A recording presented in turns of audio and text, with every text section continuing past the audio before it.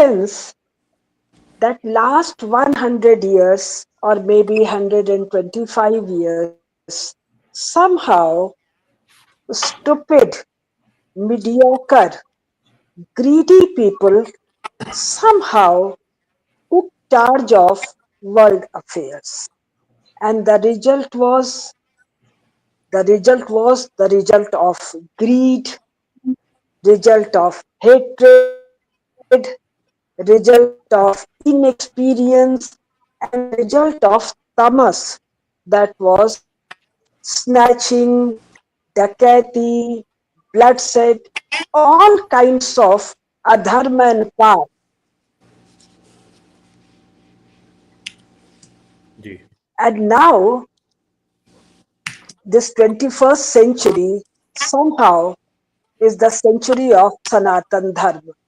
That means once again, tamas, pap will gradually evaporate and Sanatan Dharma will come with prosperity, happiness, hope, enthusiasm, and Sattology channel and Aditya ji has become a medium for this. In my buddhi, in my view, because Aditya ji has taken Diksha in the traditional way from a great saint. That has given him the courage, energy, and enthusiasm sitting there in that ancient Sanatan land, ancient land of Dharma, which was destroyed by tamas of European people.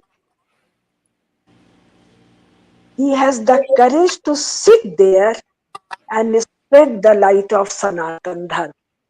So, with this, I wish everyone who is participating in this literature festival and those who will hear it afterwards that they get the blessing of Sanatan Dharma, which will bring in their life and in everybody's life prosperity, happiness, hope, and enthusiasm.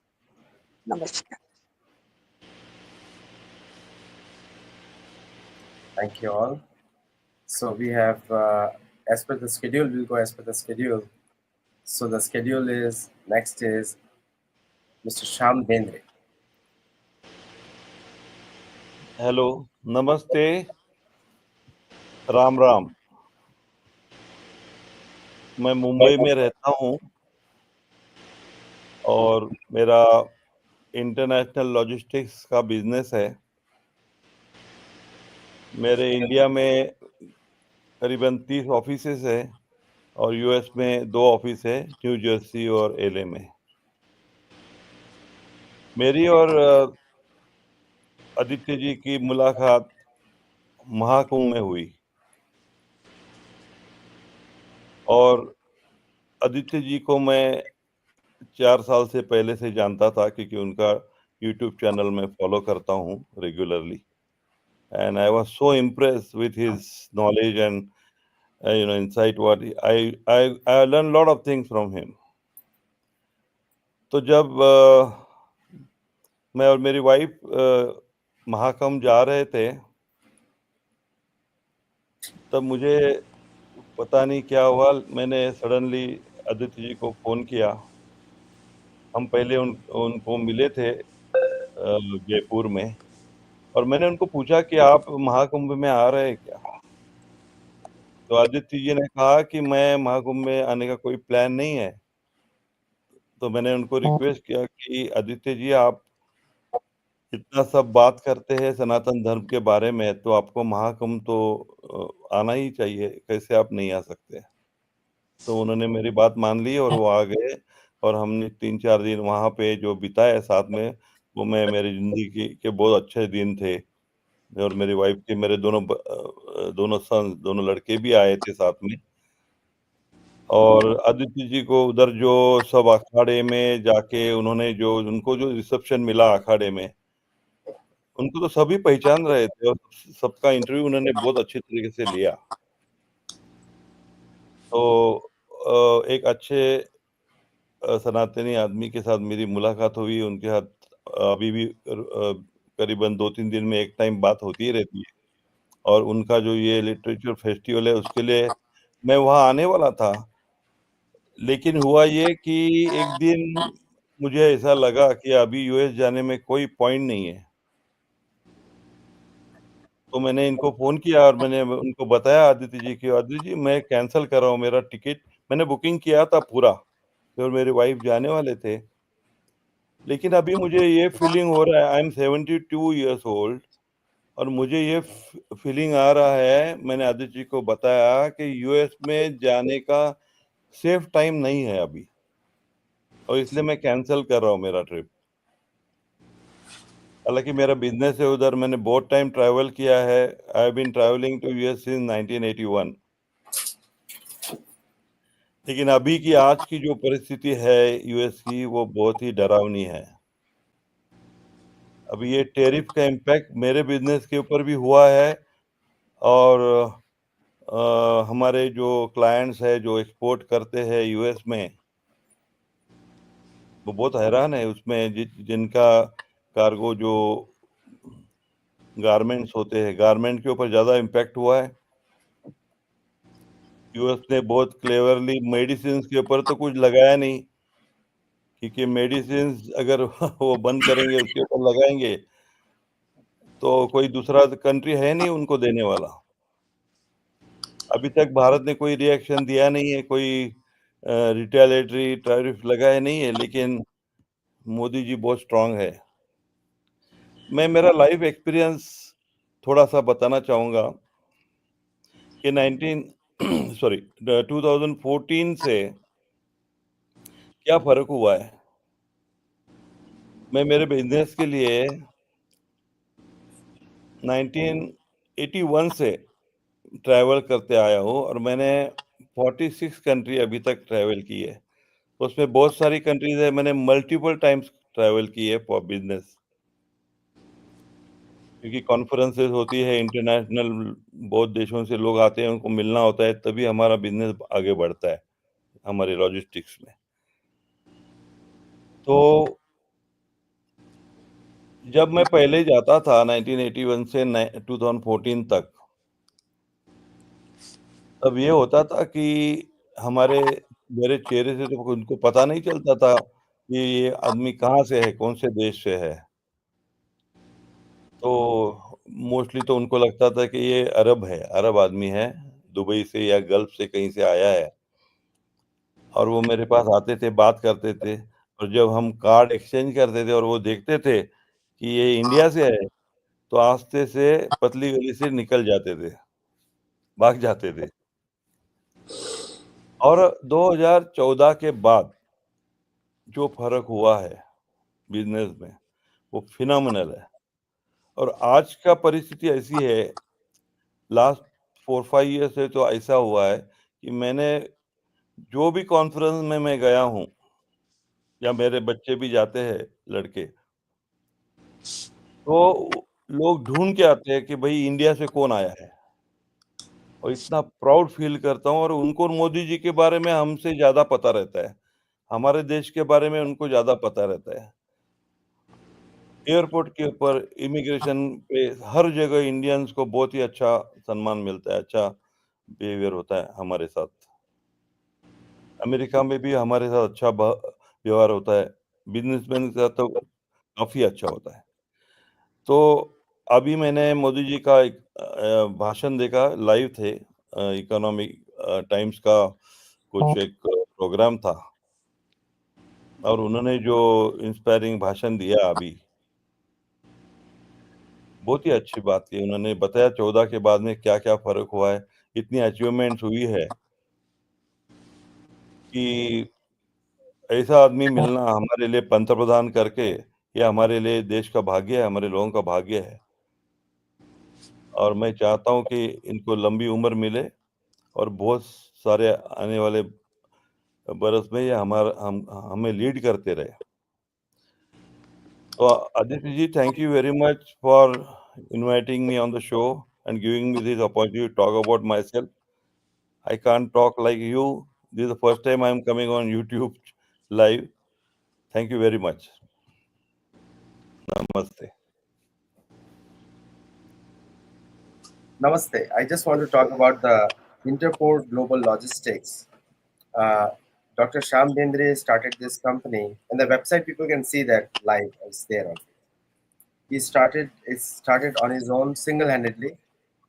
30, when he told me his journey, believe me, when I told me his journey, I was very inspired because the way he built this company single-handedly. 35-year-old company, leading logistics company in India, with offices and storage facilities all over the world, and dry ports across India and the United States. And he's when I met him in Mahakum, I did not know that how down to earth he was. And then he showed me his projects on cows, protecting cows, because protecting cows is one of the because we drink her milk, so it's better to protect them. That's why. And it's such a wonderful way he's created these farm communities, and which is inspiring for the whole world. So do visit him and learn from him because he knows amazing things about cows, about farming, about growing your own food, and at the same time running a very successful multinational business logistics. Also, his son Amit, became a good friend of mine. He's of same age as me, so very similar to our age. So he's more like a fatherly figure. So now we have, as per the schedule, so the chief has also joined. The chief Angel Sanchez Reyes is also here. But before that, the schedule we'll go to. Uh, so our one of our members, Vibhuti Jha, is not here. So in that place, we'll have Gokul Agarwala speaking right now. Gokul Agarwala ji, please go ahead. Jai Shri Ram, everybody. Good morning. Thank you, Aditya ji, for inviting me to speak in this inaugural panel. I am honored to be here. Before I got started, uh, I don't know if the audience would like to hear in English or in Hindi, whichever Aditya ji you tell me, and English I'll is speak better. in Hindi English is or better. English.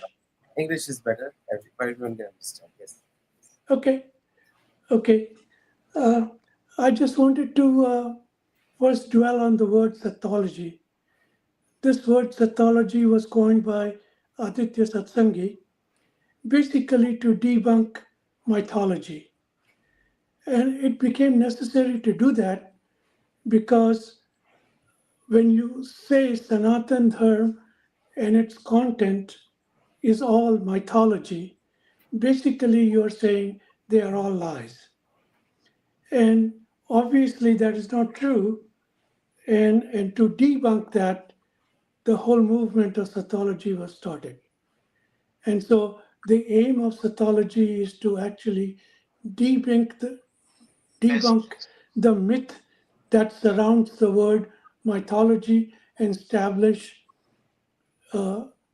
Sanatan Dharma as the true and a very peaceful, prosperous way of life. And that is the goal and aim of Sattology. And in promoting that, uh, Aditya has been a prolific writer, and he has published more than 12 or 13 books which deal with some aspect of Sanatan Dharma, whether it is exploring the world to find out where Sanatan Sanskriti existed. Unfortunately, he has been able to discover Sanatan Dharma in almost all continents of the world and has written about it and written about it in a very, very nice way, which brings out uh, the, the vastness, the completeness, and the depth of Sanatana Dharma as a means to bring peace and prosperity to the world. And it has been a great journey. It's continuing to be there. and he's promoting that thought and that idea through this organization called Sattology. And I know him personally very well because I live not very far from where Aditya stays, only 2 hours away from San Diego, and I live in Los Angeles area. So we meet quite often, and I have got to know him very well. He's an extremely dedicated worker, uh, committed to actually promoting Sanatan Dharma through his books, and now starting very soon through lecture series that he's going to be conducting. So with that, I just want to leave a couple of thoughts. Sanatan Dharma is Ananta. Anant means infinite, and it cannot be described in word, one life. It takes million lives to define what Sanatan civilization is, what Sanatan Dharma is. But there are two fundamental aspects which have touched my life, and I want to very briefly talk about that. One, one of the tenets of Sanatan Dharma is ahimsa parmo dharma, which basically means ahimsa, which is loosely translated in English as non-violence. So it says non-violence is the highest dharma. Dharma means the highest self-nature, nature that exists with each one of us. Each element in life has a dharma. The dharma of water is to flow. The dharma of fire is to burn. Similarly, the dharma of a human being is to serve. So, ahimsa is the highest dharma of a human being. But confusion comes when you define what ahimsa is. Ahimsa to me means conducting your life in thoughts, words, and deeds in a manner which does not hurt any living entity in the world. And the entire Sanatan civilization and Sanatan philosophy is based on this idea. So, I'm not going to give you a lecture on Sanatan Dharma, but this is what Aditya is trying to propagate through Sattology. Secondly, Sanatan Dharma, second point that I wanted to elaborate upon is that Sanatan Dharma basically rests on four different actions that a person should conduct in harmony with each other. And these are dharma, earth, kam, and moksha.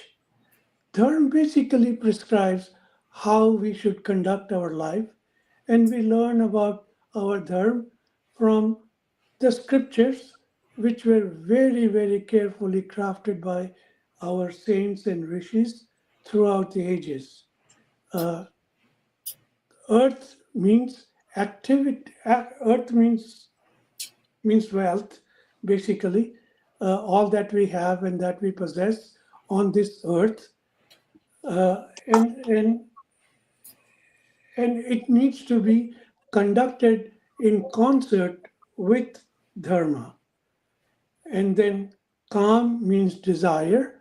We are here to fulfill certain desires that were not fulfilled in our previous lives, and that means that we need to really be engaged in action of some kind all the time. And the last is moksha. Moksha means attaining the ultimate goal of life, which is basically peace and be one with the universe, such that you cannot distinguish yourself with this body. So the entire concept of duality goes away. And again, Aditya is trying to promote that and propagate that through his lectures and books and so on.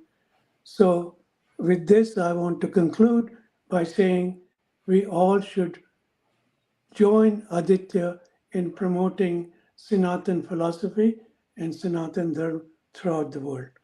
Thank you very much. Sharad Mohan? Okay, Namaskar. Happy to be with the very distinguished guest, Kusum Lata ji, Gayatri Devi ji, and others जिनको मैंने अभी सुना. Thank you so much. So, since this is an inaugural address, मैं अपने बारे में एक line बताता हूँ, फिर आदित्य जी के बारे में बताता हूँ. So, so I have been in USA for almost 25 years now. I came in later part of 1999, 2000, and since then I'm here with a brief 2 years in India, Bangalore. Uh, I I was part of the corporate world. My last work was with the Capgemini as the vice president for the banking and finance practice in New York. मैं और Aditya, we have been connected for very, very long time. In fact, I and Aditya, we used to work for Oracle Corporation for a very long time. And then we came together. And shuru se hi, what I have seen with Aditya is he was very much inclined with the Sanatan way of life. जब मैं इसे पहली बार मिला था Oracle में, तो ये एक पावर योगा करके आ रहा था. And I was saying, hey, what is yoga? Like this was like, a way, way back. And he explained me about that. फिर around 2018, I and Aditya, we came together to do business. We formed an IT company. And that's when I came to know more about him, his passion, his Diksha way of life, Diksha Dhari. And then this Sattology concept, हो सकता है कि आदित्य जी के दिमाग में वो बहुत पहले से हो, but when he was trying to make it public, we had a lot of discussions, like when he was so passionate कि देखिए हमारे रिलीजियस चीज को ये लोग माइथोलॉजी बोलते हैं, mythology means myth. So but हमारा जो सत्य है, our whole system is based on truth. दुनिया में any religion या any practicing faith, they do not have a lot of geography and temples and archaeology and any excavation attached to it. But Sanatan has everything attached to it. Even Dwarka se lekar Sri Ram se lekar, everything has a geographical proof. Still हमको वो mythology बोलते हैं. And he was very much concerned. And that's where he coined this term Sattology, and he worked very hard to take it from there to where we are today. So kudos to him. I was part of his journey, and I can see his passion for making this channel and this idea come to life. So kudos to Aditya ji for bringing a lot of people together on the platform.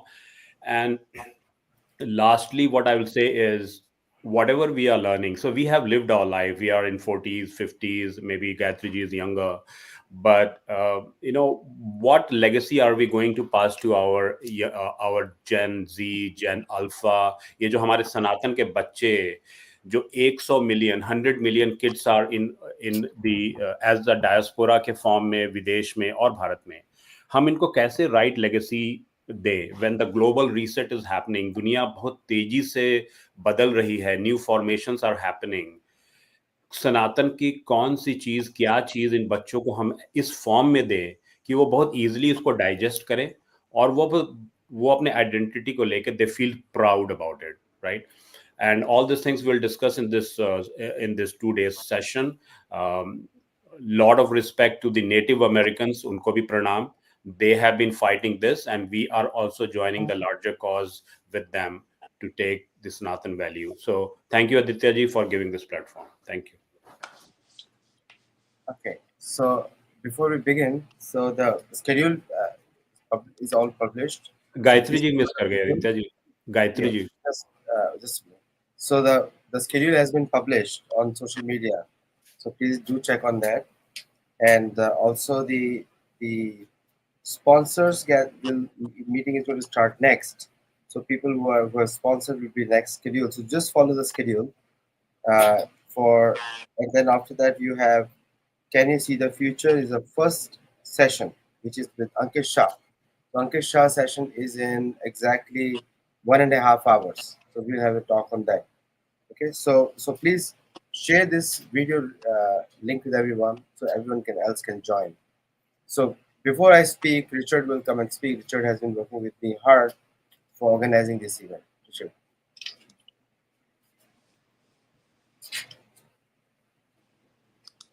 Hello, everybody, and welcome. Welcome to everybody joining us online, and thank you.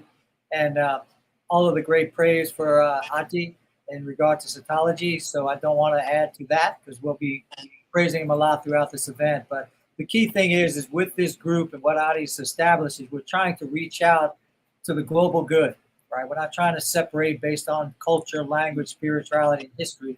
We're trying to bring people together based on our commonality. The more you talk to people, the more you interact, the more you see that we have a lot in common. We want a lot of the same things. Adi and I couldn't be any different based on where we were raised. I was raised in Brooklyn, New York, pretty much on the streets. And so we're definitely vastly different, but we have a lot of core qualities in common. We want good for other people. We stand for truth. We stand for sharing the truth and not bias, because sometimes people get confused when they share the truth. They think you have to like really ram it into somebody. No, you share the truth, and then people will absorb it as they see fit and as their time comes. Because as we know, not everybody is ready for the truth, right? We were not ready. At 22 years old, I thought I knew it all. I didn't think there was anything that I could be taught, right? Here it is 40 years later. I learned a few more things since I was 22 years old. And I've traveled a lot. I've met a lot of people. And then again, as we all said, you meet Adi. And what I thought I knew, kind of squished down to a real little thing about what I actually know. But he's a very kind and gentle teacher. You know, he'll put his hand on my arm often and say, "Let me tell you the actual truth." So he's a very gentle and kind teacher, and I've learned from that. I've been teaching my whole life, and I've always tried to put that forth as well. So that's what we're trying to do, is reach people. You know, again, help them open their eyes. We created the program called Learn, Think, Share, which is a company that supports Sattology, and it's parallel, right? You want to learn, but you have to think about what you learned and what you've been taught. And I've been thinking about what I've been taught through the American system. You know, not bad, but there's some things that weren't quite accurate. So I've learned a lot. Now I'm thinking about it. What did I learn? How does it really factor? What is the actual truth? Then how do I share it with others? And so that's what this group has come to be. And we formulated a wonderful community of people who are open-minded, willing to add to their knowledge. There's a lot of brilliant people, but they're still willing to learn a little bit. So again, excited to have everybody here. Thank you for joining us, and we're going to have a lot of exciting things happen over the next couple of days.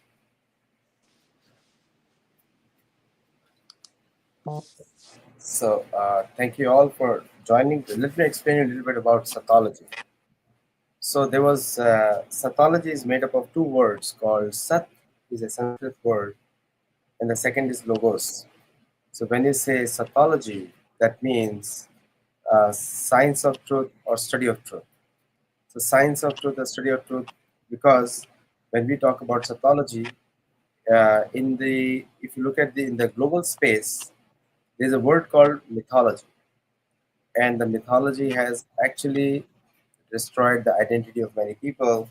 Very few people understand that myth is a Sanskrit word which means a fake lie or imagination.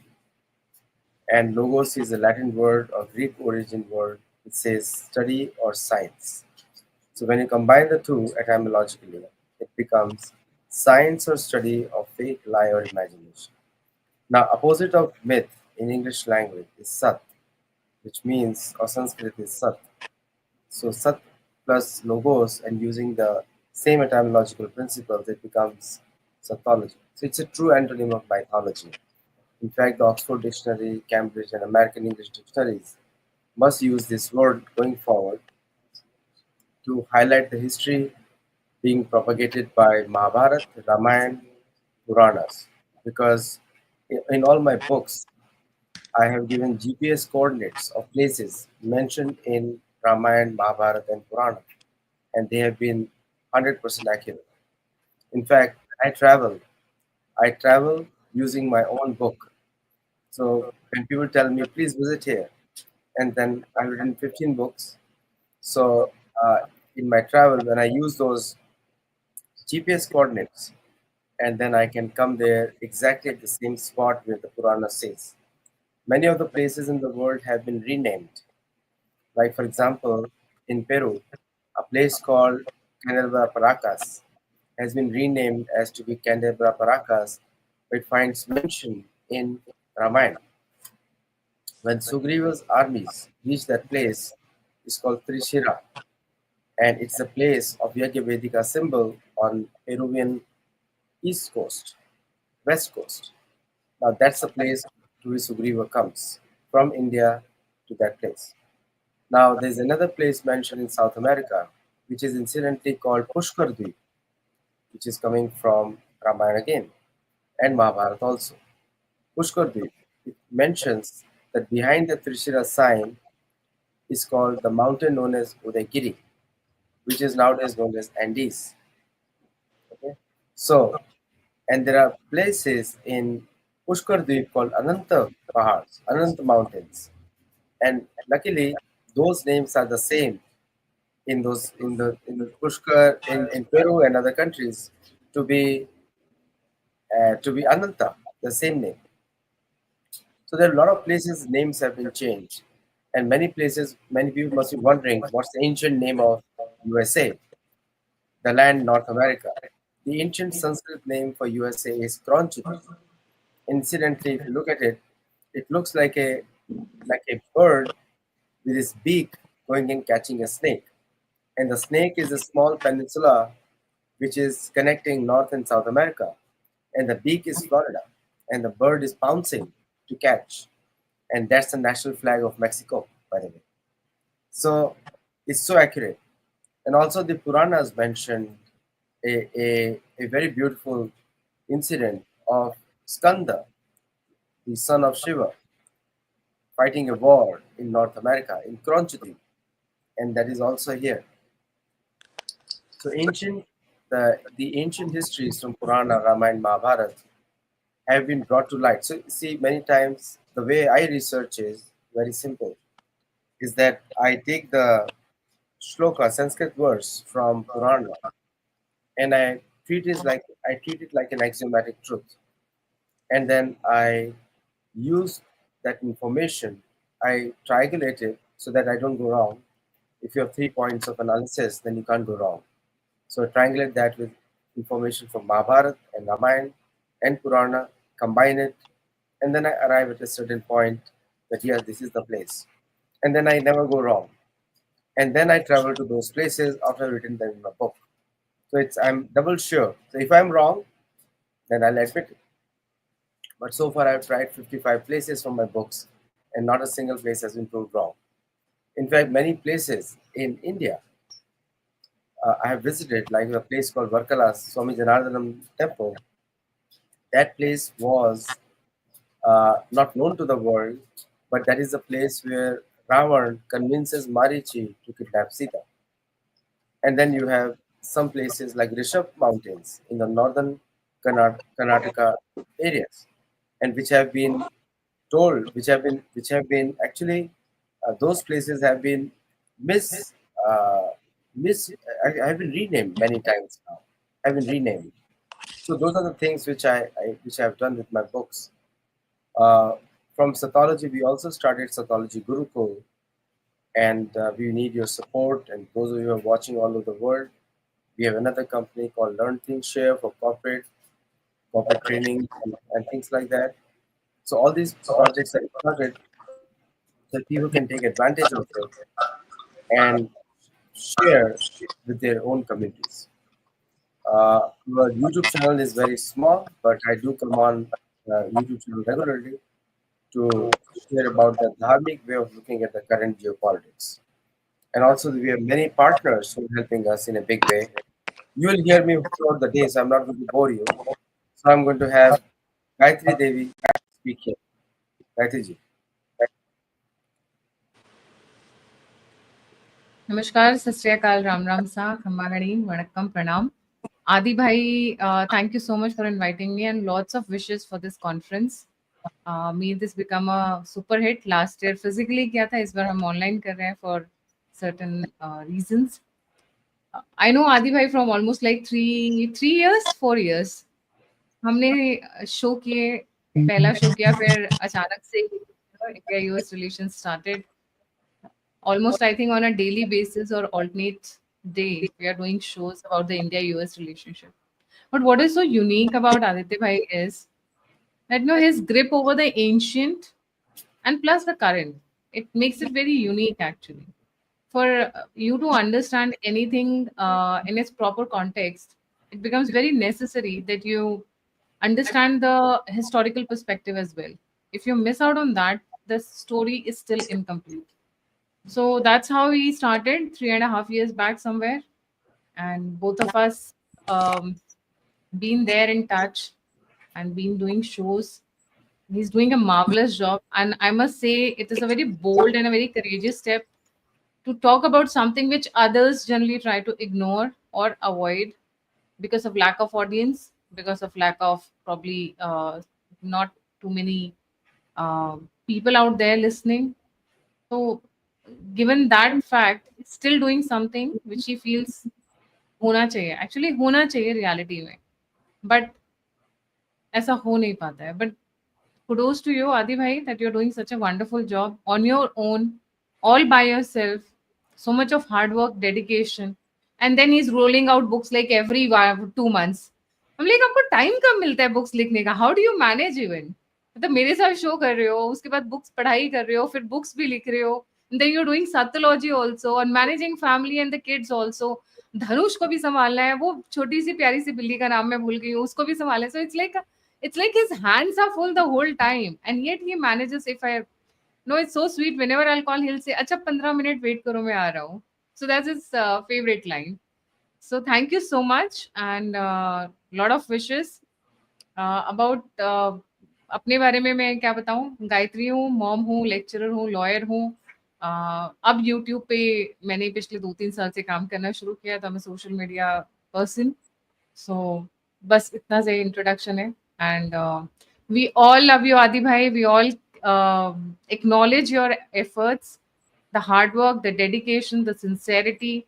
It's one of its kind. जी. Thank you so much, Gayatri. And हाँ, ये बताना मैं भूल गई थी.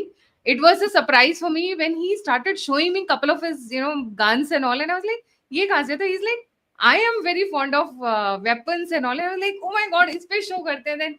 Then he started speaking about certain weapons of India and USA, and that is during those talks that I got to know. I was like, आपको इतना technical कैसे पता है? आप तो सत्योलॉजी की बुक लिखते हो, 5 पांडवास लिखते हो, फिर वो कर्मा इज अ, मैं पूरा कंप्लीट नहीं करूंगी, BITCH, आप ये लिखते हो, तो ये कहाँ से आया? Then he told me he's a pass out from DC, like it's a reputed engineering college in India. It comes in the top 10, Delhi College of Engineering. So he is full of surprises also, by the way. मतलब आप शौक मत होइएगा अगर ये नई नई चीजें बताने लगे आपको. Over to you. All right. Thank you, Gayatri. And do follow what Gayatri is doing a wonderful work with alternate channel, the alternate media. She's very popular in India, and she has actively sent out links to everyone. So, and she sent me a beautiful Raksha Bandhan Rakhi as well. So do follow her channel and support what she's doing. So thank you, Gayatri ji, for coming. So we'll get on with the next schedule we have going on. So we have the chief joining from Ande Apache Nation. I don't. He's joining there. And after that, at 10 a.m. will be Jim Lutz. Before that, we have also Dr. Venu Prabhakar. If he's there, please let me know. And Galit would like to speak. Yes. So Galit is going to present. So we are in a studio. So Galit is going to come and present. So Galit Gordon she runs Gaming Cipher, and she's been an active supporter for Sattology for a very long time. So she's here, and she's going to speak about us, and also a new game she has launched. It's based on my book called Sattology Treasure Hunt. So do support her and see what we can do. Yes, Galit.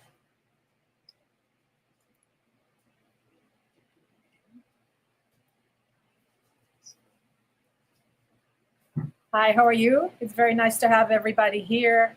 I'm very pleased to be here. we always love spending time with Adi. And when he told us, hey, let's form a company, Learn, Think, Share, I couldn't be happier. So it's been really nice. As Adi was saying, I am from Gaming Cypher. It's a gaming company that I formed 12 years ago. And right now we are working on a game called Sattology Treasure Quest, which is an educational Sattology based mobile game. So I'll be talking a lot more about it today at 4:15. I'll be showing some slides, but right now I just wanted to announce it. I'm very excited about it because not only do you get to have fun, you also get to meditate, you get to learn about exciting places that Adi has traveled to, and I think everybody would absolutely love it. So I thank everybody again for being here, and I'm very pleased to be here. Thank you.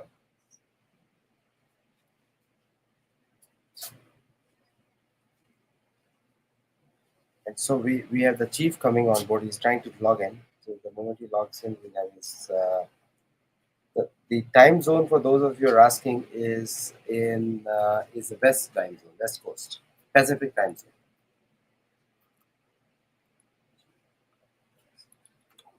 So we'll take some of the questions will be live whole day today. So please do whatever questions you have. Comments are also coming in. Hari gives skill to write. We don't know in reality. Okay. So festival link is on the chat as well as on X as well.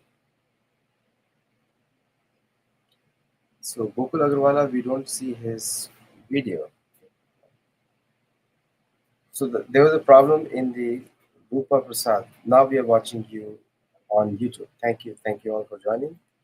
So in exactly 8 minutes, in 15 minutes, we'll have Jim Lutz coming on talking about the mindset programming. So one of the things which we also train people at Sattology. So we are in more than 600 campuses. People watch us across the United States, and plus we have daily, like Monday, Wednesday, and Friday, Gurukul online, as well as Gurukul on Tuesdays and Thursdays for the yoga communities. People can join over there. And also there are new initiatives that we have taken, which is coming to the bringing the knowledge of ancient history to the universities.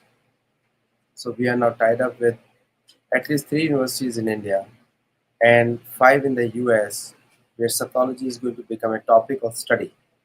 So that will be a major boost. There are 255 researches being done on my book, and sometimes the books get completely copied. So that's okay while doing research. But my suggestion to all those people who are writing books is that use my information and build on it, build something else on it. So I'm waiting for the other members to also join. So Vibhuti could not come. Those of you are asking about Vibhuti, is he could not come because he has some prior engagement. Actually. So let me ask some questions actually. If Gokul Agarwala is there and Sham Mendre is there. So Shamji, what do you think? Apart from the geopolitics, what's going on, whatever the going on between US and India, and other than what you think that how's the humanity going to see with the information that we are providing?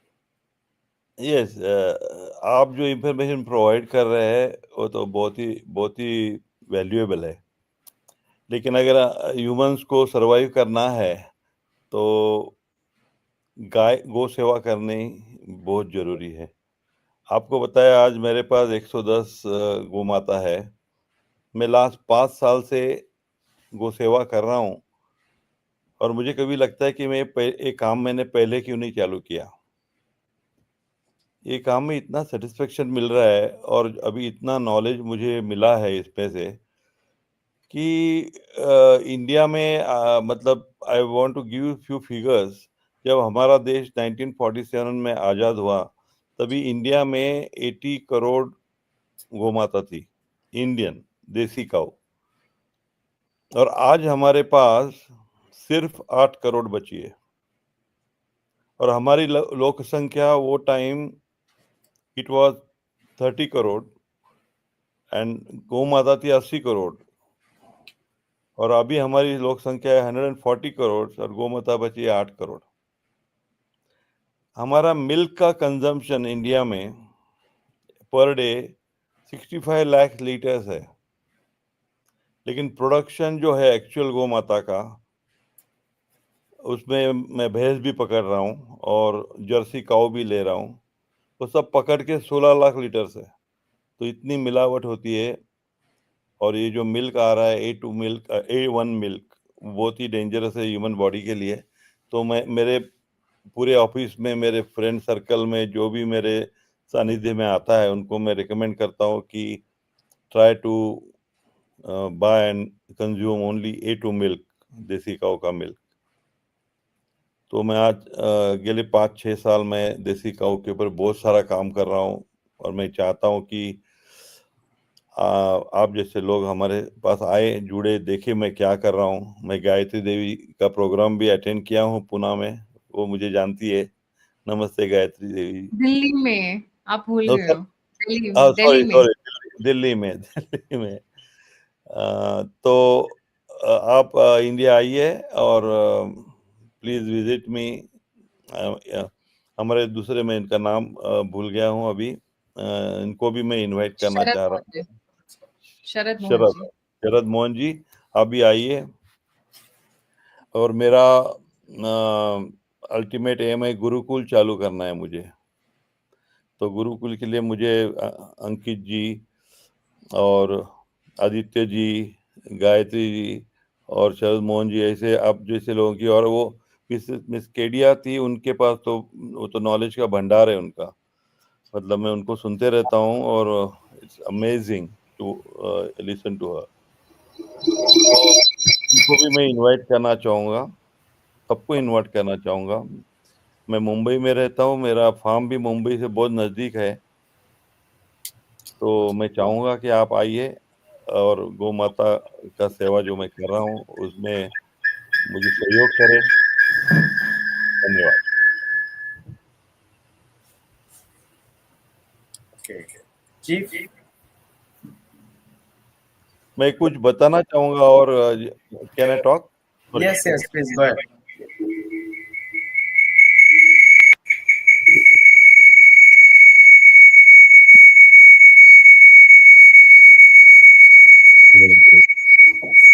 Yes, go ahead.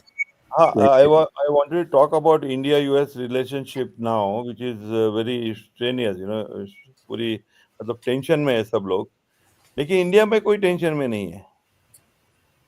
I would like to say that in India, the general perception of the common man, they are very annoyed with USA. It's like अभी अगर आप common आदमी को पूछे तो दे से US is like Pakistan ऐसे बात करते हैं लोग। तो जो भी हो रहा है, मुझे पता नहीं अच्छे के हो रहा है या बुरे के लिए, लेकिन मेरे बिजनेस में तो जो भी मेरे क्लाइंट्स है बहुत दुखी है, और इनके लिए तो नाइटमेयर है।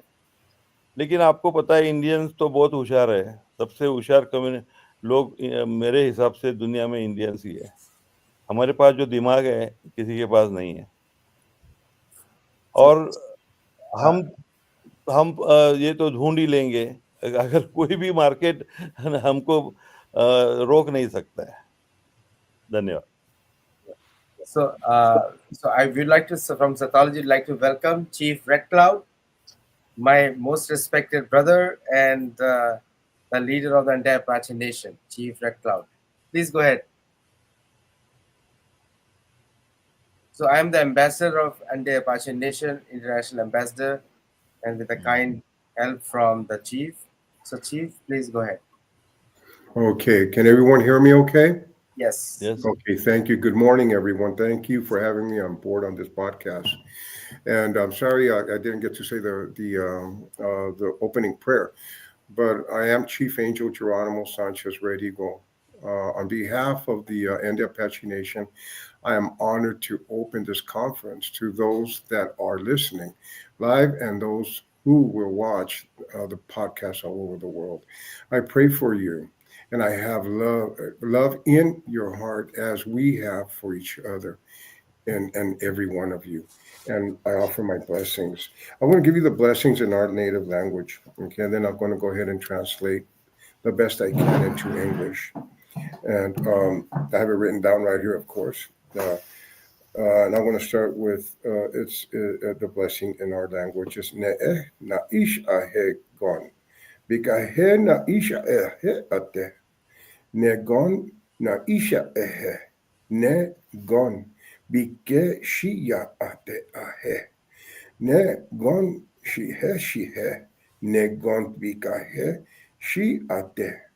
Ate gon. Gon shishe ne gon bekaheshi ahetahe. Ne gon shashi ne gon bekahea shia ata ahe. Nango eshita hegon. Now I'm going to do the translation. It's not exactly, but this is the best I could do with the translation. Um, and let's see. O great spirit of truth, external source of light and wisdom, we gather here today as seekers and keepers of what which is the truth, not the fleeting tales of illusions, but the external stories written in the soul. Blessed circle of men and women, each heart turned into the rhythm of righteousness, each mind open to the ancient truth and guide us and still. Let our words be clear, our intentions pure, and our actions rooted in the scattered knowledge passed down through generations. May we honor the ancestors who walked before us and prepare the path for those yet to come.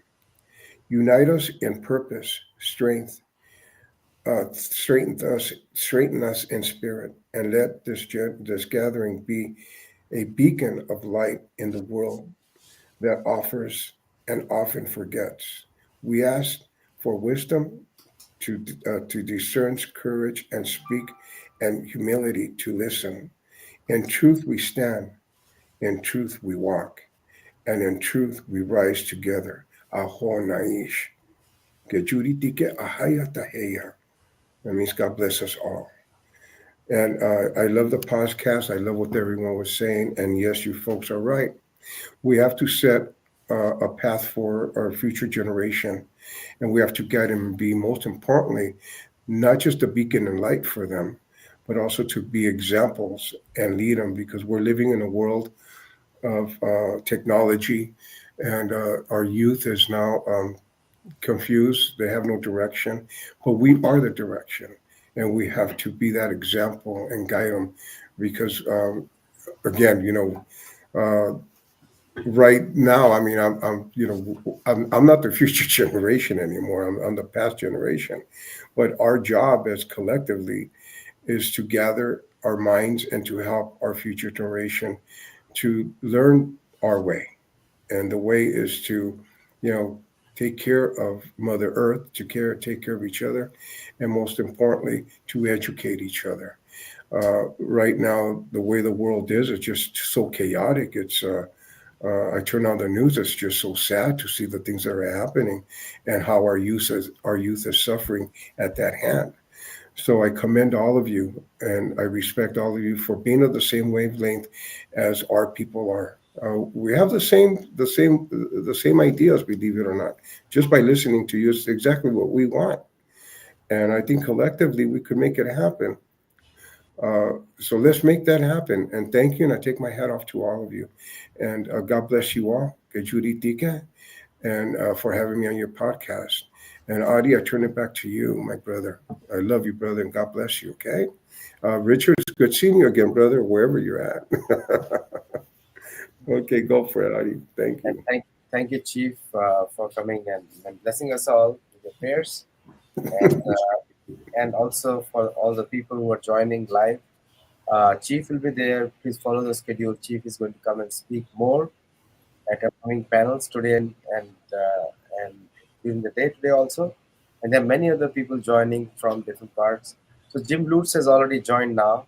I'm going to give the platform to Richard to introduce Jim Lutz properly and then take it forward. Welcome, Jim. Richard. Good morning. Good morning. morning. There we go. Why am I frozen? We got you moving. Okay, so There's a I'd delay. like to welcome our esteemed friend, Mr. Jim Lutz. And Jim has a long history of Guys, helping. can you hear me? Can you hear me? There's a delay. We can hear you. Yes, we can. No, there's sir, there's a delay. Okay, because there's a delay on the video. Just right now, I'm raising my hand. Yeah, we see you moving. Okay, so we'll move forward. So Jim Lutz has a long history of helping people, right? He'll share with you his skill set and how he got where he is. But definitely what resonated with me and what resonated with Adi is that Jim has a long history of helping people. He's done it at a lot of sacrifice, a lot of training. You know, he's definitely incorporated the learning, he's incorporated the truth, and he's incorporated how he can use that to help people, not just use it to further his own knowledge and further his own advancement in life. So that's why we're happy to have him here. And he's going to share with you some thoughts, again, about how to help people, how the mind works. And again, like I said, he has lots of skills and lots of talent. So go right ahead.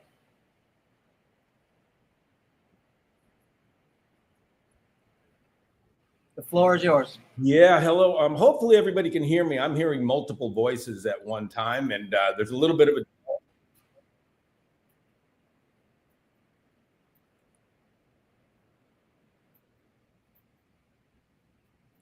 Okay, I'm just going to go ahead and start, but it's going about 15 seconds after I talk is when I actually.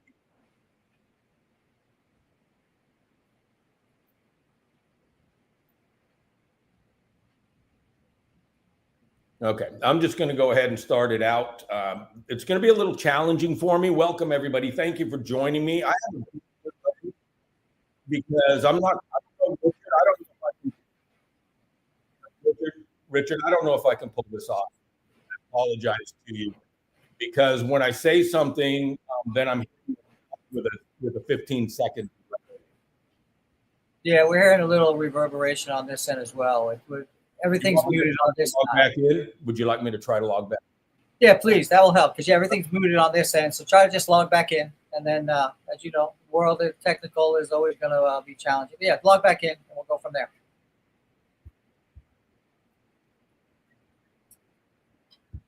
Okay. Thanks, sir.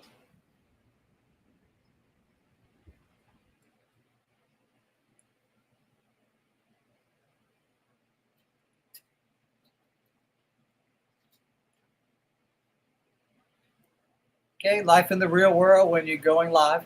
Again, anybody that's done any live performance, even talking on FaceTime to your family, you're going to have some glitches. So the key is to just keep rolling with it.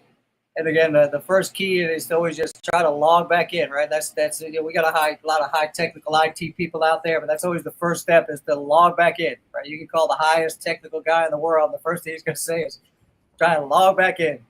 Okay, so try it again, Jim. We did our log back in. Let's see. Hey, I think I'm real time right now. Can you hear me? It definitely makes a difference. So, oh, there we go. I mean, I talk to myself all the time, and so to hear myself talking to myself on this, I think I might be losing my mind. But Richard, thank you for everybody having me on, and I watched some of the other speakers, and this is a very special webinar because it really hits home with me to listen to so many global perspectives on how humanity and a collective of individuals worldwide. So. Richard, we've been friends for a long time, and Richard and I both have martial arts backgrounds. We haven't fought each other yet, but and I hope we never do. But Richard, thanks again for having me on. So I'm going to give you a little bit of a backstory. The reason I'm going to tell you this is because then I'm going to share how my story actually culminated into a career helping people all over the world. I've been in the personal development, motivational speaking, self-empowerment, human potential industry for 30 years. That's a long time, and I have multiple companies under my umbrella. I'm fortunately considered by many to be one of the top mind experts in the world, incorporating psychoneuroimmunology, hypnosis, psychosomatic parenthetics, neurolinguistics. That's kind of my oceanography, or astronomy, if you will, because it's never fully explored. So I'm a little OCD on that subject because it's never fully explored. I love all the different opinions, all the different strategies, tactics, beliefs that culminate into the same thing. So, I'm a native San Diegan, and so I didn't know really what I was going to do with my life. I had no idea. I sat on a wall in Pacific Beach, and I was in my early 20s, and a gentleman sat down next to me, divine intervention, serendipity. And I was in my 20s. He was an old guy. He was about 40. So I sat down next to him, and we had a fascinating conversation. And that, if I could find him today, I would owe him a lot for what he shared with me. And he said that he was an entrepreneur, and I didn't know what an entrepreneur was. I had no idea what it was at that point. And he said, Jim, you build yourself, and then you build your life. And I still didn't really grab the concept of the depth of it that he was talking about. So what he told me is, you build your mind because that becomes your ally or your adversary. And most people these days, especially as the one gentleman was saying, we're so responsive and inundated with information and social media and everything that the human mind has a very restrictive amount of recuperative period. In other words, the synaptic responses are firing constantly with no recuperative period for the most part. Even a professional boxer needs to rest a minute between rounds. But because we don't have that rest period, we're not really engaging the full capability of the mind. And so he gave me some books, or told me some books to read, the normal personal development books. And as I was reading those books, it kept bringing up the subconscious mind, the unconscious mind. It kept referencing that. And I thought it was pretty fascinating. So I bought every book I could, and I read every book that I could. And then I went to a party, believe it or not, in Del Mar, California. And there was a hypnotist there. And he was doing the funny stuff, at the party, the joking stuff. And he kept mentioning the subconscious mind. So I said, well, that's what these books are mentioning. It was in a different context because he was, making people forget their name and sticking them to the wall and, just doing entertainment at a girl's birthday party. And I drew that correlation. I called the gentleman over afterwards and I said, I want to do that. And I don't only want to do it, I want to be one of the best in the world. And where do I learn this? So he referred me to a gentleman in Los Angeles that was one of the top hypnosis experts in the world. I drove up and I met this gentleman, and I had to almost beg him to teach me. I was pretty persistent back then. I was, wasn't going to take no for an answer. And I told him, I'm going to learn from you, whatever it takes. And he said, will you drive to Los Angeles every weekend for 3 months? I said, absolutely. And so this will lead into where, the mind with tenacity, drive, focus, vision, commitment, and discipline got me to where I'm at. So I drove up there and I learned from him. And then I embarked upon my career. And that was when I was probably 30 years old. I'm in my 60s now. That was when I was, around 30 years old.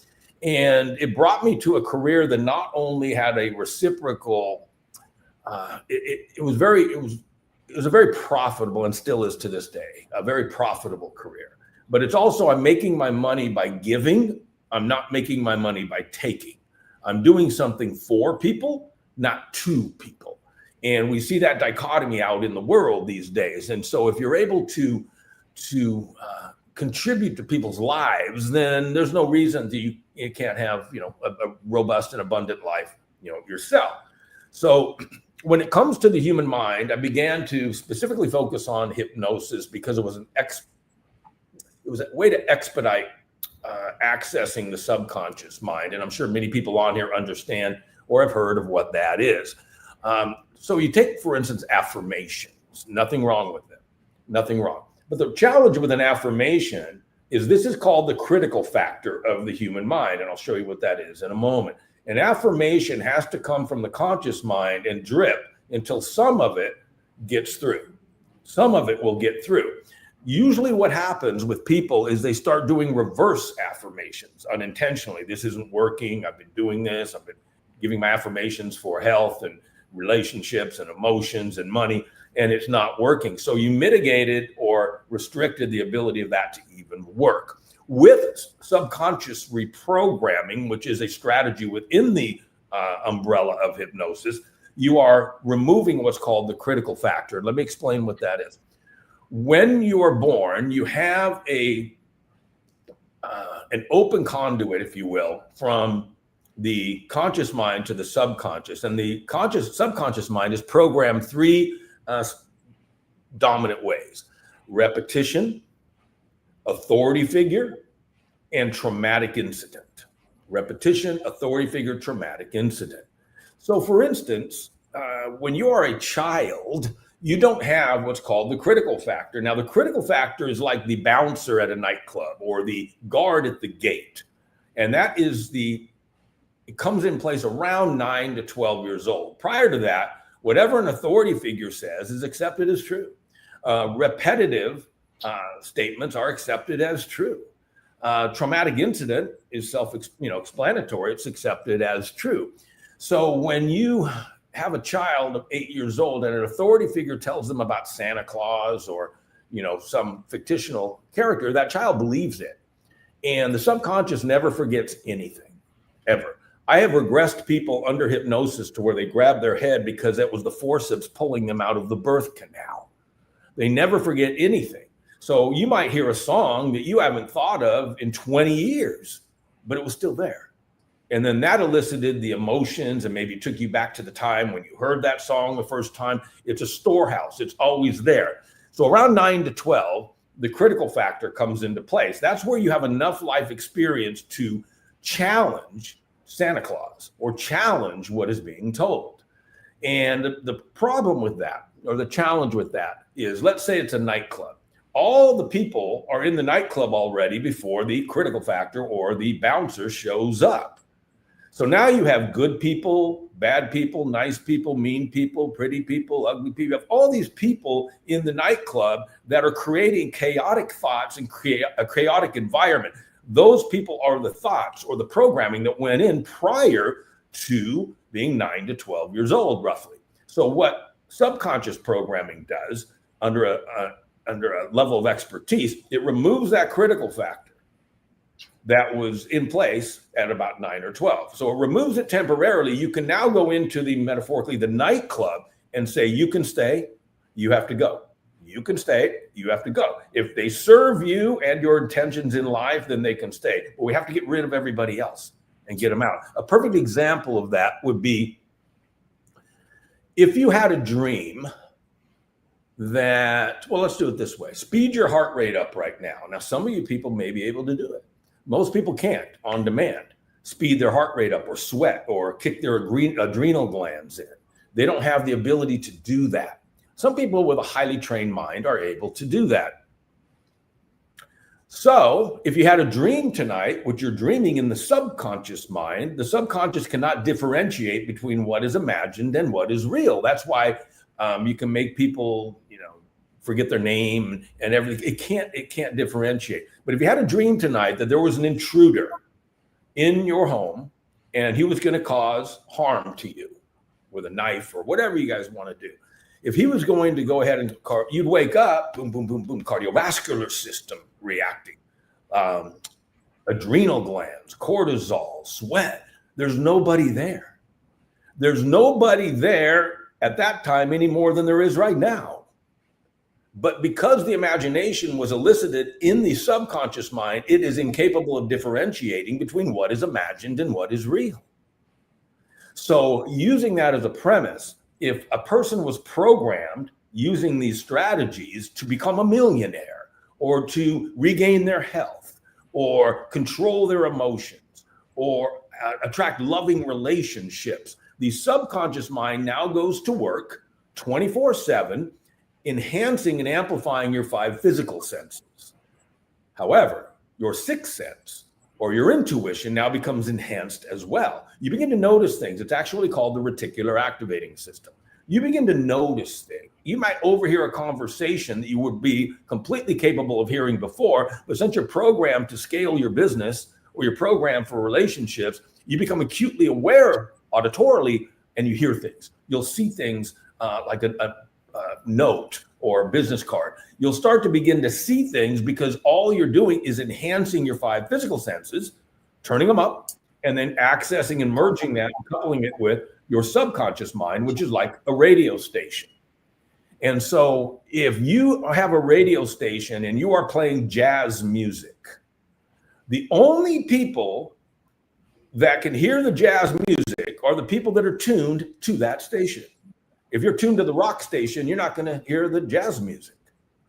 But if you're tuned to that same station, you have a congruency now. Same thing with the subconscious mind. You now have the ability worldwide, globally, to tune in to, they're tuning in to your subconscious programming and your broadcast that you're doing, whatever that is. So they invariably come on board to facilitate and expedite whatever that goal is. The 4 major ones are money, emotions, relationships, and health.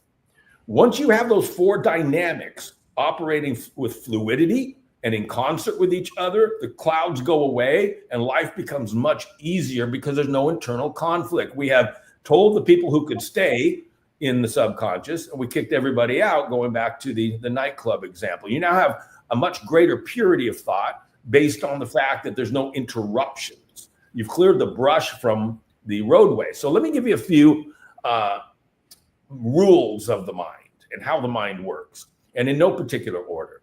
One of the rules is what is expected tends to be realized. And now remember, we're talking about the inner workings of the mind, not conscious mind. What is expected tends to be realized. What does that mean? It means that it becomes almost a self-fulfilling prophecy, if you will.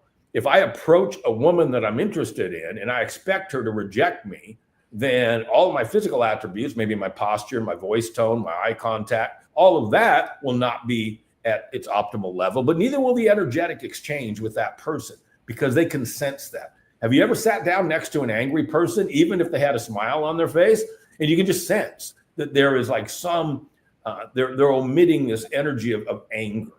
And so what is expected tends to be realized is a very, very important rule of the mind. Let's go to another one. Every thought creates an organic response in the body. Well, what do you mean, Jim? Well, I mean that when you are thinking about things, then the subconscious becomes intricately involved. So let me give you an example. If you went to an allopathic medical doctor, a regular trained medical doctor, and you said, I have an ulcer, and asked them, what caused my ulcer? They'll usually say, even though they're allopathic, they'll usually say stress. Well, even if he doesn't believe in psychoneuroimmunology or the mind-body connection, he just validated it by saying your thoughts and emotion caused a sore in your stomach. It caused an organic change in your body. So we have to control our thoughts for all of them, right? Money, relationships, emotions, and in this case, health. So another rule of the mind is you cannot hold 2 opposing thoughts at the same time. And what I mean by that is that you can hold them a split second apart, but anxiety and discourse in the mind comes from trying to hold these thoughts at the same time, which is impossible to do.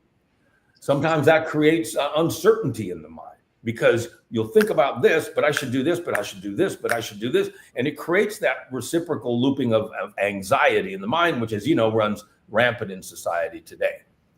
Another rule of the mind would be, and this is a kind of a tongue twister, is, and if anybody's typing in the chat, I can't see it because I can't see.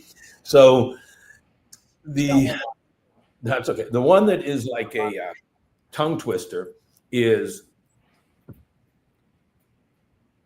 every suggestion accepted creates less opposition to every successive suggestion. What do I mean by that? Think about it one more time. Every suggestion accepted creates less opposition to every successive suggestion. That means that if you either give a self-suggestion or you absorb a suggestion by somebody else, then the opposition to the next suggestion becomes less, because you're already in the habitual pattern of accepting that suggestion, whether that be advertising, whether that be an interaction with a human, whether that be thoughts. So once you accept a suggestion that I'm not worthy, or I'm sick, or I'm, mentally, overloaded with emotions, then you begin that siphon, if you will, to where it will amplify that and accept the subsequent suggestions even faster. So I hope that makes sense. And let's go over one more. Let's see, a good one to go over is that imagination overrides knowledge every single time. Back to the subconscious. Imagination overrides knowledge every time. I speak at events all over the world. My personal events always sell out. Here in San Diego, we're doing Phoenix, then Las Vegas. In November, we're doing Dubai, Monaco, and London, England. And I'm very blessed to have events that sell out because of people's interest in this topic and how they can apply it sooner than later in their life. But let me give you an example of imagination always overrides knowledge. I know there's exceptions out there in terms of belief, but for the most part, the majority of the population believes that saturated fats and trans fats and the other dietary things out there cause cardiovascular disease. Okay, let's just operate that we all agree on that for one moment. Okay.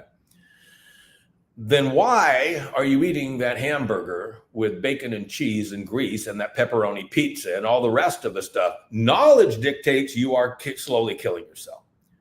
That's not good. However, the imagination of, I've had a hard week.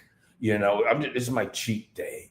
I deserve this. I rationalize it. I justify it. So my imagination takes over and knowledge takes a back seat.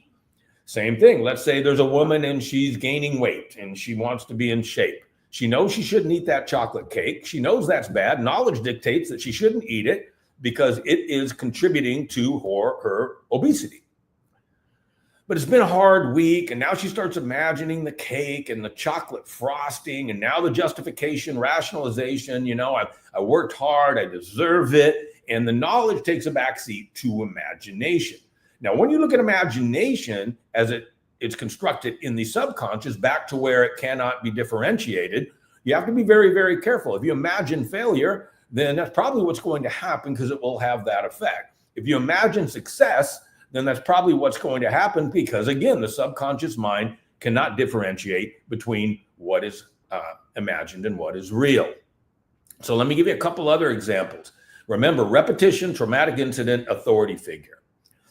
You take a tarantula spider and you put it on a baby's chest. It has no prior knowledge of this creature that's on its chest. So if the parent says, no, spiders are bad, repetitively now you have a fear of spiders. Repetition. If it bites you, you now have traumatic incident, fear of spiders. So now, guess what? You have a fear of spiders or a fear of heights or a fear of intimacy or a fear of whatever that may be, because you're only born with two fears, fear of falling and the fear of noise. Those are sensory-based fears because the little baby doesn't know anything about the spider until the adult. So what else is going on in that nightclub of the mind, going back to the original analogy, that you haven't removed yet? You're not good enough. Why can't you be like your brother? You're never going to make it in life. You're a loser. I hate you. You're never going to be anything. Nobody's ever going to love you. In those come before the critical factor, and they're still there, perpetuating toxic thoughts that mitigate progression in health, relationships, emotion, and money. We got to get them out of there because you will be amazed at how fluid you operate when those are out of there. So let's look at money. We'll divide them up real quick. Money. Money is just a medium of exchange. That's it. It has nothing else. It's an energy of money that you exchange for goods or services. If you have $100,000 and you put it in a shoebox under your bed, nothing changes. until it's exchanged for something. And when you exchange it, then you're either exchanging it usually for something that you desire and that you want. But the challenge is people have a adverse opinion about how money works. You see, and there's nothing wrong with this. My brother was a PhD with honors. I am not. So when you look at it, we attach academics to how we make more money. Well, that's not true. Because, in this country, if you want to know about water, you don't ask a fish, because a fish doesn't see it because it's around it its whole life. If you want to know about the American free enterprise system, you usually don't ask an American because they don't see it. You ask somebody that saw it from an objective standpoint to where they have the ability to produce as much money as they want, unless they have the programming from authority figure and repetition that money doesn't grow on trees. You have to save every penny. Money's in lacking. There's no money. There's plenty of money. It just might not be in that person's bank account. That's all. There's plenty of money out there, and there's plenty of strategies and tactics to get it once you believe you can do it. So when I program people at my events or private clients on how to do money, I'll say, what do you make a year? And they will say, I make, let's say $40,000 a year. I said, okay, good. How much do you want to make? $1 million a year. Okay, can you do that? Sure, you could, if you're in the right, way to do it.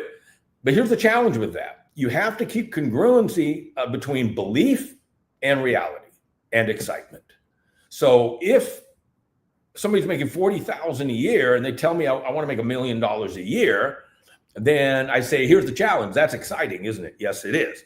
But your subconscious mind doesn't believe you can do it. So you're just going to stay right where you're at because there's no belief that coincides with the programming.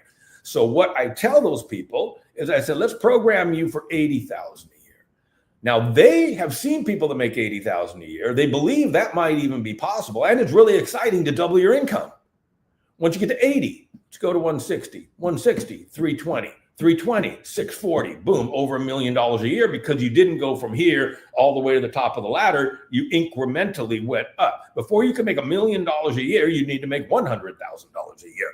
So don't make that leap to where you detach from your believability. So that's one example of money. Let's move to relationships. What is expected tends to be realized. Right? The rule of the mind. So are you expecting to have a loving, harmonious, fruitful relationship that serves others and including yourself in all physical, emotionally, in every aspect? Or are you not worthy of that relationship because repetition programmed you against it because when you were a child, some girl made fun of you, or as you got older, you had 4 women reject you or men reject you. So that programming is now there, which creates a self-fulfilling prophecy and an expectation of failure in a relationship. As you probably have heard, then that can sometimes migrate into sabotage, right? You've seen that before. They sabotage what's a really good relationship because of their own lack of self-esteem, their own self-image that's not in place. I don't deserve this. I'm not worthy of it. And multiple other reasons that can be corrected with the correct mindset, if you will. Mindset is a very overused term these days, but we can use that. So then you can program your mind for a loving relationship. So now let's just say you had your money on track up here. You had your relationships on here. You know where you're going. You might not be there yet. Now we go to emotions. Emotions are either an ally or an adversary. I have an ongoing statement that nobody can make me angry. Go ahead and try. It's impossible for you to make me angry. Why? Because I'm no one's puppet, and no circumstance, person, place, thing, or situation is going to be my puppet master. I don't allow it. It's not going to. I'm not triggered. Nobody will ever do that. And I have a $5,000 bet with all of my friends and acquaintances. I have a $5,000 bet that if you can make me angry, I'll give you $5,000. They can't, because I'm not going to allow them to be my puppet master because I'm in control of my emotions, and the emotional energy can be redirected into money, redirected into health, redirected into relationships. So why would I waste those units of energy by becoming emotional about something? Now, remember, we have a selection process. If I want to feel love, I'll turn it way up. If I want to feel intimacy, I'll turn it way up. If I want to feel excited, I'll turn it way up. If I want to feel anticipatory, I'll turn it way up. But I'm not going to allow those other emotions to integrate with what is my most valuable thing, which is my personal power and energy and self and soul and everything in here. You're not going to take that. So, and I know Richard and I, as I said, we both have backgrounds in martial arts. So a long time ago, like 20 years ago, I still have this same statement or premise. So I was out on a date and the woman said, so nobody can make you angry. I said, no. And they go, what if that guy sitting at the bar area, what if he threw his drink in your face to me? Would I get angry? And I told her, no, I wouldn't get angry. And she goes, really? You would just let him do it? I said, I didn't say that, did I? You see, I didn't say that, but I would get up and he would have a really bad evening. But I don't need to be angry to do that. I can retain it. For some of my friends are top UFC fighters. They don't have to get angry. They don't have to get angry. So you're retaining that emotional energy units, let's call it, to put into your relationship. So the fertilizer is going on the other plants that are in here. I'm using a lot of different analogies, but I hope it's making sense. So you definitely want to learn how to control the emotions so you don't expend those energy units to this individual or this circumstance, or the fact the guy isn't going through the green light when it turned green, or they stole your parking spot, or the elevator is slow, or the dog got out, or whatever that is. Those are just circumstances in the journey of life, and you can't only live in between the lines. So when I do my seminars, some people, they think that what I'm showing them is complex. It's not. It's not hard to learn all of this. It's just harder than you thought it was. It's not hard. It's just harder than you thought it was. So if you're looking at, let's think of an example of the programming. There's a company called Nike, the tennis shoe company. Now, on the tennis shoe company, most people know what their slogan is. And their slogan is, just do it, right? Just do it. Just do it. Okay, did you memorize that? No, you didn't memorize that. But most people can't get it out of their head. Why? Authority figure, maybe Michael Jordan, and repetition. They know what they're doing. So that's more programming that's taking residency in your mind that has no actual functional purpose. So I'd like to challenge you to get it out. You can't get it out. I could get it out. Somebody with a high level subconscious skills could get it out. I'm not the only one. But for you just to say, I'm going to erase that from my memory. You can't do it. Just like people can't erase poverty thinking, just like they can't erase emotional reactions to circumstances, they become triggered again. Just like they can't erase 2 failed marriages, and that carries over. Just like they can't erase the fact that they had a health challenge at one point. Which brings me to the next topic I wanted to touch on, which is the other pillar, if you will, is health. Now,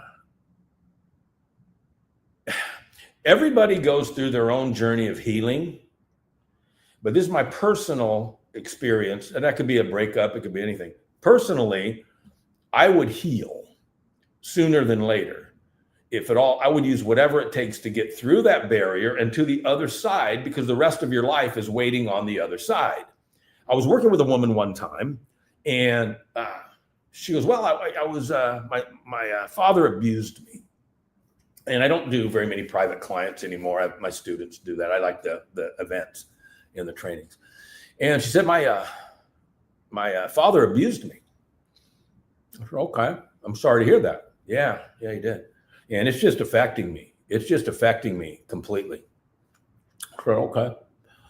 And I go, where's your father? And she goes, oh, he died 5 years ago. Oh, okay, I'm sorry to hear that. Okay. And I asked her, I go, who's abusing you now? And she looked at me and she goes, I don't know. So, well, I'm going to be quiet. Why don't you think about it for a few minutes?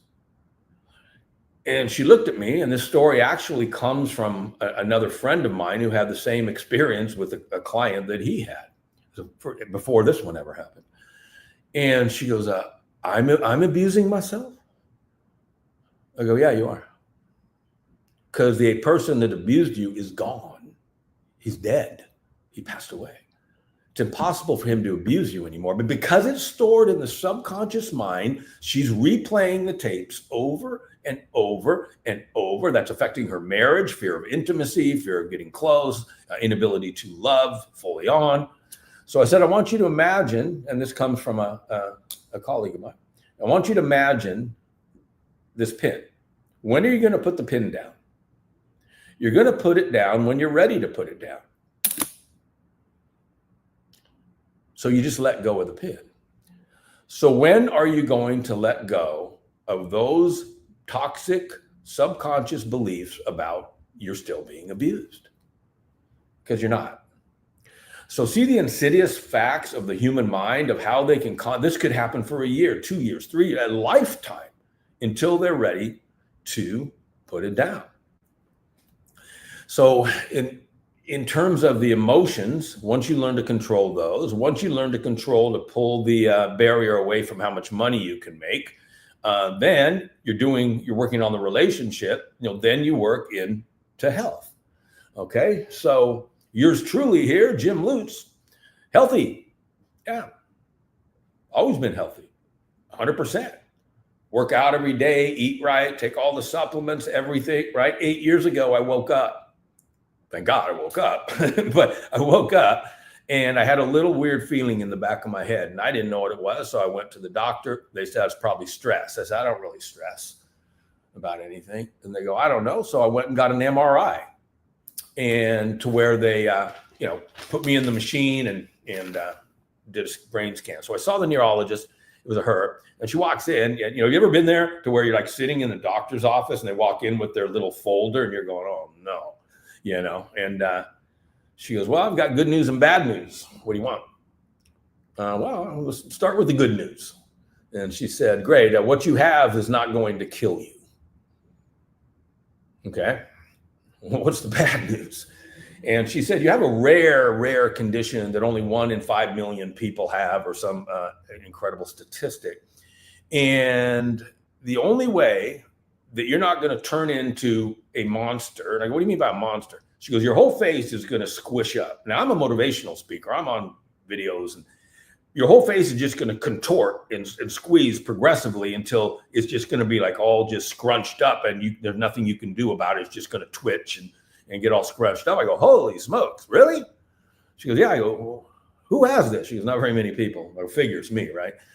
So I said, all right, what do we do? And she said, well, the only cure for that is risky brain surgery with a chance of 50-50 survival. So since it wasn't going to kill me, I thought about it for a couple months. I said, well, I don't want to live like that. So I packed a bag. I went to Pittsburgh, Pennsylvania. It was the only doctor in the entire country, not La Jolla, nothing. The only doctor in the entire country that could do this operation because it's so rare. So I packed a bag and I went there. And they carved my head open. They put me back together, and I stayed there for a few days. And I came back to San Diego. They fixed me. It was gone. They cured me. They healed me. They, did their thing. 6 weeks later, to the day, I fell over right where I'm looking at you from, in this room, from a massive fatal heart attack. Me, no high blood pressure, no cholesterol issues, no family history, nothing whatsoever. Boom. Paramedics came, took me to UCSD Medical Center. So I had brain surgery, a heart attack, and heart surgery within 6 weeks. Figured I'd get it all out of the way, right?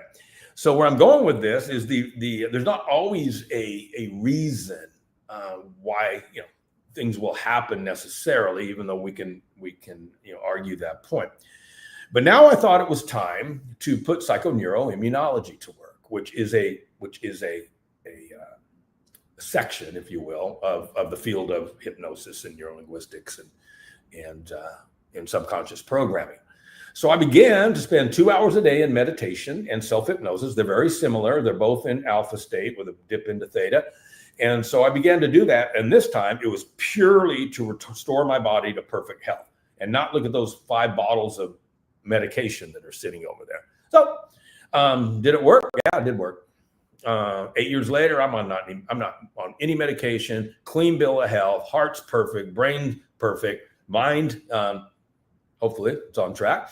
And yeah, I'm good. So would I attribute that to what I did? I certainly would attribute it to what they did in the acute phase, but I also firmly believe I restored my body back to perfect health, as the diagnostics now say. I'm not on any medication, anything whatsoever. So I think sometimes, and this applies to all of you, sometimes we believe things, but we don't deploy or execute those things. Sometimes people easily say, oh, I believe this, but you're not doing that. You see, all beliefs are false until you determine they're true for you. And at that point, they're only true for you. So we have a tendency to pollute our mind in many different ways. So I want to go over what I call the keys, during our time together. I want to go over what I call the keys. And you will see that in money, relationships, emotion, and health, once those function together, your life has this fluidity. It has that fluidity of all of a sudden, everything that seems so difficult is not difficult anymore because one of those affects the other, right? Health can affect your finances. Anxiety can affect your relationship, can affect your job, which also, you get that. So they all have to work in concert together. Once you do that, you're the best version of you.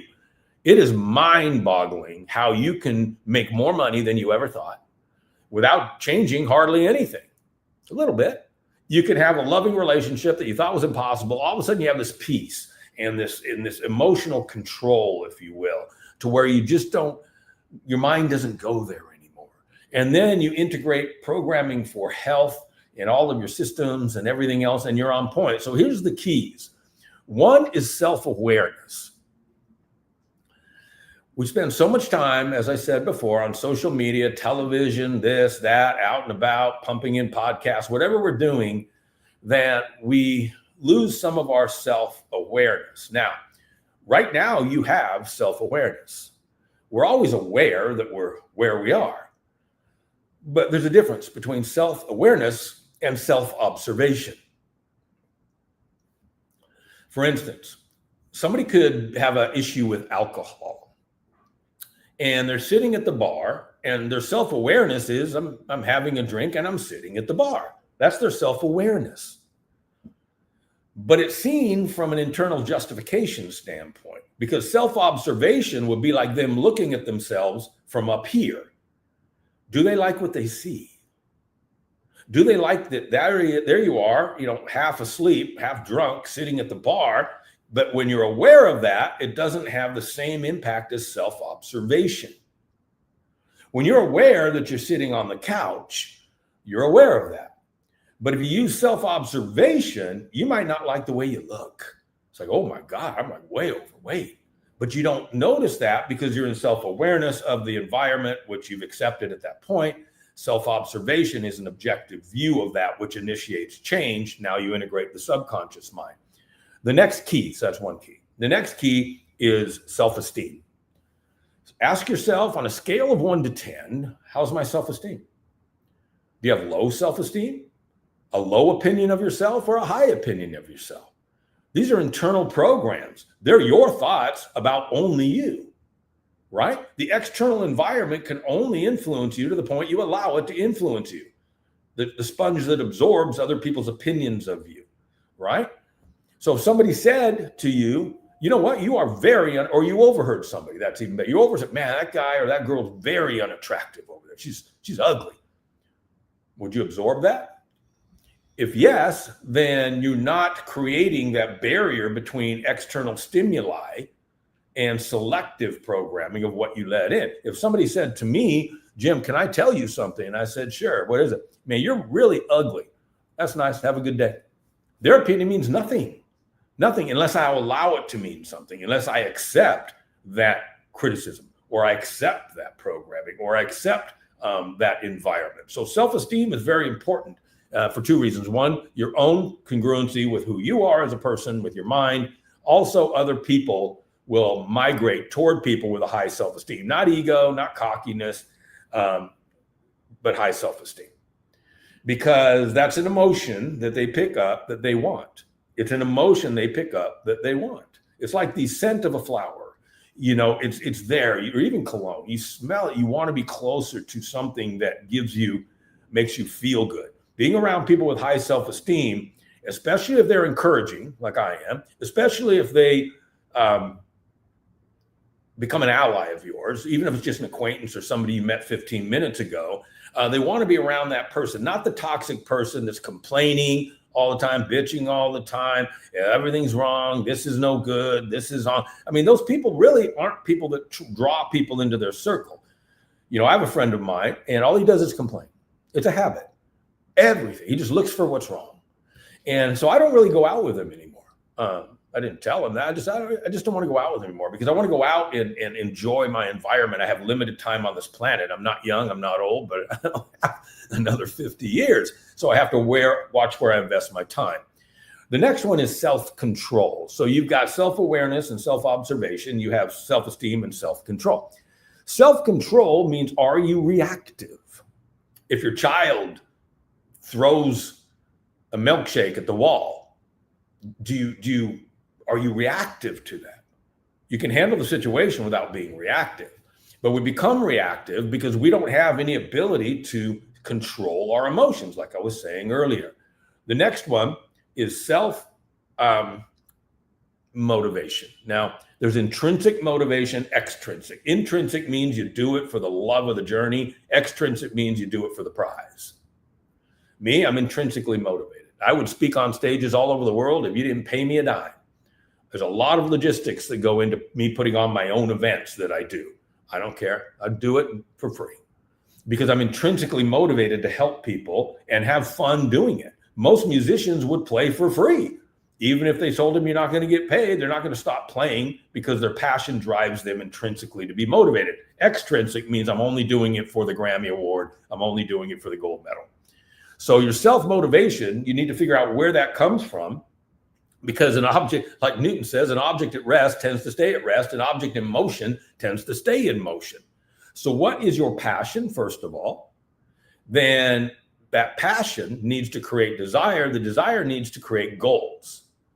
I have a friend of mine that's in real estate, and he has the desire to be very successful. Well, so does the homeless person. So do a lot of people. But you have to put that desire into some goal that you're able to do and then reverse engineer it to say, this is what needs to be done for me to hit that goal. I can give people 2 pieces of paper. So let's say at one of my events, I said, how many people want to be in the best physical shape of their life? Raise your hand. And they raised their hand. And I said, great. I don't care if you're, 20 or 60. You said, we're at your stage of life. So my assistant, Emma, passed out 2 pieces of paper. I go, I'm going to help you right now. One tells you what to eat and when to eat it. The other one tells you what exercises to do and when to do them. Follow that for 6 months and come see me. Can't do it. Why? They don't have the self-motivation, which requires discipline. Discipline, by definition, is doing things you don't feel like doing when you have to do them. I'm up early every morning and I'm in the gym first thing, 7 days a week. And I'm in my 60s. I could blow it off. I could say, I don't feel like it. What does that have to do with it if I feel like it? Discipline means doing things you don't feel like doing when they have to be doing. Do I like the results? Yeah, I'm in great shape. Yeah, I like the results. Does that affect my self-esteem? Yeah, when people comment and say, wow, you're in really good shape for your 60s, right? That self-awareness, I know that. Self-observation is if I'm looking at myself, I go, yeah, I look pretty good. Yeah, I look pretty good for my age. Yeah. So the keys all operate on the lock simultaneously. Next one, self-expectancy. What do you expect out of yourself? Do you expect a wonderful, loving, joyous, abundant life, or do you expect struggle and challenges and problems? What do you expect? Remember, what is expected tends to be realized. What do you expect? And at my events, we actually focus in on this so that when they leave the training, they have a high expectancy of themselves. And what that does is it's like creating that internal inertia to where you're able to move forward with less effort because it doesn't become an effort. It's something you're drawn to, you want to do. So you'll see somebody that will go to a baseball game and they don't care about the parking, what it costs to get in, the beers are $20 or whatever. They don't care because they're intrinsically motivated, and extrinsically they want to go see a baseball game. So when you're looking at self-expectancy, I expect a lot out of myself. Now I'm self-employed, and my boss is a tough boss. Sometimes he just whips me and he's not nice to me. Guess who the boss is? Me. Because my boss tells me, Jim, you set a goal, get it done. Don't blow it off, get it done. Physical, emotional, money, whatever that is, get it done. And so I'm always having that self-expectancy based on my own programming that forces me, for lack of a better word, to move against the tides that pull me back to where I know I don't want to be. The next one is self-direction. And self-direction is interesting. If you're self-employed, raise your hand. I can't see who's raising their hand, but I know a lot of you guys are probably self-employed. If self-employment, you are both the boss and the employee. So you have to be self-directed. You have to give yourself the things to do. My friends that have jobs, they work, and nothing wrong with that.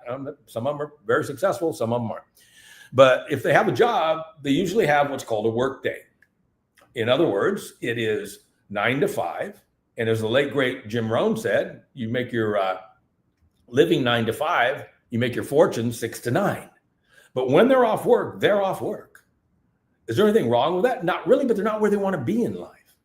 So the only time they have is they're so programmed that you're off work. It's a work day. Conversely, entrepreneurs, like a lot of us, we hardly ever shut down, right? Of course, we may rest and we may enjoy things we like doing, but we're always going up here because we have that self-motivation and that self-expectancy, which allows us to become self-directed. The next one's discipline. We just talked about that. And it's important that you have discipline, even if you need to develop with small actions, such as drinking a healthy shake every day, whatever, because once you have discipline, I'm extremely disciplined. You can apply it to any area you want. If I say I'm going to do something, consider it done. If I don't feel like doing it, I do it anyway. Consider it done. That's why people come to me and they know they can rely on me because I'm extremely disciplined. And the other one is called self-projection. And as we get closer to the end here, self-projection means, what are you projecting when you're out there, both energetically, physically, every other way you can think of? In other words, what feeling do people have when they're sitting with you? Or what feeling do they have when you walk in a room? Or what feeling do they have if they're watching you? And what is your projection? Is it projecting lethargy? Is it projecting confidence? Is it projecting self-esteem? Is it projecting knowledgeable? Is it projecting attractiveness? Is it projecting support, empathy, compassion? Because that projection is something that goes with you every single time. Let's go back to a cologne, right? What if it's a very attractive cologne to people? That's what you're projecting. It's actually in cologne. It's called the projection. That is what you're projecting. So what are you projecting when you walk in a room? And everybody turns and looks. There's people out there that are some of the greatest people that have ever lived, both spiritually and economically, whatever. When they walk in a room, people sense that somebody just walked in the room, whether it's whoever it is, Gandhi, the Pope, whoever it is, they project that there's some energetic resonance with that room. And in my trainings, I show you how to do that. We've all heard of our personal space. We were able to take that energy and expand it out to where your projection goes just beyond an 18-inch circumference around you. So you're able to project that. When you're able to project that, they want to be part of you. They want to be part of what you're doing. They want to align with you. They want to collaborate with you. They want to help you. And again, it gets to the fluidity of life. So in wrapping up here, and I'll turn it back to Richard. And it's a pleasure knowing you again, Richard. I mean, we have a lot of things in common, so it's great to know you. So I have an event coming up the end of September in San Diego. It's taught at the Penthouse here in San Diego, so it's a cool environment. And that's where we're going to go over complete and total mind design. So if you want to get a hold of me, you can email me at mindpowerpro, mindpowerpro @yahoo.com. Or just get a hold of Richard. He's got my cell phone number. Richard, I don't care if you give him my cell phone number. I just want to, and I'm open to reciprocating too, and anything I can ever do to help any of you. I'm very well connected, and if I can do that, I don't want anything in return. I really don't. At this stage of life, I just want to make sure that I can help people get like a bridge. I just want to help them get from where they're at to where they want to go. So, Richard, I will hand it back over to you, my friend. And thank you so much to both of you for having me on. You're muted, Richard. That was my ventriloquist trick. You missed the puppet moving? Oh, I heard a voice coming from the other room. It was freaking me out for a second. So thank you very much, Jim. I've known you for years, and I'm always very impressed with your depth of knowledge. And like I said, your core is helping people, and that's what resonates with us. So thank you very much. I'm going to put your email into the chat so anybody can pick it up from there. And again, the way we do these events, and as you do, it's not like a one event and then you move on with life. It's about connecting. Your people got a chance to hear you, experience what you do. We'll continue to promote your events like I'm doing, and then they can reach out to you as they see fit. Again, you see as a wealth of knowledge, and it's all designed to help people live a better life. And not a lot of people do that because a lot of people are self-serving. So again, I thank you for your time. So again, we got a lot more program coming up. Like I said, Jim's contact is in the chat. And again, if anything, reach out to me or Adi, and we'll be more than happy to hook you up with Jim because he's all over the place doing lots of good things. So even if you're not local to San Diego, he'll be in a town near you, or a city or a country or somewhere. Or a zoo. That's right. Lots of things has to happen there too. So again, thank you once again. So we have a lot more coming up. So the next program we're going to have coming up for you is Can You See the Future? Adi will oversee that as the moderator. We got some pretty prominent speakers that are going to weigh in on that. And so whatever you think it might be, sure, it might be completely different. That's why we have open minds here. We have open discussions. And people often ask me when we invite them to these forums, they say, is there anything that we can't discuss? Is there anything taboo? You know, and of course you want to keep it tasteful and adult and professional. But beyond that, there's really nothing taboo. We want to have an open forum where people can express themselves. And if we have everybody agreeing and everybody's a talking head, then we're really not going to accomplish a whole lot. So that's why we're trying to look into how we can get people to the table that are going to bring various viewpoints for discussion. We don't always agree, but we can have professional conversations. So without further ado, Adi will be stepping in and taking you to the next part of our journey.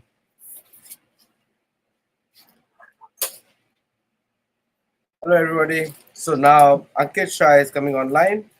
So can you see the future? And we have Michael Cremo. And thank you. Michael Cremo is a famous author for forbidden archaeology. And Ankit Shah, we're waiting for Ankit Shah to join.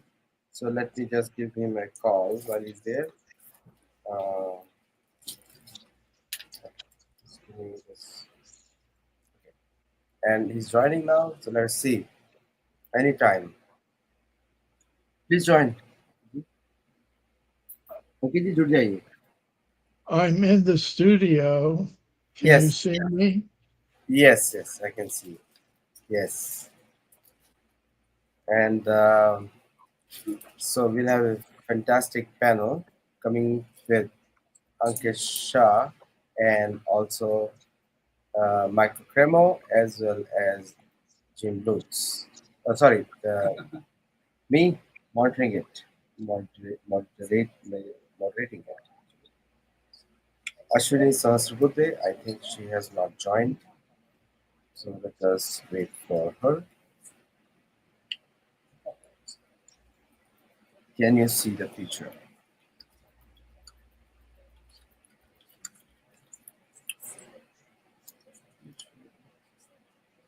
So those of you who do not know about Michael Cremo, you need to know in the Vedic world from USA, he has done tremendous work. In fact, people can check out his website. It is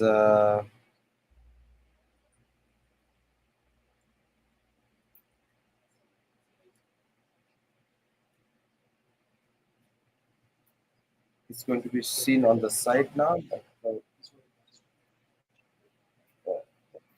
It is mcremo.com. So that is the website, which is mcremo.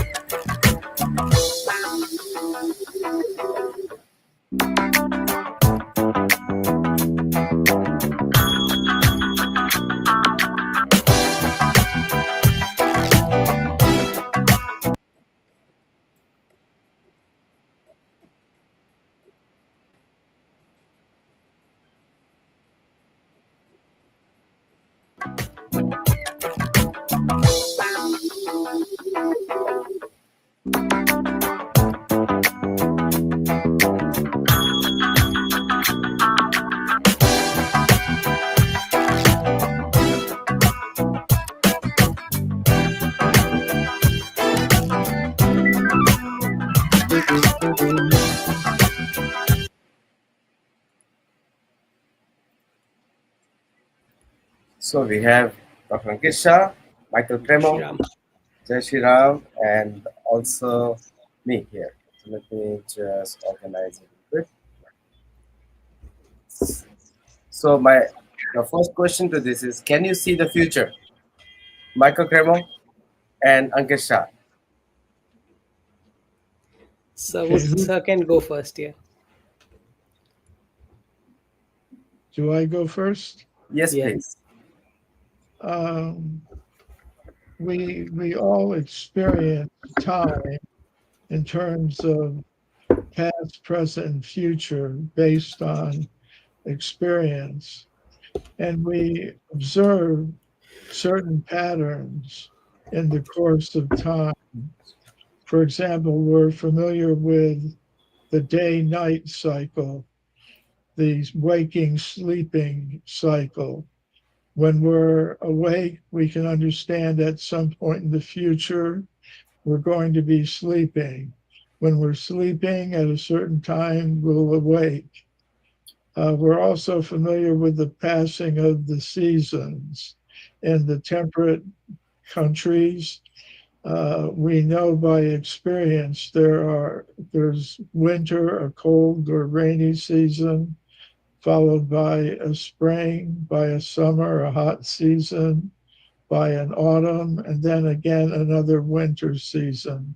So we have expectations about the future and make our plans accordingly.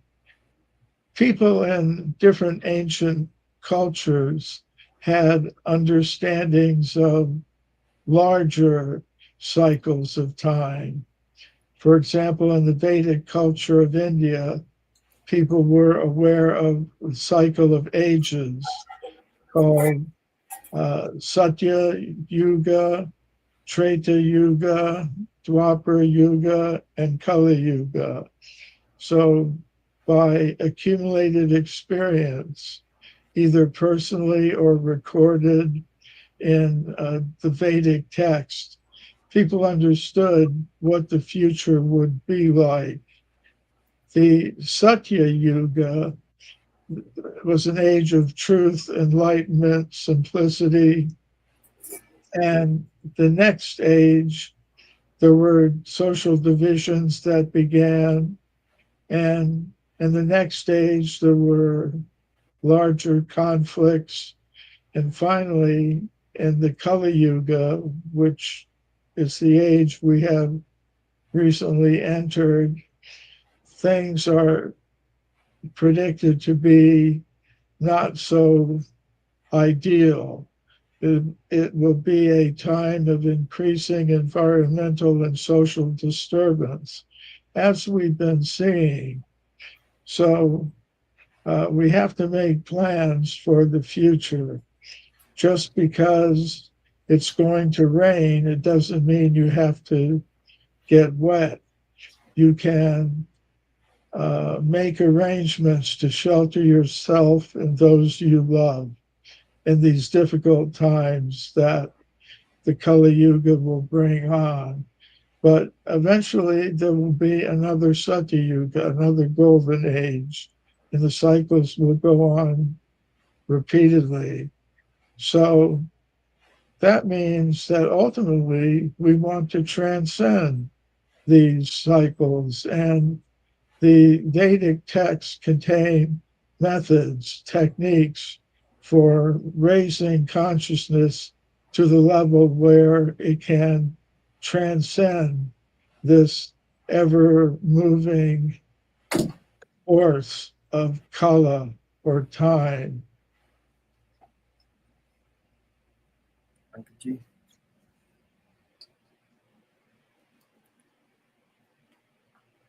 you're on mute. आप mute पे. Oh.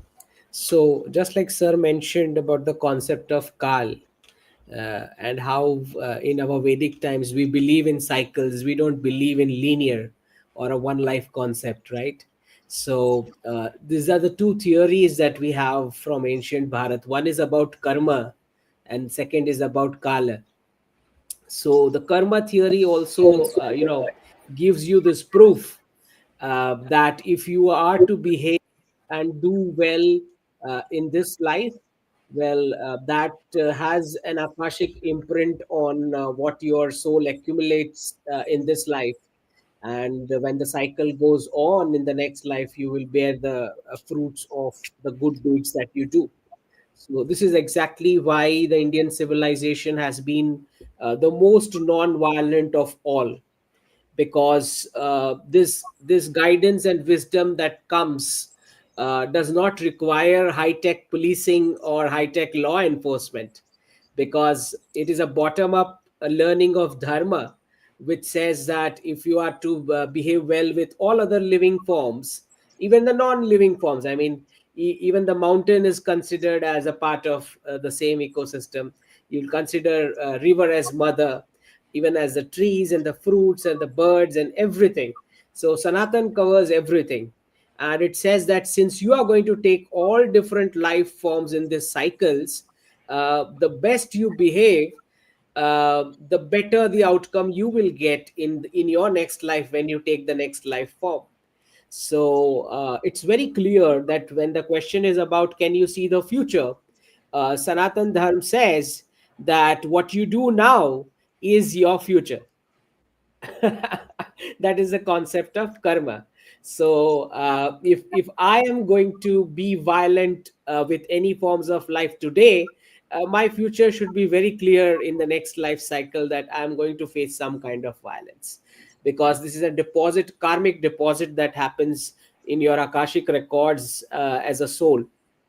So certainly we can see the future based on what we do right now. So when you see a lot of slaughtering of animals that happens today, you can very well imagine what would those souls have done in their past lives, what kind of violence they would have done. So and not just this, the concept of kal also means that, and in all dharma, I mean, it's just not the Sanatan dharma, it's also in the Jainism, Buddhism, and Sikhism. This is the concept of kal is common. So all of them believe in this concept of karma and kala.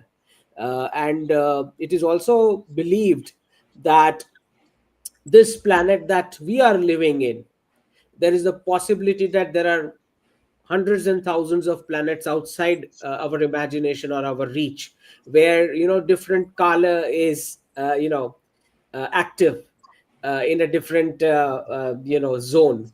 So it's I mean, somehow relates also with the quantum physics science, but science has not yet reached to this improved level of understanding of how basic human behavior need to be tamed right now, so that in the next life you don't have to face similar outcomes. So one of the questions recently, Aditya ji, I got was, sir, I am doing everything good in this life, why am I facing bad things when I'm not done anything wrong, I do everything good, why do I have to face bad things in my life? This is the question I got. So the answer is that when you have an account deposit of your past karma, it works like a, it's like a flour meal, or you say a sack of wheat which has a bottom opening.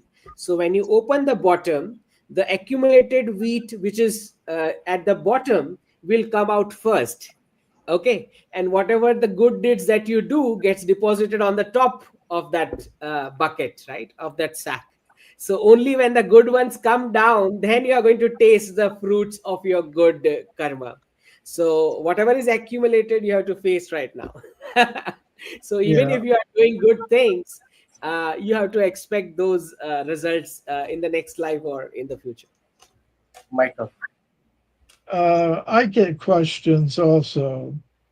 And one question I get is if you see somebody suffering or undergoing some difficulty, should you try to help that person? Or should you just think, well, it's that person's karma? if you just have karma, the law of karma, maybe you can think like that. But the Vedic culture also had the concept of dharma, which is to do the right thing for a person. Just like, say, if you have a police person, a policeman or woman, and see somebody being attacked, you could say, well, it's the person's karma. They violated the law of karma somehow in a past life. Therefore, I don't need to do anything. But no, the principle of Dharma says no matter what, if you are in the position of police and you are meant to protect the citizens, then you must give protection. True. So let me ask one question to both the panelists. Who who is not seeing the future? Michael Kramer, first to you. You've written the book Forbidden Archaeology, and you have deciphered what was written and established the proof of Vedic culture all over the world. So, what was so forbidden in your forbidden archaeology? What was forbidden? Uh, it was, when I say forbidden, I mean there is evidence that has been reported by professional scientists in their professional scientific literature that does not make its way into the secondary literature, the textbooks that most people get their knowledge from. And I discovered that in the course of 8 years of research that I did, based on my understanding of the Puranas, the Vedic histories, which tell of a very ancient human presence on this planet. Um, Actually, a human presence goes back to the very beginnings of the history of life on Earth. And that is because we are not accidental creatures in an accidental universe. This universe has a purpose. Now, most scientists today believe we're an accident of evolutionary processes, of random genetic mutations that have taken place over the course of many millions of years. And many of them say that if you ran that tape of evolution again, you wouldn't get necessarily human beings. They say it could just as well have been cockroaches ruling the earth. There's no reason for there to be a human form of life. And they say it came into existence fairly recently, only 200,000 or 300,000 years ago. But the Vedic cosmology tells us that the human form of life has always been available to conscious selves in this universe. Uh, and this leads to an essential point. The Vedic cosmology is based on a consciousness based picture of the universe, not a matter based picture. So consciousness has a purpose. It's to develop itself to the Sanatan level, the eternal level, where it experiences Sat Chit Ananda, knowledge, eternity, bliss.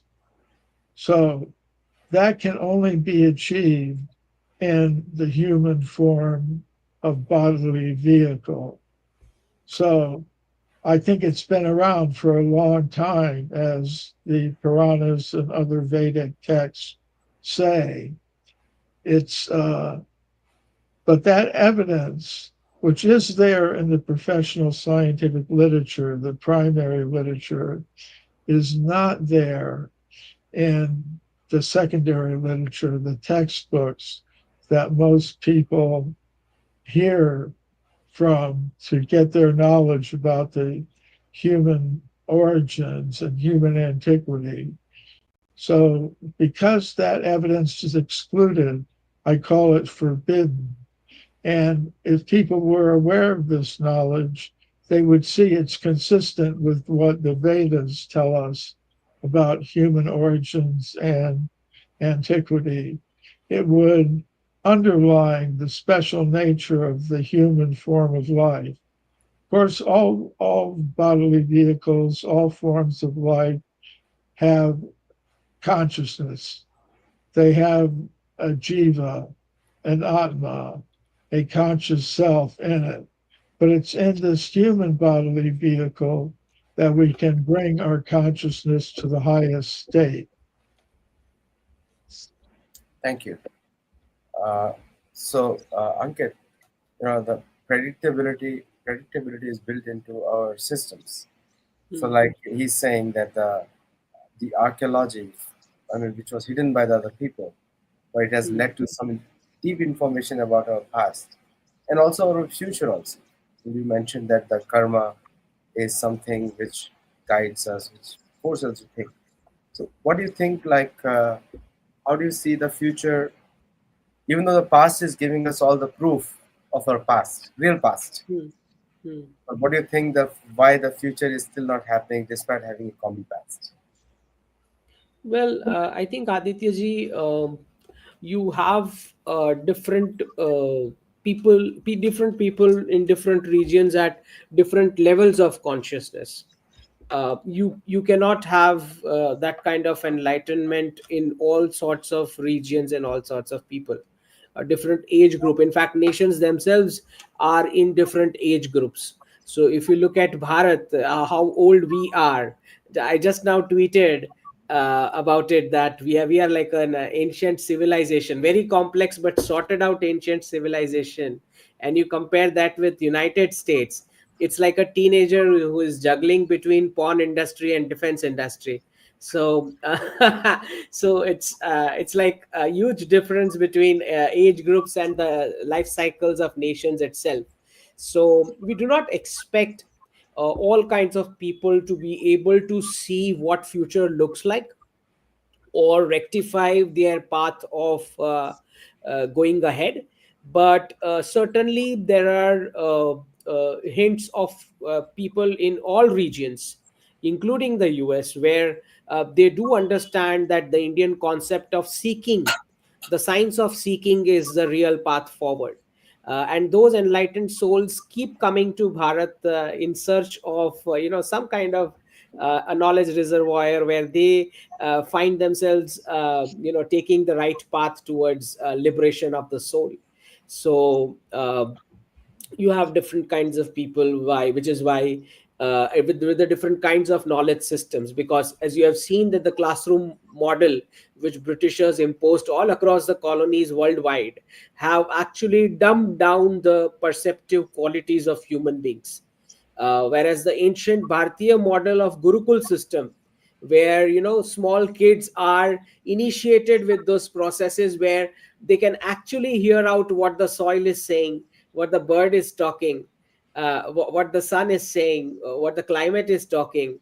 So that perceptive abilities have gone, especially since the British came up with this four-walled classroom system where kids are trapped into that system for 15, 20 years, and they have absolutely no clue what is going on in nature or what nature is trying to convey to them, communicate to them. So we human beings, as being part of this entire natural ecosystem, should actually be as much perceiving about the future as any other animal is. Say for example, if dogs and cats and even fishes are able to predict an earthquake which is coming few minutes from now, say for example, the human beings have right now absolutely no clue or that kind of sensitivity to understand what the cosmic science of what is being communicated to them by this various non-living entities and living entities. So it's a lost science, I would say. And Bharat remains the only hope for this world to come back to that system, because as we know that it is only Bharat which says that you are the soul and body is just a vehicle. The rest of the world is saying that you are the body and soul is just a vehicle. So they all believe in one life concept. It is only Bharat which is saying that you have life cycles. The primary difference between Bharat and the rest of the world. And this is how they're able to design their lives. Not just the economic models are designed with a one life consumption concept. um, the growth of mind, the growth of brain, the way the science is designed, the way indexes are made worldwide, parameters are designed, what they define as growth and development is completely different from what Bharat believes as these indicators or indexes of human growth and development should be. So we are at an odds with the rest of the world, and primarily because of the dharmic science that we were exposed, our ancestors were exposed to, and left for us this great repository of this Guru Shishya Parampara, which is still maintained in some corners of Bharat, where disciples are still undergoing those that kind of an education model. So we still have hope of being again the primary educator of the rest of the world. We had universities where students coming from all across the world used to die in the path of coming to Bharat for admission. They used to get killed because of the natural and all kind of calamities, just in their endeavor to seek admission in a Bharatiya university. So I will not be surprised if 500, I mean, for 400 years back now again, if the West comes seeking and searching for us, I'll not be surprised at all. What I'm seeing right now is a lot of Western universities are about to file bankruptcies in the coming months, because again it's a pocket money from the Bharatiya parents which were running UK, Australia and Canadian universities, if I'm not wrong. So it's always the Bharatiya parenting which is running the rest of the world. So I will not surprise if that pocket money is being withdrawn. These university campuses are going to establish in Bharat, and then we are going to decolonize the West with the ancient Bharatiya science, which will then be exported from this very Harvard or Oxford or those campuses which come to Bharat. We will reverse back all the colonization process. So, Michael, you have done a lot of research, and please check out his books actually. It's mcremo.com. And also check out his page, Michael Cremo, on Wikipedia as well. He's done a fantastic work on these areas. Michael, my question to you is, where do you think the future of the Western society going towards? What do you see it? Well, that depends upon how the individuals in those societies act, and also how they act collectively. Uh, I think we have to understand what the real success of a civilization or a society or a nation is. And now success is measured in terms of GDP, the gross product. It's measured in terms of how many atomic weapons you have, the strength of your military, and so on. But I think the real measure of success of a civilization or a culture or a nation is how many of the conscious selves in that society or civilization or nation are able to raise their consciousness to the Sanatan level, to get out of the real miseries of life, which are samsara, birth, death, old age, disease. Those are the real problems of life. And no military weapon, no economic power is going to solve those problems. That was the glory of India's Vedic culture, that it could find a way for people to live peacefully, naturally, harmoniously in this world, satisfy their material needs in the most simple, natural, fair, and efficient way possible, while putting most of the human energy into raising consciousness to the highest level and solving the real problems of life. So that is the measure of the success of a civilization. How many conscious selves graduate from the material level to the eternal spiritual level? And I would say our present civilization, our present nations, in terms of what they're doing for the real benefit of their citizens, they're failing miserably.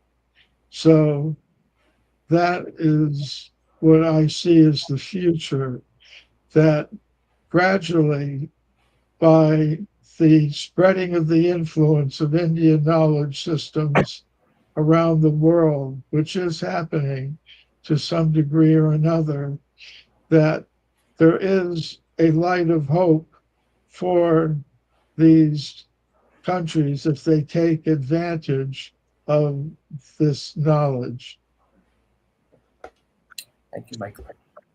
So, Ankit, what do you see based on the past? Because you have predicted many international events very accurately. So, what do you see the future of based on the past? What do you see? What is the future now? Well, Well, that's, oh, go ahead. so you can go ahead. Michael, please. No, no, who was the question addressed to, Uh, Aditya? Dr. Ankit. Okay. All right. So, as I said, uh, which is why we keep on Aditya ji focusing on this fact that it is very important for Bharat to become very, very powerful. Because unless and until we become very, very powerful, we will not be able to imbibe these lessons of dharma across the regions. And the only hope is Bharat. You can't expect a recent born infant to talk about an ancient science to the rest of the world. Okay, for them, I mean, the way they define their terminologies, they add gun with a culture, they add war with economy. So the very coinage of words reflects that how tiny the brain functions. So the only hope is that Bharat becomes very, very powerful with its hard power. I'm not talking about soft power, by the way. A soft power would definitely give a backup when the hard power is established. We will require a massive hard power because when we say this concept of Vishwa Guru, it comes with the connotation that a guru always has a stick in his hand, right? So without flexing that stick, the shishya is not going to learn what is supposed to learn, especially those shishyas who have some advanced toys with them, and they feel that they are too big enough to give lessons to the guru. So I think the future of the world depends on how powerful Bharat gets, how powerful our education institutions are able to penetrate to the minds of the people in the West. And for this, we will not just require a lot of reconfiguring of the Western template of lifestyle, which we ourselves now have started living. We have to reconfigure even that, and the thinking process, as we know that all the indexes are being designed with a one life concept. Now someone who's thinking that he is the body and he thinks that this is the only life is always going to be making models which are pro consumption, less of preservation, more of a selfish individualistic attitude. Okay, so when Adam Smith came with his economic theory of capitalism, his focus was individual as the smallest economic unit. When Karl Marx came up with his economic model, he was talking about an unknown mob becoming the lowest economic unit, asking for freebies and things like that. It is only the Bharatiya Sanatan economics model which says that the capitalists need to learn some dharma and cap profits, and the Karl Marx entitled crowd need to cut their freebies asking tendencies and do some work and earn on their own. So it's the theory of dharma and karma. Dharma cuts out Adam Smith's capitalist arrogance, and karma cuts out Karl Marx's entitlement.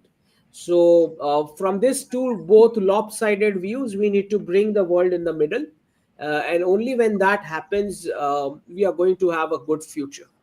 So for it is very very important to understand that we need to dismantle the mental colonization that has happened with a lot of what you say, a commandment based thought process, which is very rigid and not open to accept alternate views and absorb a better they're not even able to acknowledge that there can be a better science which is more linked to a universal sustenance of the rest of the world.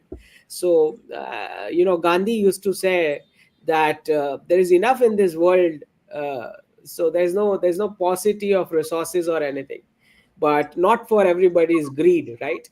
So this tendency of taking over geographies, doing regime change, establishing puppets, imposing policies over other nations, these are all attitudes which we see coming out from this Abrahamic economic model, which is of one life concept. They believe that wealth or material is what is wealth. Okay, so which is why they keep on seeking wealth without understanding that it is the man factor of production which you actually need to repair, not the material factor of production. So this very tendency of thinking that we are going to take over people's countries resources. I mean, you just saw how Donald Trump came in and he was claiming Canada will become 51st state. Oh, we'll take out all their resources. Then we go to Greenland will take all their resources out. Now Mexico, we are going to tell what the laws need to be. Their labor we will use for manufacturing. So this entire mentality of exploiting other nations and taking some temporary benefit out of it is a one life thought process of pro consumption, hyper consumption, and hyper individualistic society, which is actually moving towards uh, its own annihilation, because as you're seeing, you lost all the birth rates because of the destruction of family as an institution, which is why you had to open up all the borders and let the illegals pour in. So this is how the West destroyed itself, by the way. So you're seeing how Europe had to open up all the borders in the name of losing birth rates and getting labor imported from outside. And we are seeing that what the future is going to be, since you asked. Well, post 2030, we are going to see crusades between Christianity and Islam in Europe. That's what the future says. So it's very natural that if you brought choicest radicals from West Asia, and you thought that that's going to be a cultural assimilation with another Abrahamic commandment based group, which believes in a white superiority complex, that assimilation is never going to happen. So be prepared for crusades in Europe post 2030. Michael, Michael, you have studied the archaeology, like you have debunked the archaeological standards in the West. So, can you tell me one thing? What did you find was striking in your book? Because I've read your book thoroughly, and one thing I really like about your book is you were the one of the first authors in the West to say that the history has been wrongly told in the West, and the timelines are way off. So, what was that which you noticed, which made you, which which is not in the book? What was the research that you wanted to brought out with that book? Well, that has to do with my contact as a young man with the Vedic literature of India, especially the Puranas, which tell of very ancient human populations existing on this planet with a high level of civilization and culture. That was something very different from anything I ever heard from my teachers in high school and university. So, without that influence of an alternative point of view, an alternative worldview, I wouldn't have had any reason to question what I'd always been told. So, that was a key event for me, and it determined my future, actually. I may have, if I hadn't had that influence, my future may have been quite different than what it turned out to be. So that's what got me looking into this whole topic and finding that if you look beyond the surface, there is abundant evidence that's consistent with the Vedic view of the timeline of human history. So, according to you, uh, how old is the civilization, or what are the connections to Vedic civilization in USA or South America? Um, there are different topics in archaeology that are of interest to me. One is just simply the timeline of the human species, which is the topic that I've focused on. Another topic of interest in archaeology is evidence for the presence of Vedic culture in different parts of the world. Even among ordinary historians, they recognize the wide influence of the Vedic culture and the languages related to Sanskrit. Actually, all the European languages are part of the Indo European language system.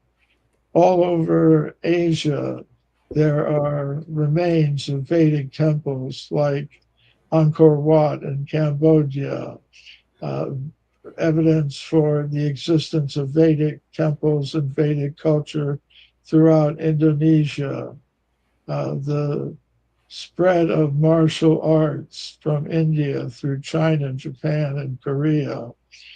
There are abundant evidences that are recognized even by mainstream scholars today. A little, but there's also evidence for the presence of Vedic culture throughout the Americas. If you notice the similarities between the architecture of temples in Central and South America and the temple architecture in southern India, it can be very amazing to see the similarities. Also, details of sculpture in some of the South American Mayan temples and Aztec temples. You see in South America uh, statues of kings sitting on thrones in a half lotus position.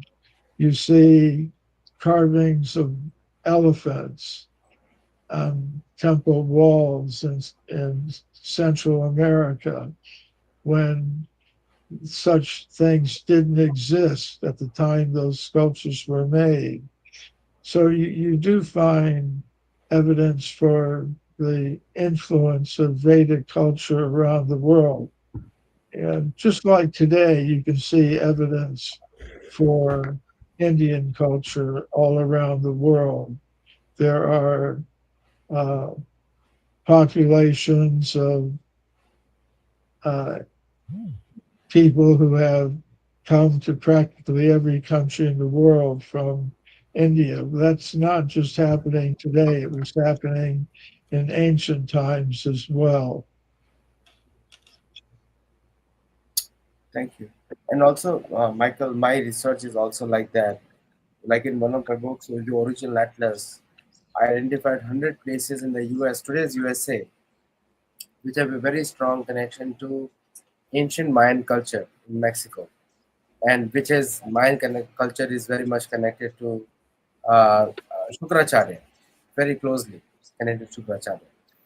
Ankit so now with all the connections coming out, more and more ancient connections, but the modern academics in USA never accept it.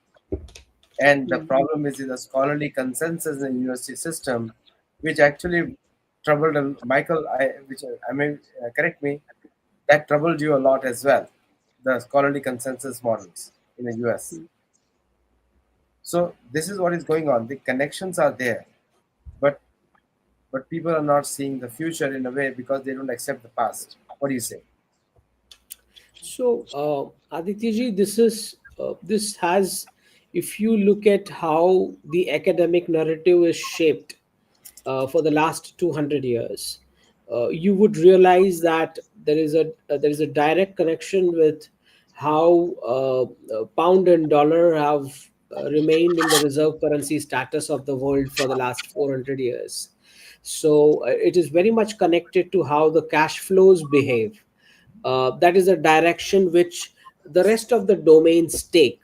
Okay, so we got to understand that when geopolitically Bharatiya currency would be at a higher rate in the sense we move towards a dollar devaluation, which is now very imminent based on the signals that we are seeing.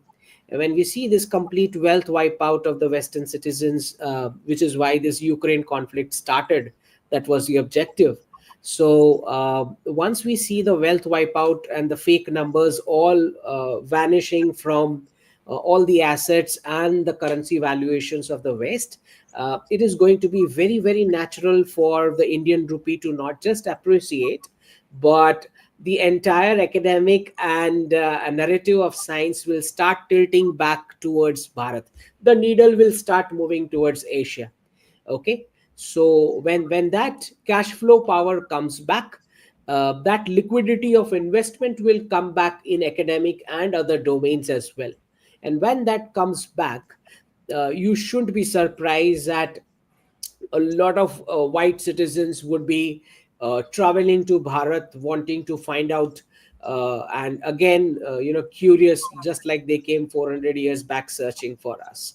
So when we come back to that natural state of being, which is how we were generating more than 27% of the world GDP till the year 1800.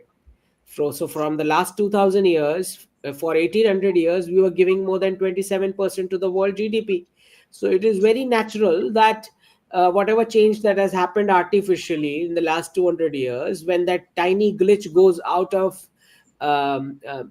prevalence, you will see back the entire academic narrative also shifting back towards what the Asian wisdom is. We are already seeing hints of how the Chinese are now warming their ties with Bharat, because they also realize that a lot of dharmic influence was Bharatiya, which was how the Chinese Taoism or Buddhism practices were, influenced with Bharat as the center. So, as we know, and as we've been talking on a Sattology for quite long, that there are only two things in this world. One is Jammu, and second is Jerusalem. There's no other thing. There's only Jammu, and there is Jerusalem. So Jammu gave you two dharma on Indus and two dharma on Ganga, and Jerusalem belt gave you two Abrahamic religion. So when the clock comes back with the power of cash flow to Asia, I mean, just few minutes back, Prime Minister announced that we are going to become the third largest economy very, very soon, which is, I mean, very soon translates into nothing but dollar devaluation. So as soon as that happens, you can understand that the academic narrative will also start shaping up, and the more the countries are going to decolonize with the de-dollarization process, this both the actions will go parallel, de-dollarization along with decolonization.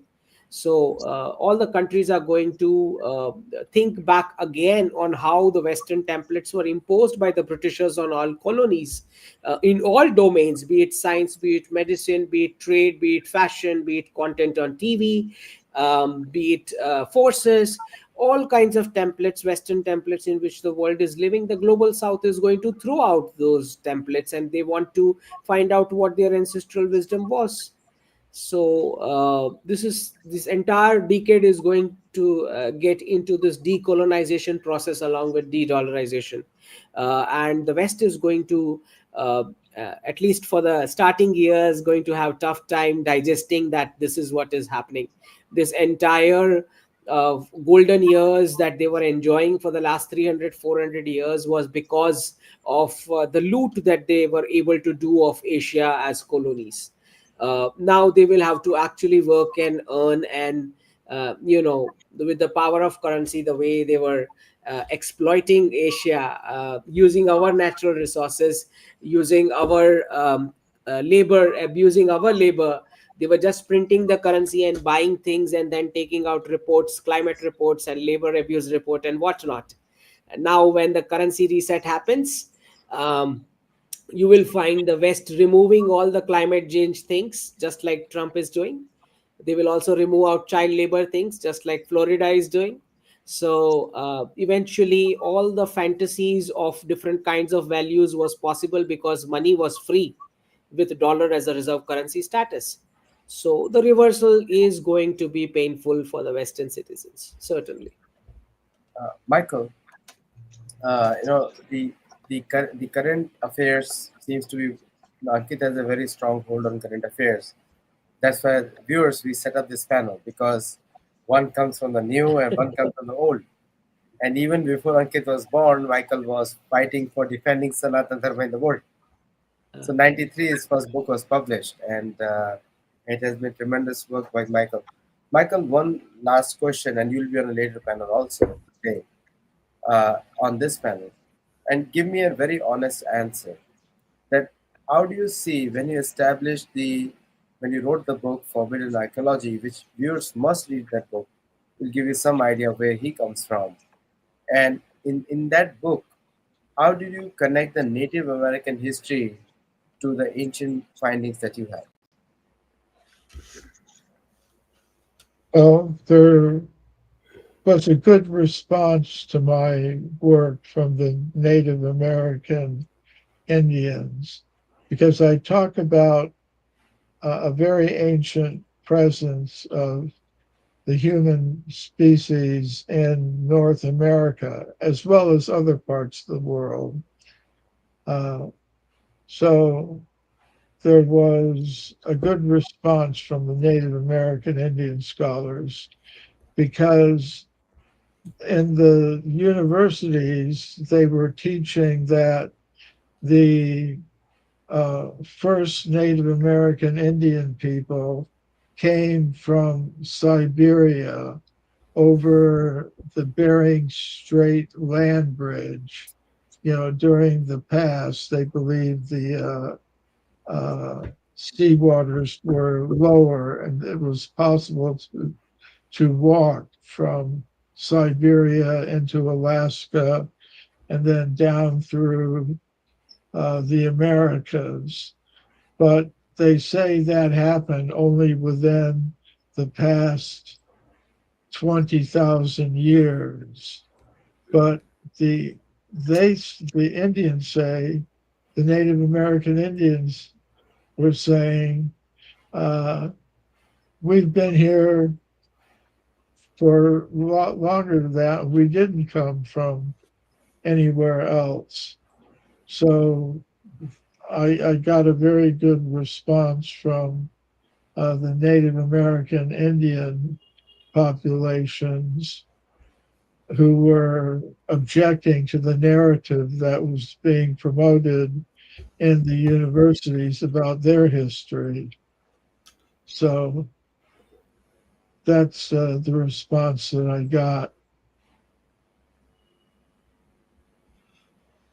Also, Michael, before I, so you know, you have represented, you were the future generation in the past, and now we have Ankit and many other people who are representing the future generation in the future generations in the US. What is the message you will give to carry forward the work that you have done? Part of the work I have done in terms of connecting the entire land of North America and South America to Puran, Mahabharata, and Ramayana. That's why I've done already in my book, The Original Atlas. But what do you recommend people who are not connected like you to other cultures, who are here so that they can search that path which you did?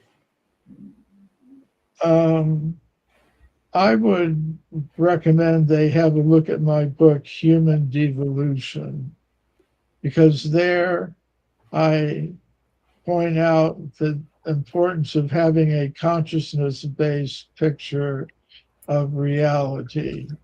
And most cultures, traditional cultures around the world, have had that. In my book, Human Devolution, I have a chapter called The Cross Cultural Study of Cosmologies, where I look at 40 or more different cosmologies from different cultures, including different Native American, Indian, and South American, like the Mayan, Aztec, and Inca cultures. I look at their cosmologies and I see that they have similarities. They have a hierarchy. They have the idea that human beings are part of a whole cosmic hierarchy of beings. They believe in a conscious self that can survive the death experience. They they have so many commonalities. So I would urge people to resist the temptation to divide themselves into competing groups and be exploited by the people who are running the current economic and financial system that's dominant in the world, which may be, as was pointed out, uh, on beginning to fall apart, but it's still there to some extent. So I would say, let's understand we're all beings of pure consciousness. I'm a being of pure consciousness. You're a being of pure consciousness. We're all beings of pure consciousness. There's a unity to the life on this planet, and we shouldn't be dividing ourselves up into competing groups based on superficial things like nationality, race, color, things of that sort. Thank you, Michael. Ankitji, your closing comments as well. Well, see, the future, because this topic is about can you see the future? So, all those who are interested in understanding at least the physicalities of how you can understand what is going to happen in the future. So, at a lower level, at a lower plane, as I've been giving this formula of how dates of history function, how cash flows function, and how body language of leaders function. So if you are able to tally these three things from the plethora of data that you have, millions of bits of pieces, you are able to calculate what can happen next. Okay.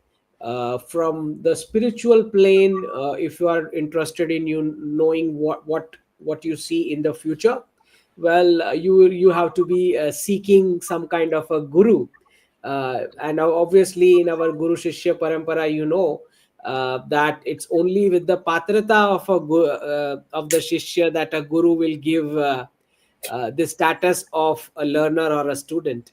So that's our concept of how we use ancient Bharat used to filter students for admission prior to seeking any kind of skills or domain. So if you want to seek that kind of a future, you have to come out in search for a guru who's able to lead you towards that path. As far as nations are concerned, we are very clear that Bharat is the Vishwa Guru status. That is the status that we are seeking. And before we reach there, we have to first, as I say, come up with that kind of an economic might, after which the smaller nations of the world will seek policy guidance from us. That is what Vishwa Guru means.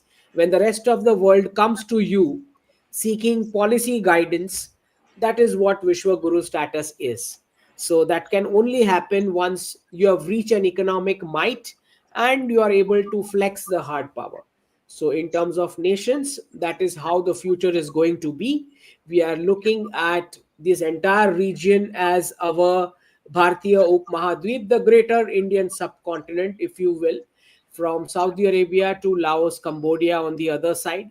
This is what we believe our claim as the kshetra where dharma used to be exist and practiced and used to be taught. So, claiming back this entire region should be the primary focus, starting with the Pakistan occupied Kashmir, which is the low hanging fruit as we can see in this decade. So, POK and Bhutan, these are some low hanging fruits in our region where we can join back to our geographies in this decade itself. And hopefully, in within the Trump administration term itself, if because he has this itch of becoming a mediator in everything, we hope that after achieving our targets, he is able to take some credit and be a mediator after the goal is achieved. So that would be the first foundational step for Bharat to move towards a Bhartiya Upmahadweep polity, where we can reject this colonial term called South Asia, which was imposed on us by the West. We can reject the term called Middle East, which was imposed on West Asia by the West. So that's how decolonization process should move forward in the future. Thank you. Thank you, Michael. Do you want to add anything to summarize anything, Michael?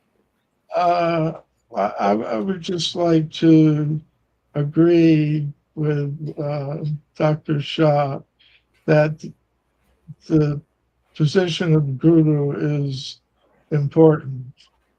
I wouldn't be speaking about these things if I had not heard them from my Guru, His Divine Grace, A.C. Bhaktivedanta Swami Prabhupada.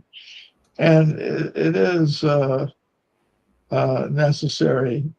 And I would also like to agree that as Bharat acquires more and more power and influence in the world, as it acquires more power, its influence in the world will continue to spread.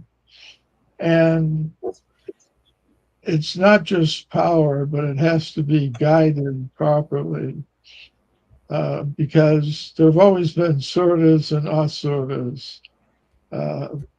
Power, yes, but it has to be properly guided also, which is why the great kings, the Rajarshis of Bharata, always had good advisors.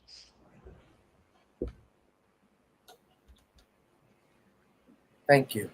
I Thank see you a both. great future. Thank you so Great much. future. Thank you. Thank you, Yes, Mike. great future, and I think people should be very optimistic about it. It is going to be a great future, and thank you both of you. Thank you for being so late, Ankit and Michael. Thank you for taking time, and you have to stand by for the next session, and I think coming up. So for viewers, just stay back till we change the panels. There will be announcements, and after that, the new panel will start. And also, there will be a brief video recording of a cultural event also happening live. So thank you, everyone. Thank you. Namaste.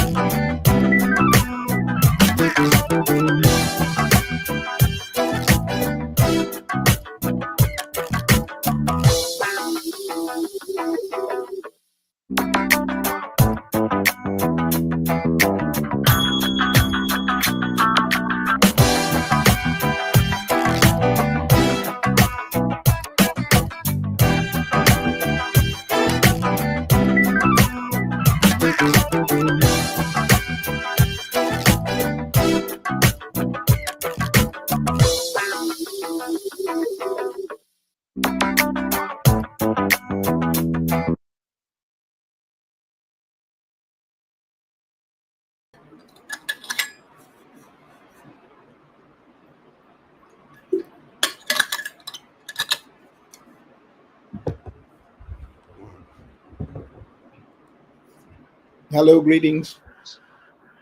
Hello. Hello, hello. And so this is the so we have the next event is 12 to 1, which is summary of sessions so far. So Richard Gordon, and then summarize this one, and also we'll have the next session beginning after this, which will be is your mindset games playing games with you. And right now, Kenny Bigby is also joining right now. Yes, Richard. Okay. Can you hear me? Yes, And the next thing I had on my schedule was at 2:15. that's right. 2:15 is you are there. 2:15. Yeah. So I may have to leave now for some time, but I will Please definitely be back at come back at 2:15. 2:15. That's right. That's right. Okay. Thank you. Thank you. So we'll have announcements and Sankranji would like to speak about expand your perspective. Um, yeah, I'm not so sure. What is the summary of session supposed to be? If you, I think Sharaji can summarize. He heard all the sessions. Saraji can summarize. It's past midnight for me, so if I'm not needed for summarizing, I might as well. I think Richard wants to speak. Yeah. No. So basically, like Adi said, we're just like it's twofold. So basically, what we have now is a kind of in between session, and we're looking to either summarize or look at what we're talking about is expanding your perspective is our theme for this particular event. So you can talk on that. And again, people always ask, it's always great when you talk to highly intelligent people because you ask them a simple question, and then of course they make it very complicated. And then we circle back and say, sure, you can talk about anything. And they're like, whoa, that's deep. So we'll give you a minute to process it. So basically, the concept is that our event is called Expand Your Perspective. And that means right there that it means different things to other people. And so the whole point of this event, like it's been in the last few years, is to help people think beyond their normal everyday life. And we all think we are, expansive. We traveled, we've been here, we're there. We're so open-minded, and we're so accommodating. And then once we start thinking about it, we're like, wow, I kind of live in the same little world, talk to the same people, we discuss the same things, and we all kind of agree, or we kind of put certain people that we disagree with in a category. So that's what we're looking at is your thoughts. Again, based on if you saw the earlier program, and just in general, your mindset on how you expand your perspective, or do you? Right? Some people say I'm content. Right? We've all talked to people that they're full, like their cup is full. Exactly, right? You try to give them just little bits of tidbit knowledge, or they're going in the wrong direction. And like they give you that look, even their eyes are glazed over. They're like, I'm full. I can't take any more. So that's basically what we're going to throw up to you guys to just give us kind of your thoughts on that. Sure. I actually just got reminded when I was hearing you talk about one thing that I learned on my journey that really helped expand my perspective. And this was, I was involved in a spiritual group called the Gurdjieff work. This is Gurdjieff was a Russian Armenian mystic in the early 20th century. And one of the things he said, people asked him, how can we maintain awareness? What is the way that we could actually maintain awareness in our daily life? Uh, and his answer was really interesting. He says, if there was something embedded in you that would always, at all times, remind you of your impending death, then your awareness would increase. And I really found that very, I was probably in my 20s when I heard that. And I found it very, very potent.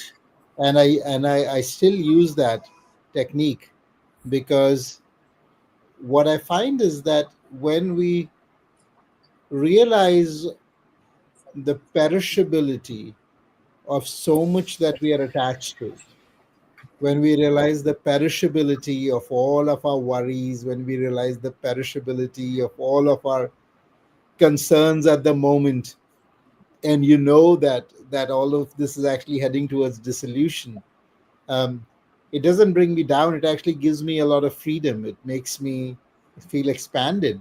It's like, yeah, you know what? It's something that is, it's a happening. It's a process. It's happening, and I don't have to hold on to it so tightly. And that's what I really found is one of my touchstones, um, especially when I'm in a state of distress or great worry or wondering what's going to happen or how about this, how about that, state of the world, state of myself, job, career, finances, relationships, what have you, and you bring that into your awareness that everyone dies. This is one of the facts that is true of life, but somehow we never talk about it, and we are asked to not think about it and not talk about it. And we also operate with the assumption that it's not going to happen to me. Mm, this is this is actually how we live our life. So I think once we use that technique and bring it into our life, I find expansion and joy and freedom, actually, because I don't have to be so worried about it. I can go and do my thing. No, So that was a perfect explanation, and it kind of summed up Jim Luce. Jim Luce, we had to speak earlier, and he spoke about those same concepts. And so, yeah, it's very much we're all programmed, right? Whether we like it or not. Again, we're especially more intelligent. You think, no, I'm not subjected to programming, and we are in a certain way. Whether we do it by habit or we do it by omission. And along the same lines about the kind of concept of focus. There's a great example and a visual with it went with it.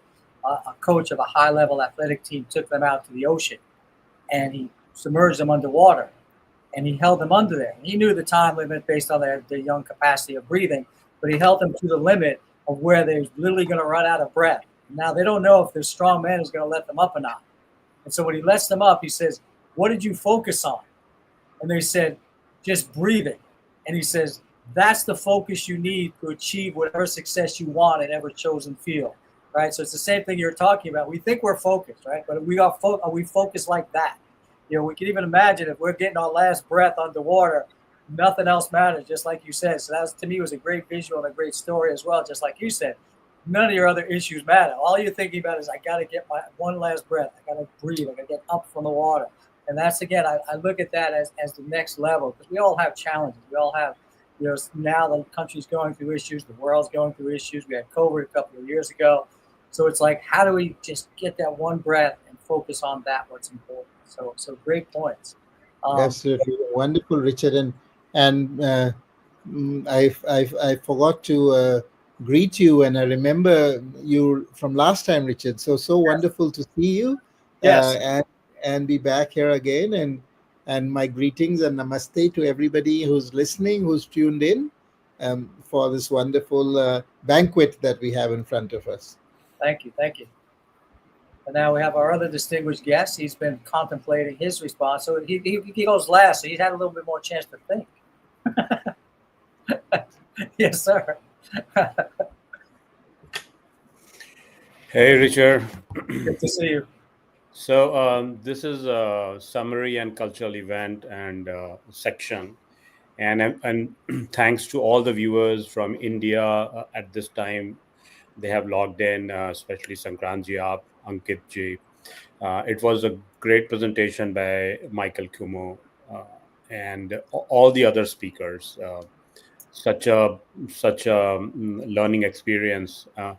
But two things I would like to cover here. One is I would like to address more to the Gen Z and Gen Alpha people because we have lived.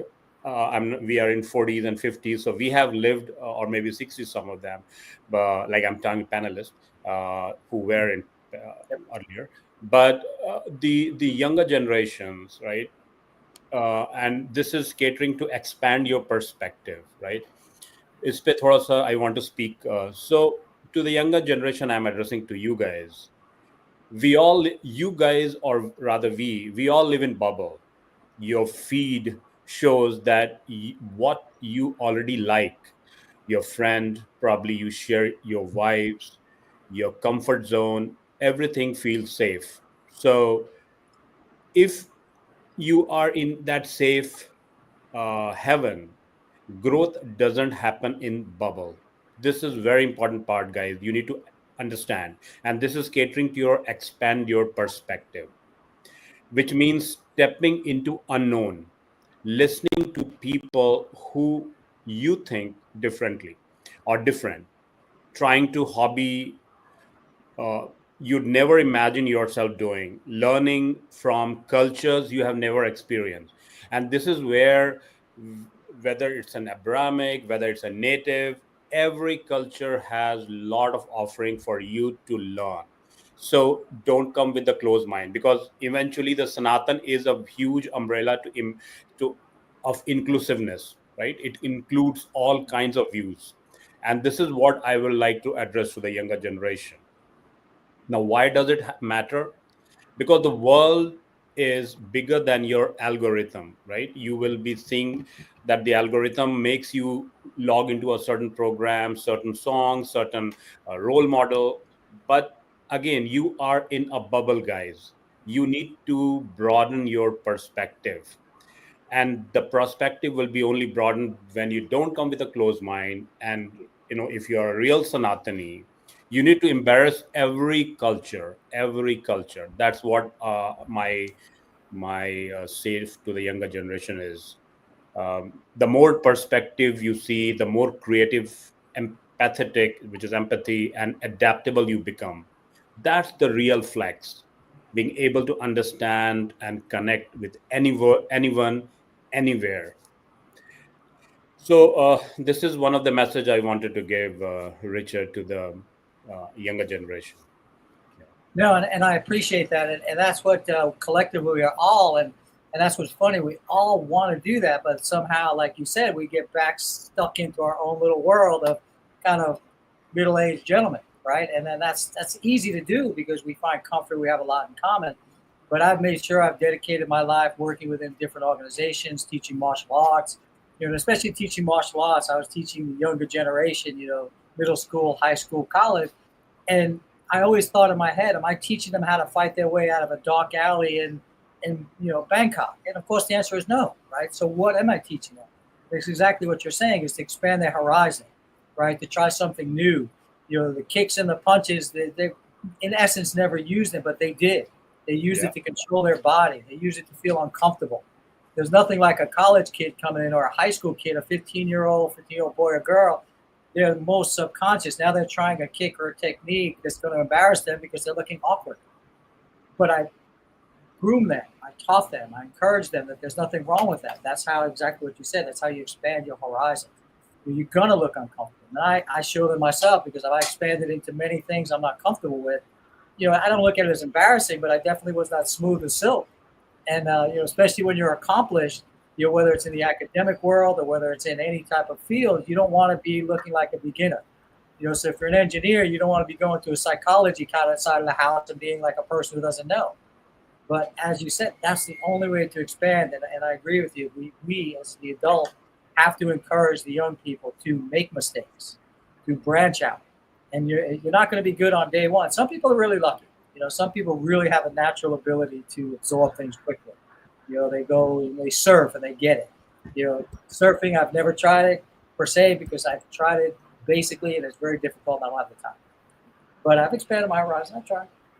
So great point. So what are your thoughts on the younger generation? Sanskrit, how do you look at that? How do you see your impact on them? And some adults feel it's not their responsibility, right? They think, hey, let the kids fend for themselves. I think we sometimes think that everything is different and everything is new, and certainly the younger generation of every time has had that. The younger generation of every time wants to distinguish itself from the generation that went before, and you'll see this in fashion so many times. The bell bottoms came, and they became wider, and then they became narrower, and then they became wider, because you don't want to dress like your dad. So or your mom, and so you do the reverse of it. And so that cycle has gone on.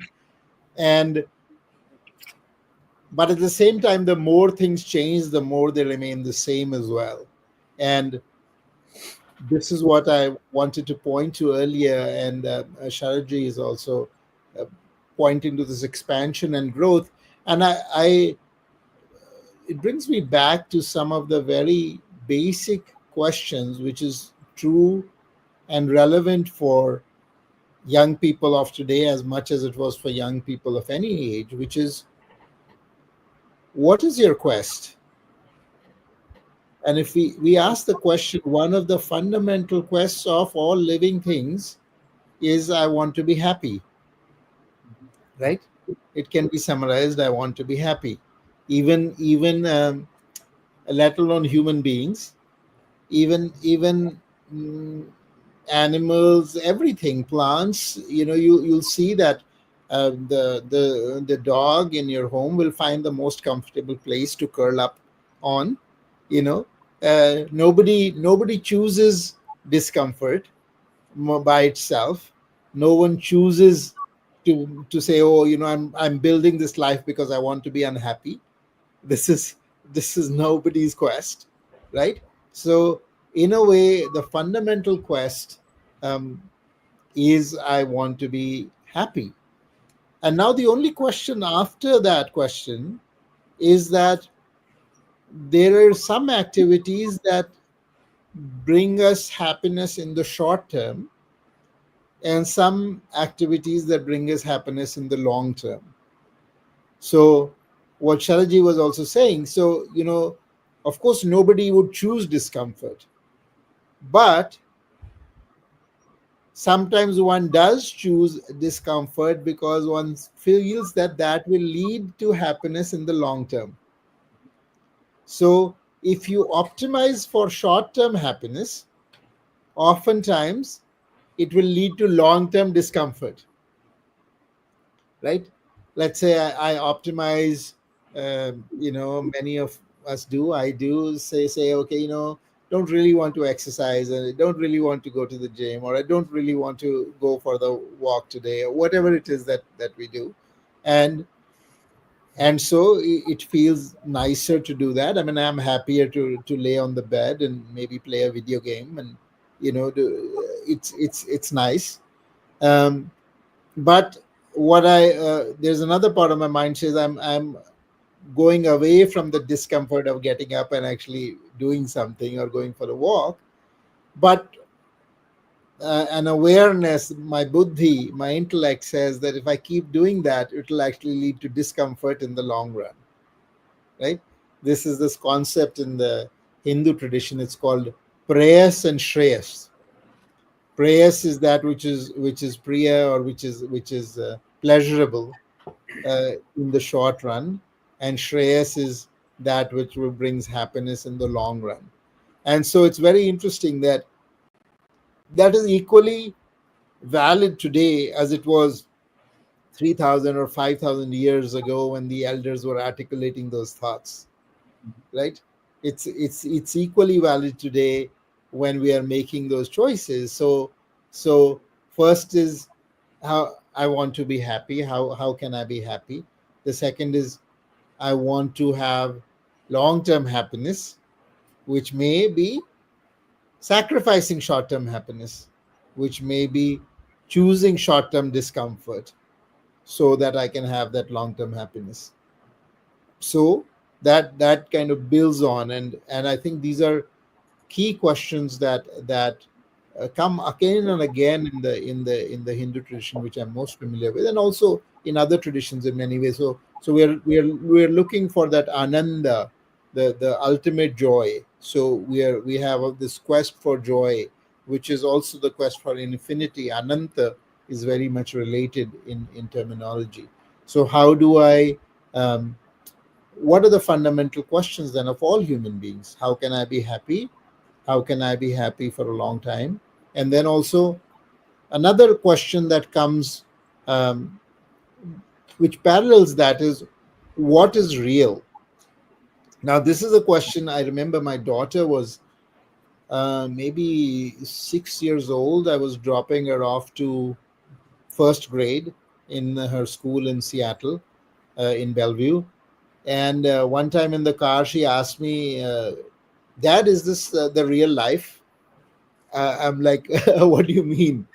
And she's like, no, like you drop me off to school and then I go home and then I eat my dinner and then I go to sleep. Is this life?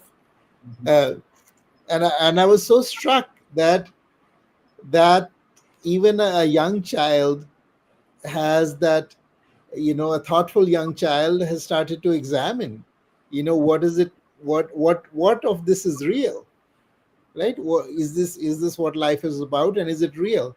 And so this is another question that keeps coming up in the Hindu tradition. And we have this, we use words like maya, or this illusion of the world, or the veil of the world.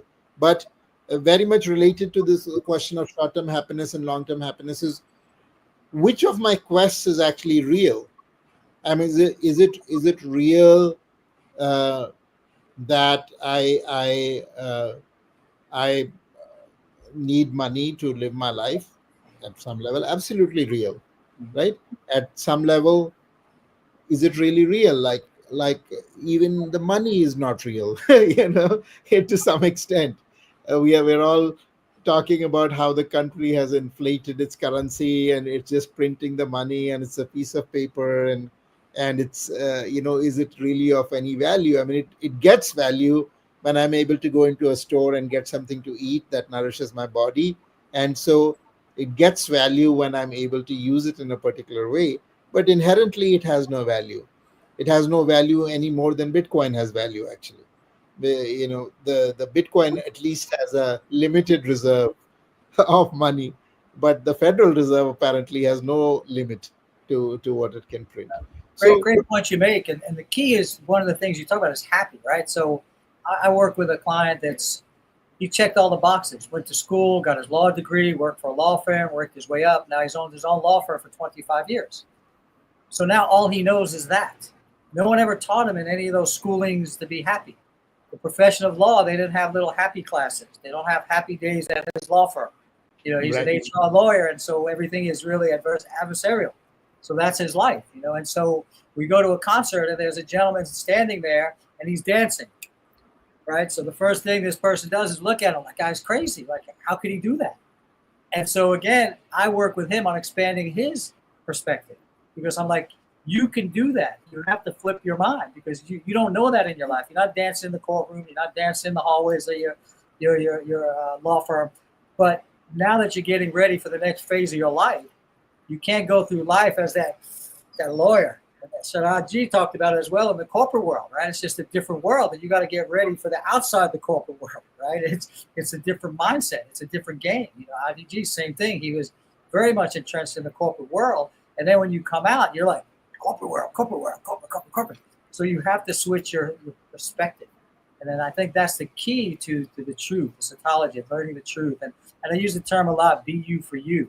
Because, with the individual, I'm like, you can't get a blueprint of how to be happy after you ran a law firm, right? That people might write that book, but that's not going to apply.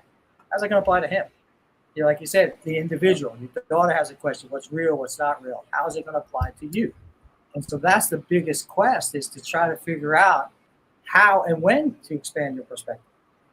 That, I think, is the biggest trick, because we're all good, right? He's good. He's doing his thing.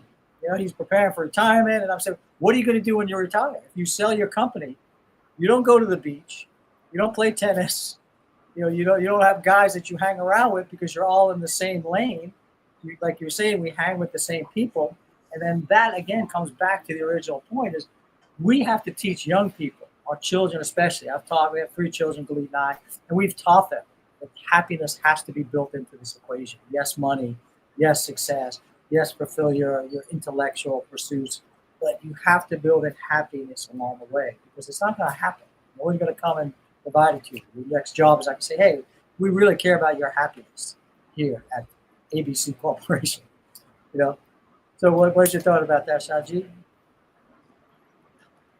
Okay, so I think Shankranji made a very good point. 2 points, Shankranji. One you mentioned about, yes, every era youth are very reactive. They always want to break the chain led by their then that generation elders. That's totally correct, right? And we have seen even in US with the hippie movement, with the I live in Tennessee. If you see that, there was Elvis Presley with his billboards and all those things, right?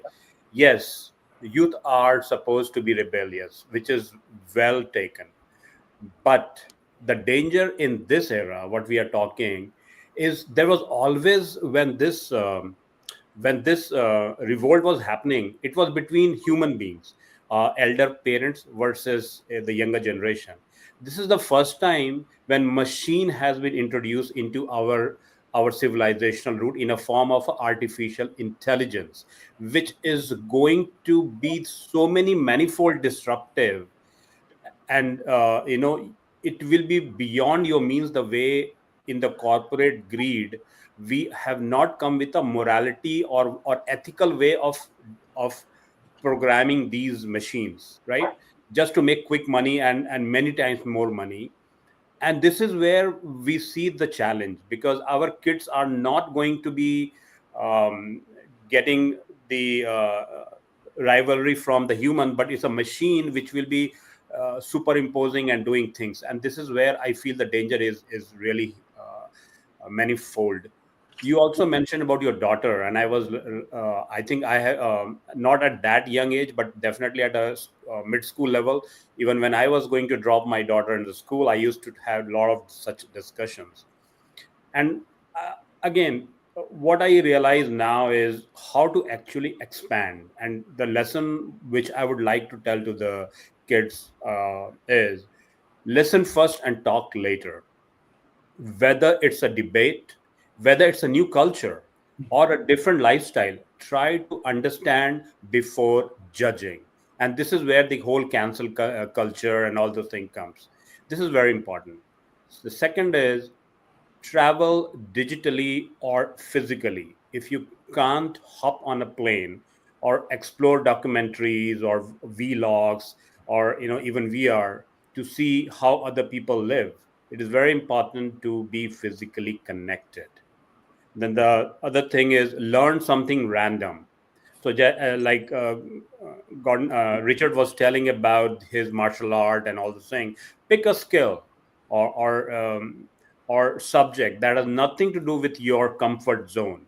Poetry, for example, if you are a gamer; coding, if you are an artist. These things will definitely help. And lastly, ask what if. Challenge your own belief system. What if I'm wrong? Can be the most powerful question you can ever ask. And there's a huge payoff for all those things, which we'll discuss as we proceed. Yeah. No, I definitely like the what if, because as I said, we get comfortable. We all think we're expansive. We think we're future thinkers. So yeah, the what if, and then the key point is the AI in the generation that we didn't have, right? So it definitely is. Not only is it the AI per se, but the AI is a very stealthy opponent because they see what the kids are seeing. They know what the algorithms are. They know what their likes are, their dislikes are. And so then they'll pigeonhole them into their group. And so, especially in a young mind, it's very difficult to not be drawn into that group that now the algorithms are saying you belong to, just because you looked at some particular black outfit, and now you're getting stuff that's in the goth world, and it takes you step by step very carefully. Because like I always tell people, I say, looking at the example of drugs, I say people don't start out smoking marijuana thinking, gee, when I get older, I want to be a drug addict in the street shooting heroin. So it never starts that way. And it's not that marijuana is a gateway to those drugs, but people don't start with that in mind.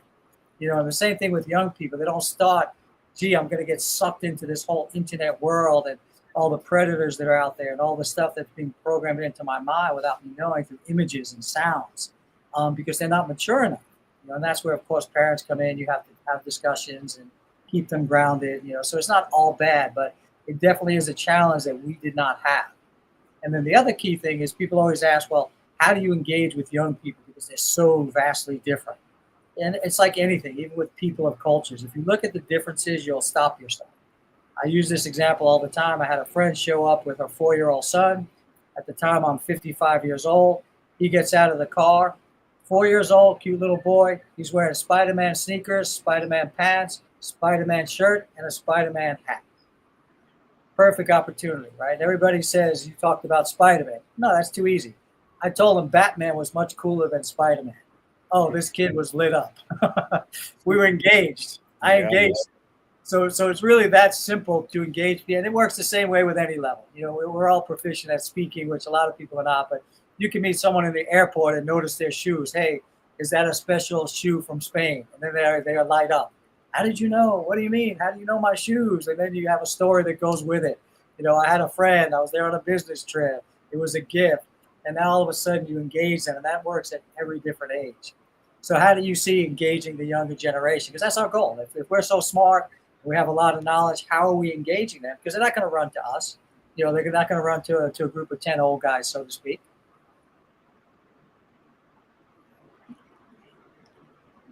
Absolutely, and I think the question of what is real that we started to ask becomes even more poignant and important in the age of AI, right?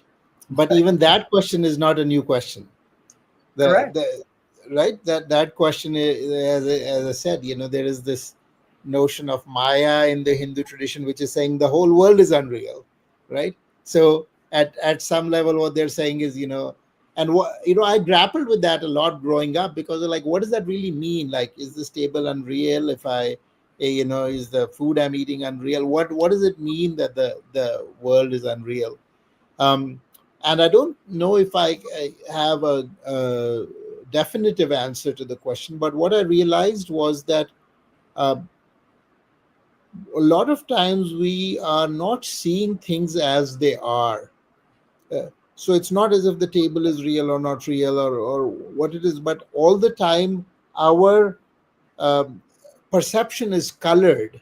Our perception is colored by past experiences, by not being able to pay attention, by not having, by all our thought patterns, by the sanskaras that we've undergone. So all of that colors our perception, and because of the way that clear perception gets colored, you know, it's like wearing rose tinted glasses or yellow glasses, or that it's going to change everything that we are seeing in the world. So in that sense, there was always a degree of unreality to the world and unreality to our, you know, things that we get attached to. We get identified with so many things. We get identified with an object, with a person, with a place, with so many things. And at some level, that identification is also unreal. So what the AI does is, and in fact, even before AI, this was true for in gaming, for instance. I would notice myself, you know, like if you get identified in a game, and suddenly this completely unreal gold that you're getting in the game, right, which is appearing on the screen, has become so important to you that you feel loss and shock and happiness based on whether that gold coin on the screen is in, you know, your gold in the game has increased or decreased, right? So this is an example of how the mind, you know, we say, well, you know, on the outside world we say no, like this is actually real. But if you look at how the mind's attachments work, for the mind's attachment pattern, that gold in the game is just as real as the money in your wallet, you know, because you get happy and you get sad based on whether that gold increases or decreases. Coming back to what is it that makes me happy. So when I see those patterns, that my mind gets stuck and it identifies with what is not real, um, that same pattern, I think, is just going to get magnified with what AI is doing for us. I was noticing in Grok, and Elon is pushing for this, knowing in a way what he's doing, but also I think in a very dangerous direction, where he's creating these AI companions, and they're actually been sexualized. The AI companions are already sexualized in the way he's presenting them, and they can talk to you, and you can have full conversations with them, and they might be easier to talk to you than your actual partner. So now you have another degree of unreality, not just in the patterns and code and thinking that AI is doing for you, but also in uh, having this completely, in some ways, unreal experiences with these unreal characters that are going to consume your world. Actually, I can make a prediction that AI addiction is going to be one of the biggest addictions human beings have encountered, because you are going to want to live in that world. You're going to find, and it's a very reinforcing world. It's part of the AI's programming. And whatever you say, yes, perfect, such a good idea, right? So it's going to go into that reinforcement pattern. So I think the emotional body is also going to be affected, not just the intellectual body. And I'll just end with this, which is that I think the biggest fear is not the growth of artificial intelligence, but the growth of natural stupidity.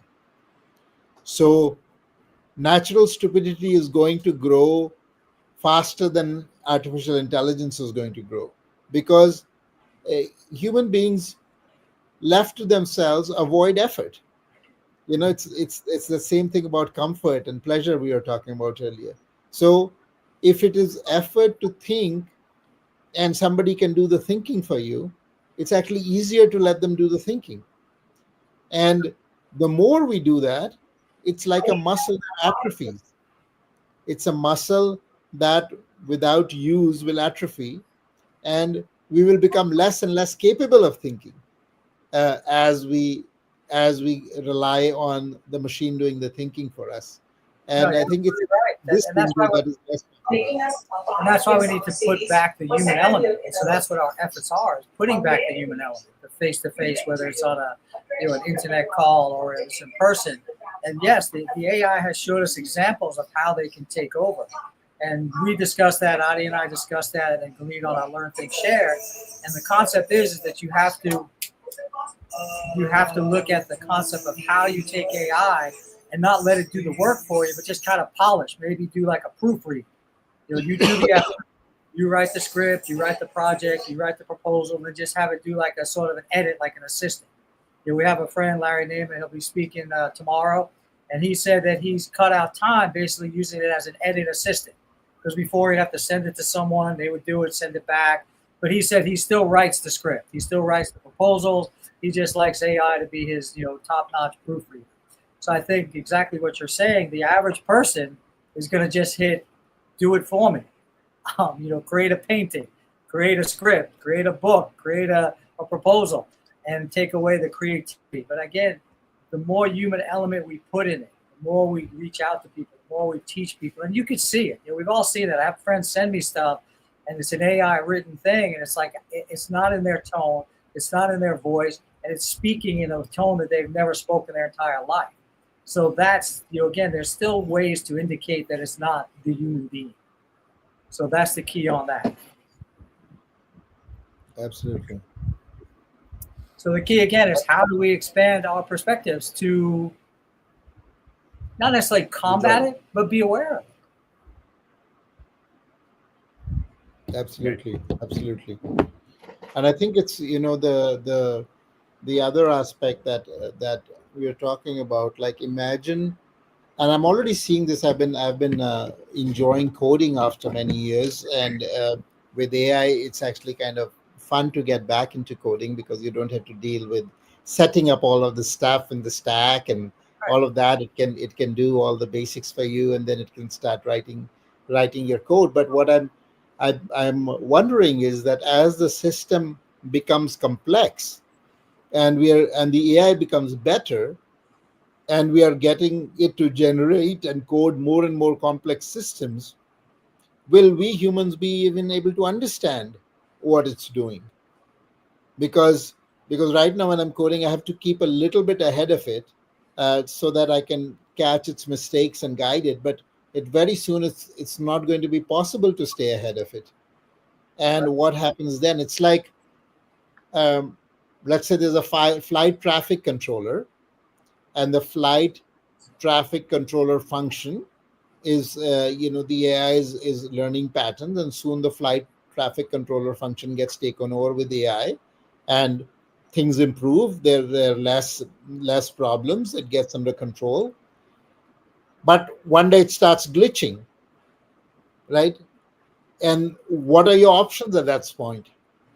You can power off the button and shut the whole thing down, right? But then all the planes are going to start falling off the sky, right? Uh, or you don't shut it down, but then who's going to take over that function? Because you won't have the skills anymore to take over that function. And so, besides, it's gotten too complicated for you to take over. Absolutely. So, And that's a slippery slope. And we have to, as humans, continue to infuse our human element. Let us welcome Desh Kapoor to our panel now. Good evening, sir. How are you today? Deshi Good evening. Pranam. Pranam. Thank you so much for adding me in. Um, I'm doing great. I'm sorry for joining a little late. No, that's whenever you join, you'll be adding valuable insights. So that's the key. It's always on time. So you heard some of the things we were talking about. We went in different directions, just looking at our theme this year: expand your perspective. And the beauty of that is took us in a couple of different areas. It took us to AI, took us to the younger generation of how we can help them expand their perspective, especially with all the challenges going on out there, that we didn't face. We had our challenges, of course, but it's a different world for our young generation now. Yeah, that's very true, actually. Because see, as the AI expands, and I was like listening to the fascinating discussion that you and Sankranji was having, were having. So I think like AI is bringing in like new direction to the entire humanity, right? And my worry is, yes, it will, make things like extremely fast, and it will take over a whole lot of areas. But I think it'll like my worry is that it'll make like human beings that much more dumber.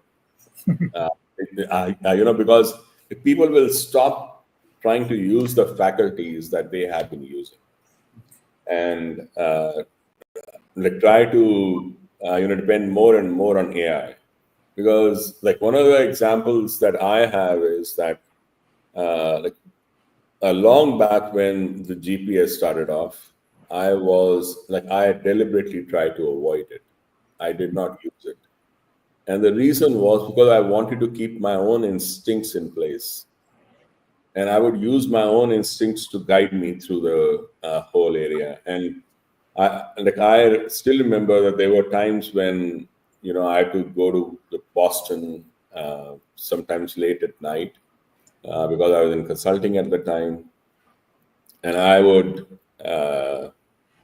go from the airport to Framingham like just by my own instinct, like knowing exactly where to go, but without the GPS, and I would still be able to manage it. Now I cannot manage to go out of my own neighborhood without the GPS because that's what I've been using for such a long time. That's a great example. Right. So I think that dependence, is not going to be like that great. Uh, right. So that's one aspect of it.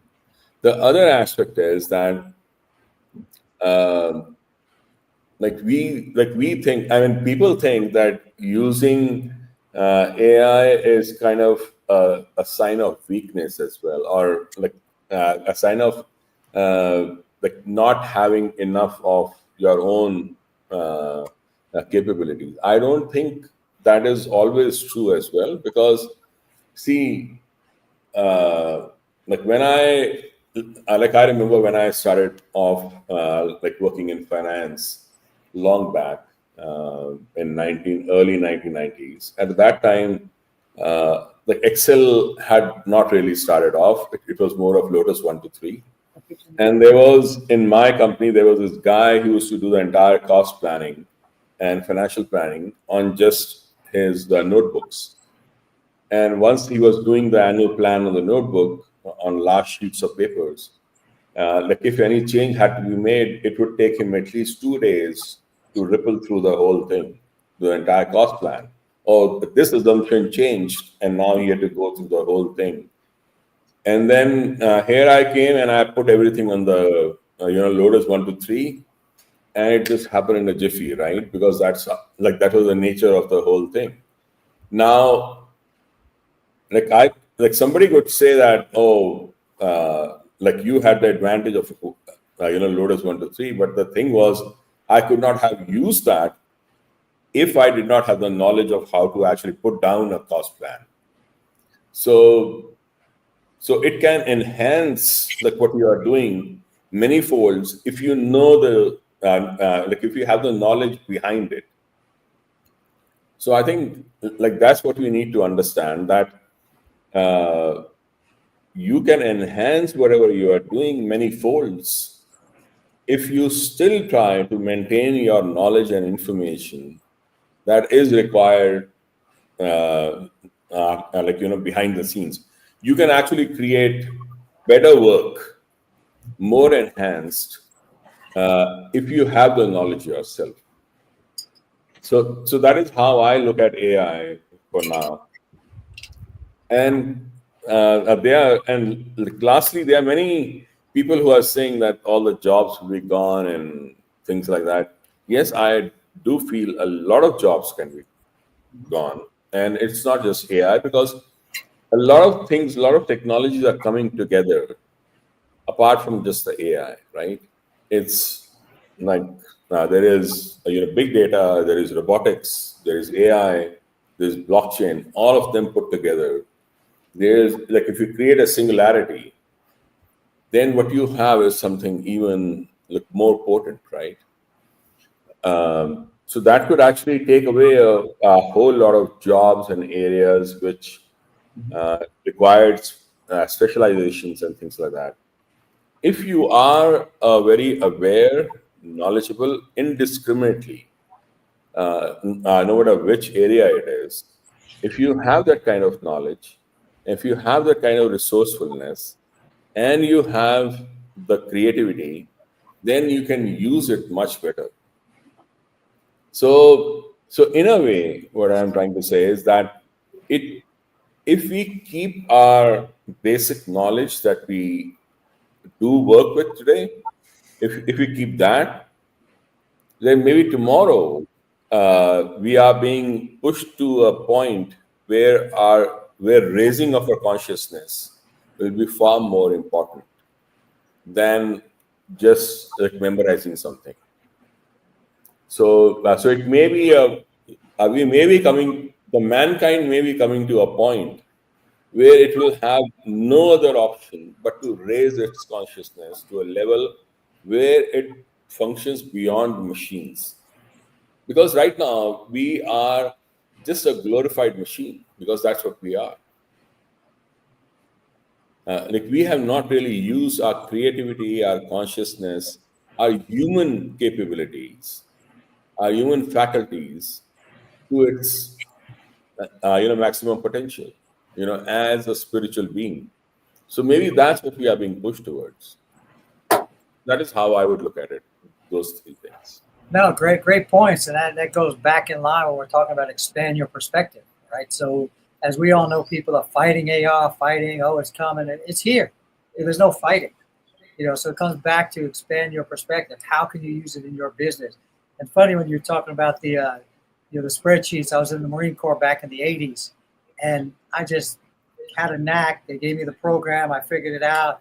And we used to have all of that. I was a global deployment operations guy, so I would give it to the colonel, who's now been in the Marine Corps since 1960, right? Older gentleman. So I give him this spreadsheet, and he looked at it like I had given him some sort of voodoo spell, that I had all the vehicles categorized, all of the man, oh, change this, and I'd hit one button. He thought I was doing some sort of witchcraft, that he had never seen such a thing in his life, because they used to doing it in pen, check in and check boxes.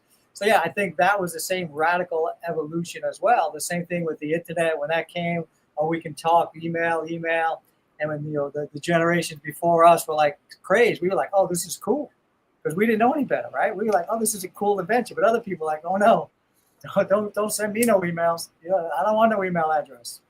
So I think that's the evolution of people that we need to maintain. And I think that the level of us coming together, which Adi brought together, the Sattology is doing that. Because within AI, like we brought up earlier, is it real? Is it not real? But everybody has their own perspective, which is their own truth. So that's the beauty of this. So again, I think our future is bright. I think, as you were saying, that we can use the AI to create great things. I think we can use it to save time.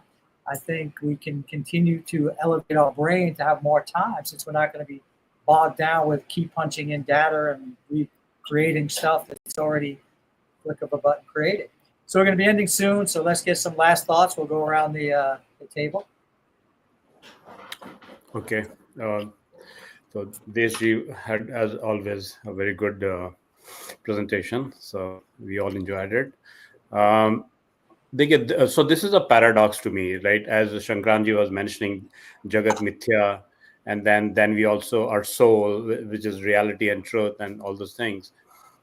It's a paradox in a way that, one way we want technology, the output of our brain using modern science is the tools and technology to make life easier, and AI could be one of that tool. Then on the other hand, we want our conscious and subconscious to go to the level where we don't want to use this tool. So to me, this is a paradox. It's same thing as in the same universe, you see two this pencil will have two heights. One is the apparent height, one will be the real height. If it immerses in the water, simple physics law, it will have, because of the reflection, refraction, and the different medium, the same pencil will have two different heights, which is apparent depth and the real depth. And that could be a paradox, living in the same world. So yeah, it's a very complex situation. All I will like to say in the end to the youth is, next time when you are tempted to stay in your algorithm bubble, remember this: comfort zones are nice, but nothing grows there. The world is bigger than your feed, so go and explore it. Thank you. Appreciate that. Great insights. Thank you. Shankranji. Yes, sir. Deshi, you want to go? No, I'm here. Okay. So no, it was a wonderful conversation. Hearing Sharaji, Deshi, Richard, adding to all of that, and I think uh, as I started off saying, every age is an age in a way of tumultuous change. I remember, reading the romance poets of England. When there's Byron and Tennyson and those people talking about, oh no, the old age is going and everything is fading away and woe upon us. So everything changes and everything remains the same. Both things are constant at the same time. So I think I would just um, tell youngsters to go and shake the tree and see what falls out. Don't as Sharaji is saying, by definition, uh, all expansion must mean that you have to break through your comfort zone, because if you have to expand, that bubble that you're within has to be broken, has to be changed, has to be expanded, has to be pushed out. So that all of the, where do you take the risk, where do you take the growth? Some strikes you'll hit and some strikes you'll miss, and that's part of the game. And remember that mantra: it is all changing, and it is all effervescent. It's all dying in a sense, and it's all living at the same time. And that's the great tradition. Thank you. Yes, sir. Um, so I think it was the great advice from Sakranji as well as Sharaji, and I think the only thing that I can add to that the great advice for the youngsters is that be curious, be indiscriminate in terms of what you learn, where you learn from, and try to grow beyond like what you see like in your daily life.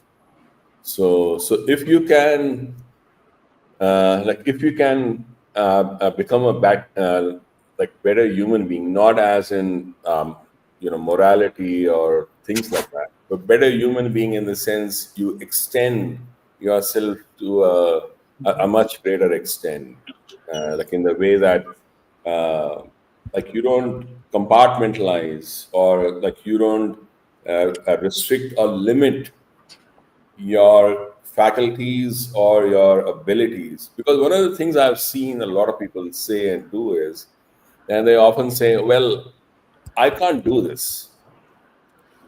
I think what they are really saying is, I don't want to do this. Because it's not that like people cannot do something. People can do what, like a whole lot of things. Because that is how our human mechanism is built like, right? But when we put that limitation in our own minds that I just cannot do this, all I'm really saying is I really do not want to do this, because this will push me across my zone of comfort, which is something that people should stop entertaining in their own minds.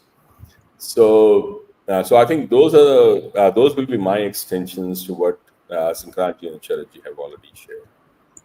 No, great advice, gentlemen, and thank you for joining us here. We really appreciate you taking the time out of your busy schedule. And again, I think this is the human element that we're going to continue to put out there, to continue to reach people.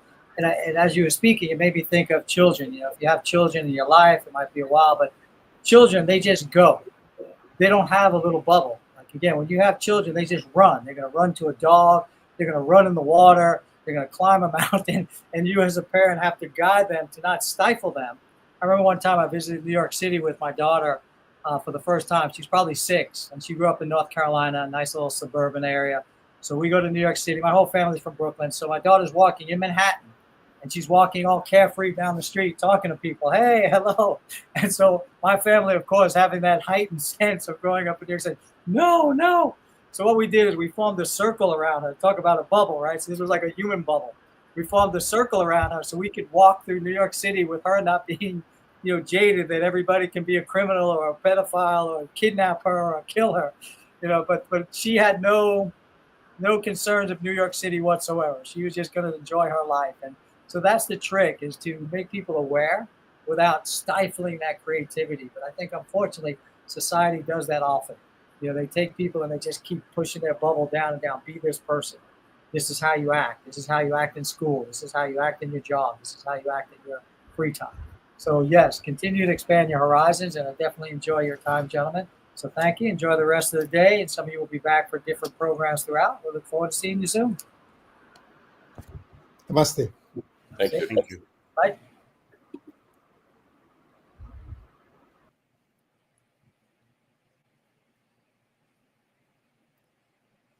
Hello, welcome back. We just had a couple of very amazing gentlemen share some thoughts with you on expanding your perspective. That's been the whole context of this year's Literature Fest 2025. We got a whole bunch more programs coming up for you. We have a bunch of speakers that we've enlisted this year of high expert, high caliber, high insight. But the main thing they have in common is they're looking to make change. If you're intelligent or knowledgeable or accomplished in your academic career, in your business, in your entrepreneurship, and you're not willing to make change, then you're going to become stifled, and things that don't grow, they die, right? That's an unfortunate reality. People don't like to think of it that way, but if you don't continue to expand, especially the world changes around you. So if you're in your business, you're in your life, everything's good now, but things are changing around us, especially now, things are changing rapidly. So you have to be prepared to change. You have to be prepared to expand your perspective.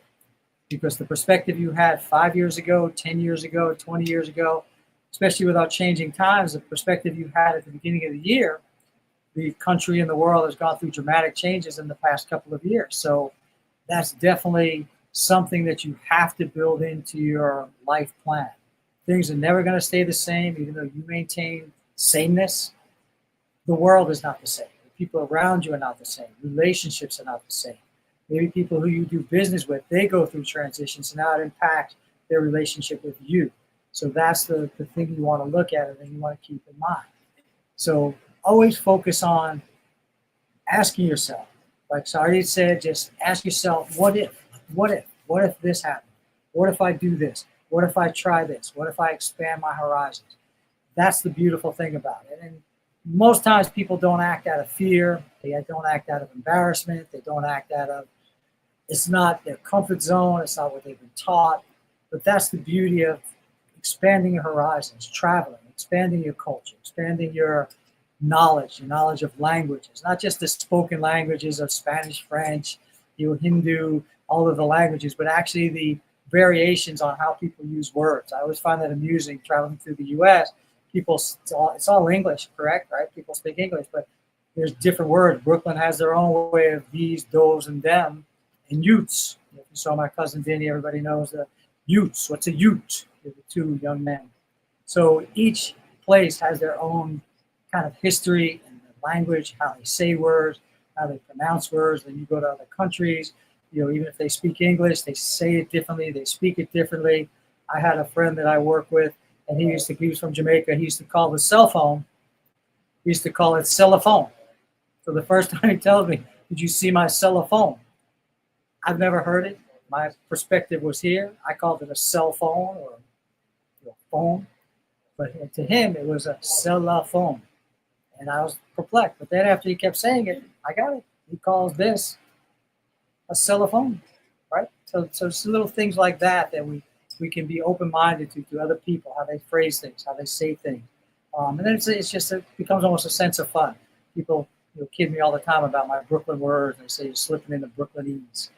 And there's certain words that give away people from Brooklyn, people from Boston, people from Minnesota, lots of different things. But we're the same in a lot of ways. And we don't want to use that to keep us apart. We don't use that to break us down. We want to make sure we continue to look at the human element, connect person to person, and focus on that. And then we'll be able to overcome a lot of things with the media, society, and people do that to keep you down, right? People will separate you to keep you down because you have less power, you have less energy, you have less momentum, right? If you have a group of 100 and you break them down into groups of 10 and you're, say, a leader and you have an agenda, it's a whole lot easier to handle these groups of 10 than you are 100 people who have a conflicting viewpoint to what you're thinking or what you're saying. So that's the key thing about expanding your perspective, to make sure that you don't always fall into this, to fall in the line, so to speak. Again, there's power in groups, power in numbers, and people who want to change or have an agenda will continues to try to put you into a group to control you. So again, nothing wrong with groups, but be selective, be mindful of your groups, have your own individual take on the group. I use the philosophy be you for you. So when I work with people, I hire people, I bring people into my group. When I ran my martial arts school, I selected instructors that were free thinkers, didn't always agree with me, didn't always shake their head when I said something wise and something, prophetic. They'd say, yeah, I don't get it. And I appreciate that. Same thing with your kids. You want to raise your kids to be individual and to speak for themselves. Right now, I'm going to call up Galit for a moment so she can speak. So I can speak. So you can speak for just 2 minutes on her gaming cipher company, and we'll be right back with you.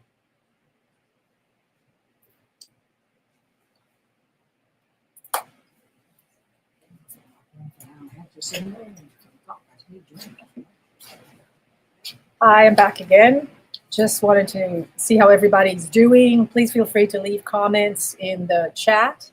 I also wanted to let you know we're going to be having a contest pretty soon, and we will let you know more about that. The winner will get Zelled $100. So make sure to tell your friends to come join our chat room, and we will do that very, very soon. And if you have any comments, just leave them there for us. Thank you.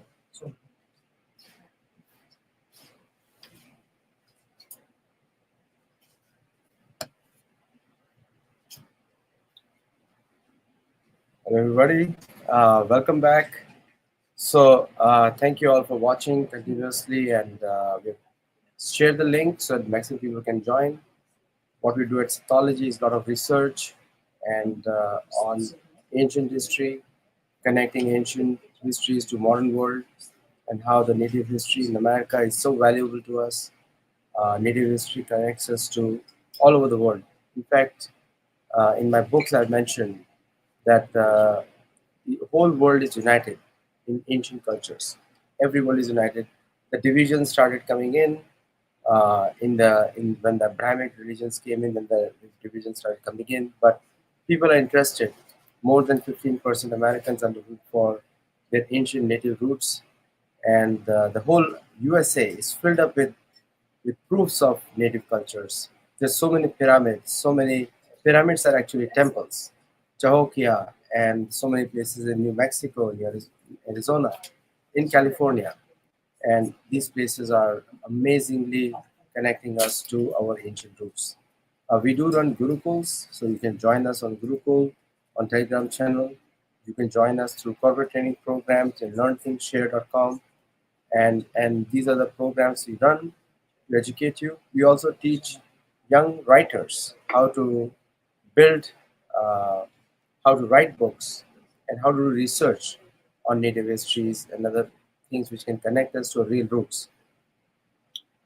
There's one of the books of mine. It's called Transcending the Mind. We are bringing the yoga community, connecting back to real yoga.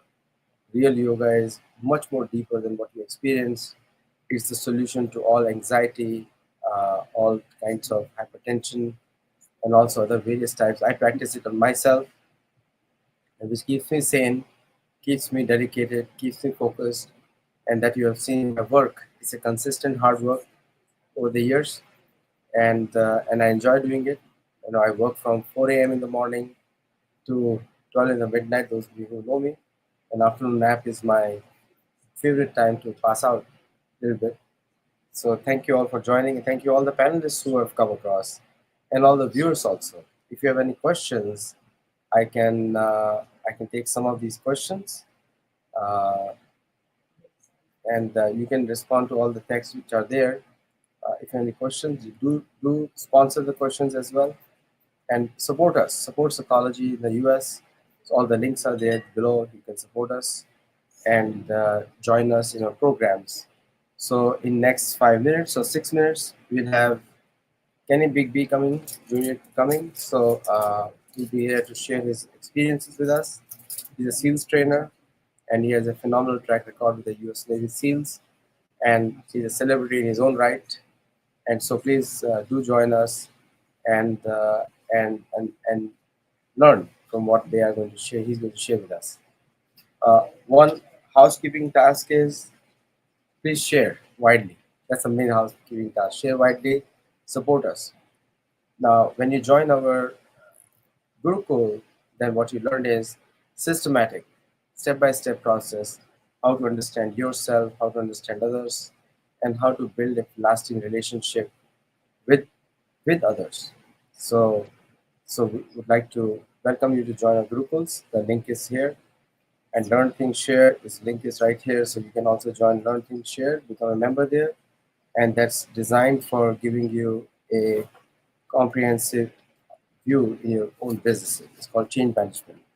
And I was hearing a lot about the AI, and believe me, there's a company which we launched. It's called Agent Flow for Oracle and NetSuite customers. So if you are interested in that, that's a company which we can connect you to those company. Also, they are sponsors for this event as well. So we have one more organization joined us to listen to us, Serenity. So would you like to speak something, Jacqueline?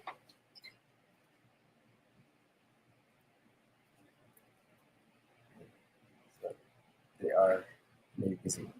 Okay, so uh, so in the next 15 minutes, you'll have more people joining in terms of Kenny Bigby and other celebrities coming on board, and also there is a session which is coming between Kenny Bigby, Dr. Ranjan, and me talking about the mindset. So we will be on the show very soon. Is he here? Kenny is here? Not yet. Okay. Just text So we'll take a break for 1 minute. Please do join us in 1 minute so that we can continue the show.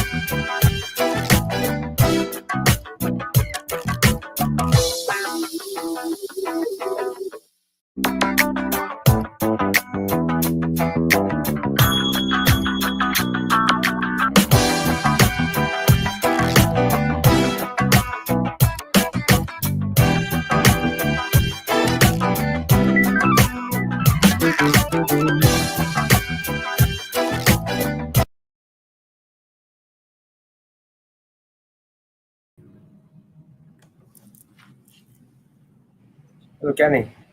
Hey, how are you? I'm good. I'm good. Looking good. Yes, that's you. I'm trying to keep up with you, my friend. You look sharp.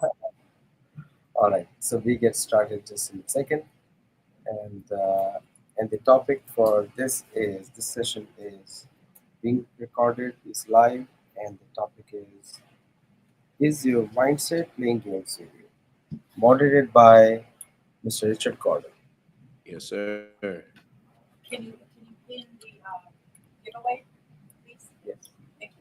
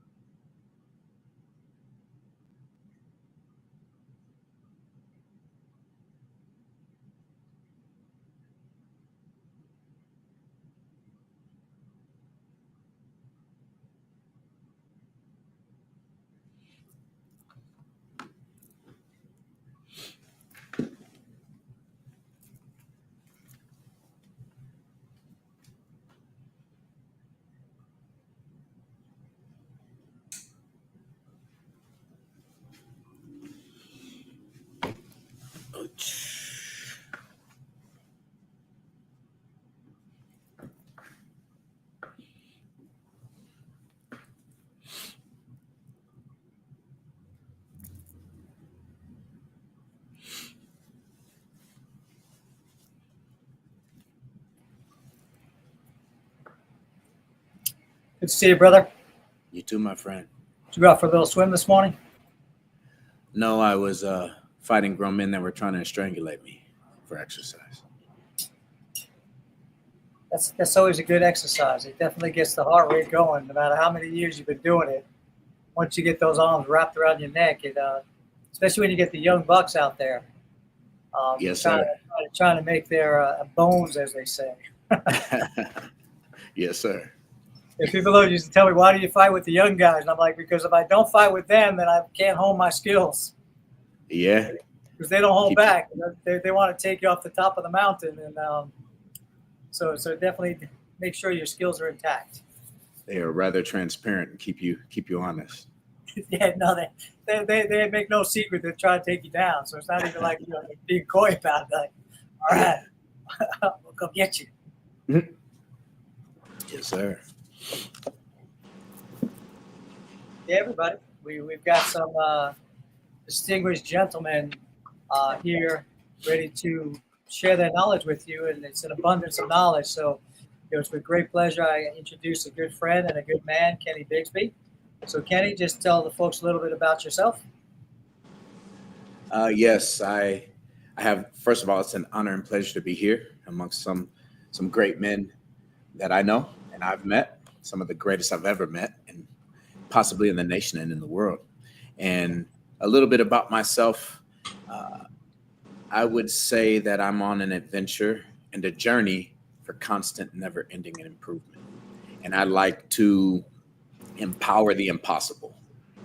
So I like to empower people to unleash their purpose and fuel their legacy.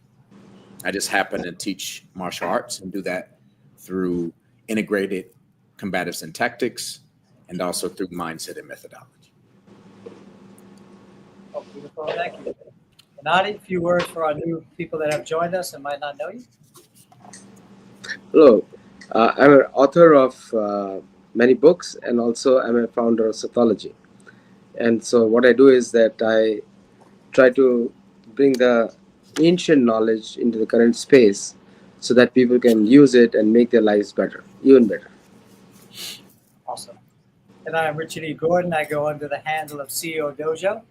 And Adi and I hooked up quite a few years ago, and we embarked on this mission to help improve people's lives. And along the way, the beauty is when you try to help other people, you get the benefits back. So everyone knows the more you give, the more you get back. And it's we know it, but it's really cool when it actually happens. So we've gotten that by great relationships. We got that by seeing people actually improving their lives. And so we definitely are going to continue on this mission. So please join us and support Sattology and moving forward. So with that said, we got a great topic for you. We're looking at Sattology, which is the study of truth, Sat, truth, ology, study of. So now we're looking at, is your mindset playing games with you, right? So you be given true messages or false messages? Big question. We'll start with Adi. Oftentimes, we don't understand the word mind, Richard, because the mind is actually a mind is all over your body. It's not in your brain. It's not an organ for the mind. Every part of your body is covered by the mind, and intelligence is different, mind is different, soul is different, and the body is different. These are all four distinct entities. They have different needs. So if you don't understand the mind, you cannot even decipher the mindset, because you never understood the mind. And again, this comes from a very ancient system. Generally what happens is, some of you have a wrong notion that we are better than the people in the previous times. That's a very wrong notion, because we are technically worse off, emotionally drained, morally bankrupt. We need to hear the right words. And also, we are disdainfully suicidal. So, in terms of spirituality, I'm saying. So, when you do not understand the mind, then you cannot understand the topic of mindset, because so here the Sanskrit words come in, which are far more accurate, which is based on vritti, and that's where the I feel the problem comes in. Because in order to solve a problem, you need to define the problem. And if you can't define a problem, that means that problem never existed. That was all again in your mind, by the way. So the point which I'm trying to say is that let's break it down and understand the mind first, and then we say if the mindset is playing games with you. That will be my opening lines. Kenny, over to you. Very, very, very brilliant. I love the answer that Adi gave. I have taken a different path and have come to the same conclusions. And a lot of times when you take different paths and come to the same conclusions, that means there's an element of truth. And the pathway that I've taken is a blend of neurology, psychology, and the school of hard knocks. So I pursued the most difficult things in the world. And in that pursuit, it forced me to deal with my mindset and the outcome. And what I discovered, especially in the West, and Adi brought up a great point, we think that we're more advanced than the people of the past. When now our most advanced medical procedures, our most advanced technologies actually reiterate what they were saying in the past. And what I've discovered is in the West, we focus on the mind. And the mind's primary job is self preservation. It is a tool, it is not the tool. And we have many other tools. We have the heart, as Adi says, the soul. There's sensory neurites now because of neural technology. We're able to understand there's actually intelligence in the heart. The serotonin, we talk about the neural hormones, the hormones of the neural system. There's the psychological system, the neural system, the physiological system. Well, they all integrate in as one. And as you know, Richard, in Korean, in Taekwondo, they say Shimshin Surayon, training of the mind, body, and soul, as one unit, but different tools. And we use those tools in cohesion, all together in unison to get the optimal result. And this is the idea of yoga, the unity of the systems. But you have to know if I have a screw and I'm trying to hammer it, it's the wrong tool. That doesn't mean it's a bad tool, it's just the wrong tool. So we unify and integrate these tools, the different tools, to get the best outcome relevantly to the situation. And what we've discovered is that what the people said in concept in the past, for instance, we'd meditate and focus on the heart when we meditate. We'd put our hands on the stomach when we meditate. Now we understand that there are sensory neurites in the heart, that serotonin is produced from the gut.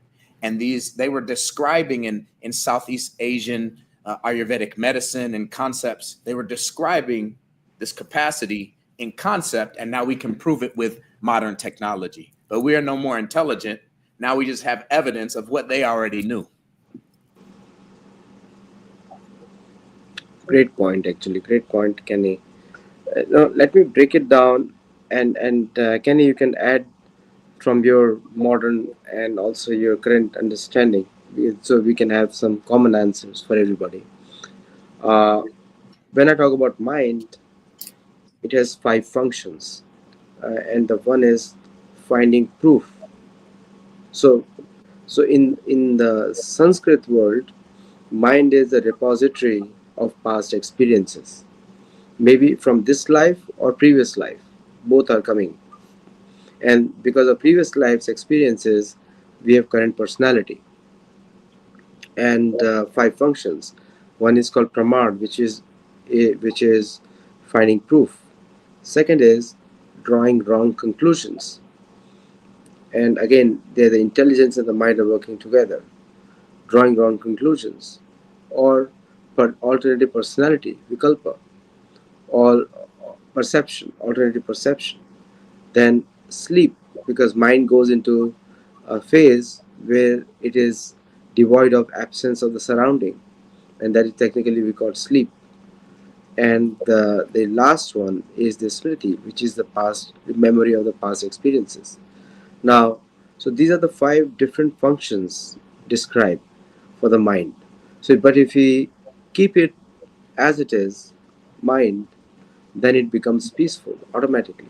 Like you just go, and right now we may be in a city, and we just take a walk in the woods or go to some camp or park, national park. The mind will immediately withdraw and feel peaceful again. And suddenly we all say, "Oh, what a peace we are getting! We experience peace here right now." So that's the original condition of the mind. But if you look at the intelligence, intelligence is always making decisions. So it's in the passion mode. It's saying yes, no, 1 0 0 1, choose this. And then, like for example, a simple experience of an ice cream.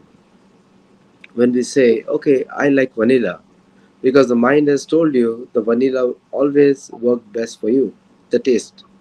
And the taste of vanilla taste is real. And that's how the experience comes in, and you pick and choose. Okay, let today I've tasted vanilla so many times. It is great. It's like a standard thing. But let me today try butterscotch, and let me go for butterscotch. So that's how the intelligence and the mind are working in unison over there.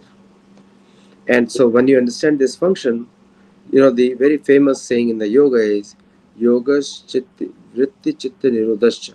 Yogas chitta vritti nirodhascha.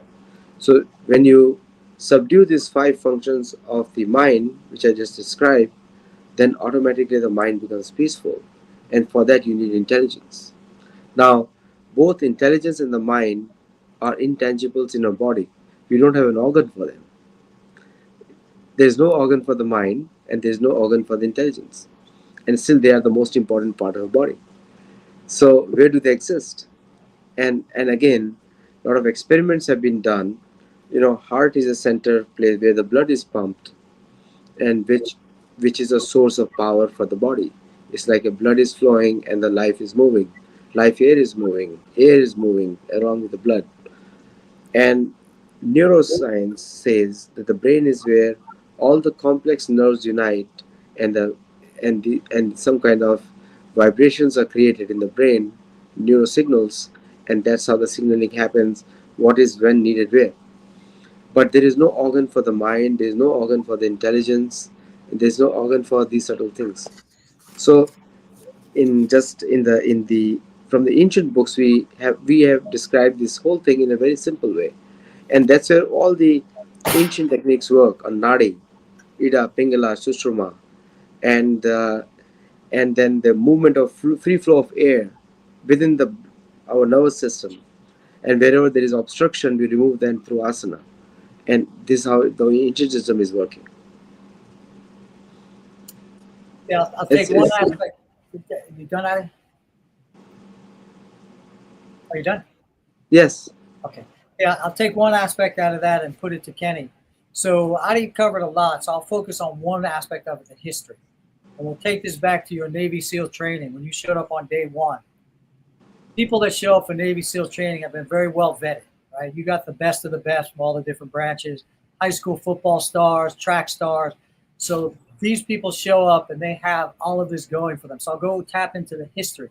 So when all of these people show up, did you see and have you experienced, and of course in the martial arts world as well, a sense of false confidence or overconfidence based on their history of being the best of the best?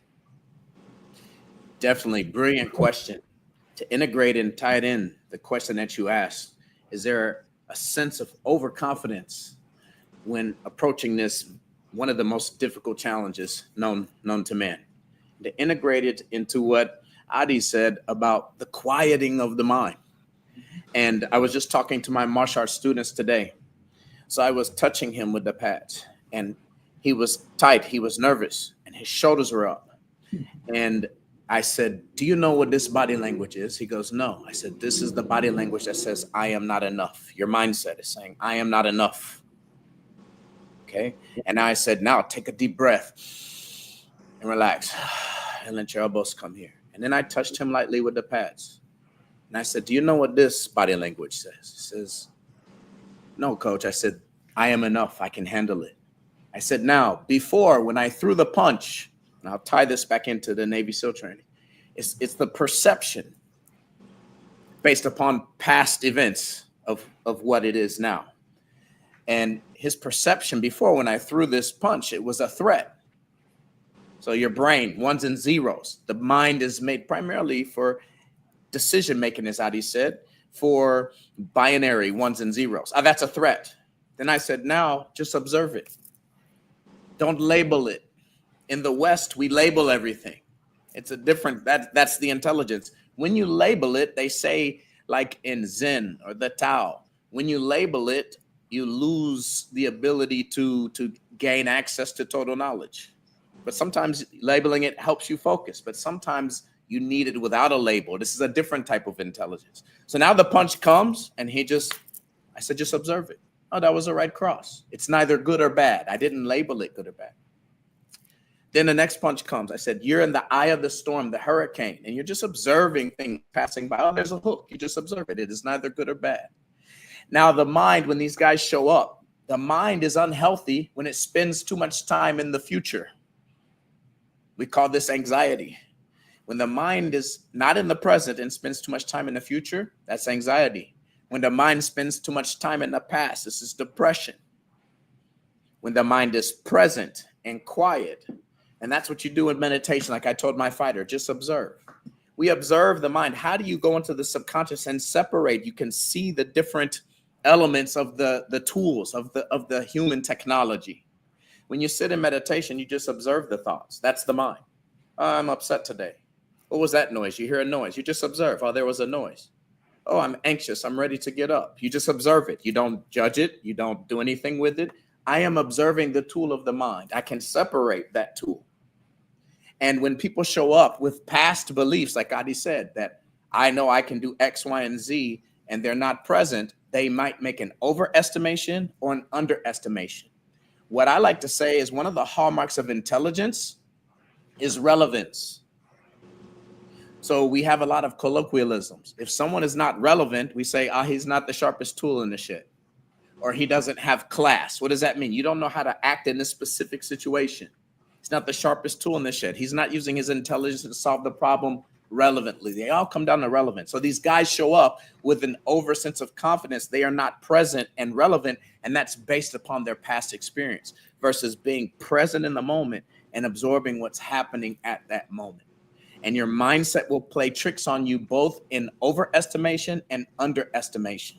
It will say, I am either greater than the situation of the moment, or I am not enough. I have imposter syndrome, that I am not enough. And that's what I was helping my fighter with.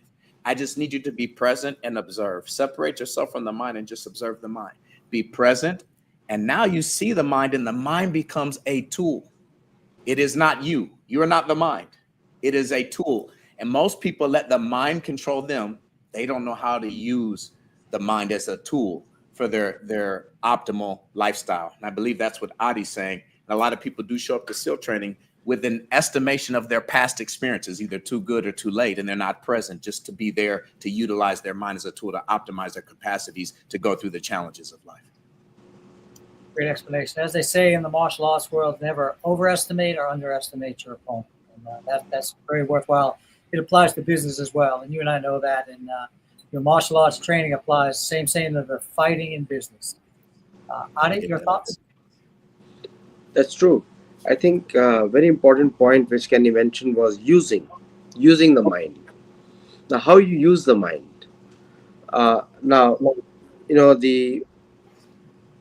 most of the people, they want to experience temporary peace. It's like going to a retreat or in the martial world, calming your mind before the storm so that you have no fear. And then breathe in, breathe out. These are all great exercises for relaxing yourself. Now, the important point is how to use the mind. Now, and my proposition is you don't have to use the mind. The mind uses you because you are the one, because you think that you're using the mind, but actually you are working with the mind. You are working. So the past experiences, they actually guide you. But now you have to choose what to do. So when you strengthen your intelligence through spiritual methods, like connecting your soul to Paramatma or super soul, higher being, then you get a higher purpose. And now you can make right decisions. So you use your mind through your intelligence. Understand that sometimes we think that too much intelligence is bad. Believe me, when the intelligence is used in the right direction, it produces better results for the soul. So knowing yourself to be superior than your intelligence, then when you dovetail your intelligence, English word is called dovetail, where the intelligence actually follows your soul's purpose. Then the mind becomes your assistant. You don't even have to control the mind; it's assistant. So, and very very simple technique is there in pranayam when people do the chanting of Om, Aum. Now that sound is the world's oldest sound to connect with superior energy or God. And when you use that sound, it sharpens your intelligence because it gives you the real purpose of life. Because all of us then start thinking in an analytical way. And when that happens, then you start using your mind where it's necessary.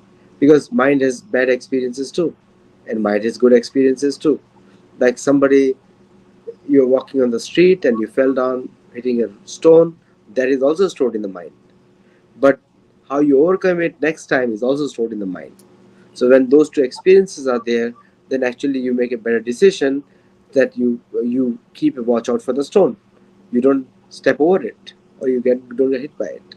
So that's the way to easily overcome. I know it's easier said than done, but gradually with practice, you will start seeing the advantages of what I'm saying is, and we don't have to get too self-conscious too. But the moment your soul connects to Paramatma, then transformations begin after that. Great point. And looking along again, the same lines of our theme is your mindset playing games with you. And Adi touched the point of, and I agree, you can never have too much intelligence. And we say in the martial arts, well, it goes back to that because they got cool phrases in the martial arts. Is a true master is always a student. Again, it applies to business and everywhere. And so the next kind of question I'll pose to you for your thoughts is it often happens. So again, going to Adi's point that a lot of intelligence is not bad, but in some cases, too much intelligence and too much positivity lead companies to crash and burn because they feel that we're going to make it. We're going to come through. We've been the big boy in the game. Look at Toys R Us. Toys R Us was like, oh, we got a market share. We're not worried about this online fad. Sears, all of these giants, have gone by the wayside because the executives did not take the opportunity to see that things were not going along positively. So the mind was playing a trick on them. Would you agree, or what are your thoughts on things like that? Would you like me to respond?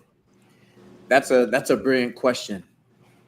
Too much intelligence using one tool and only one tool is a lack of relevance.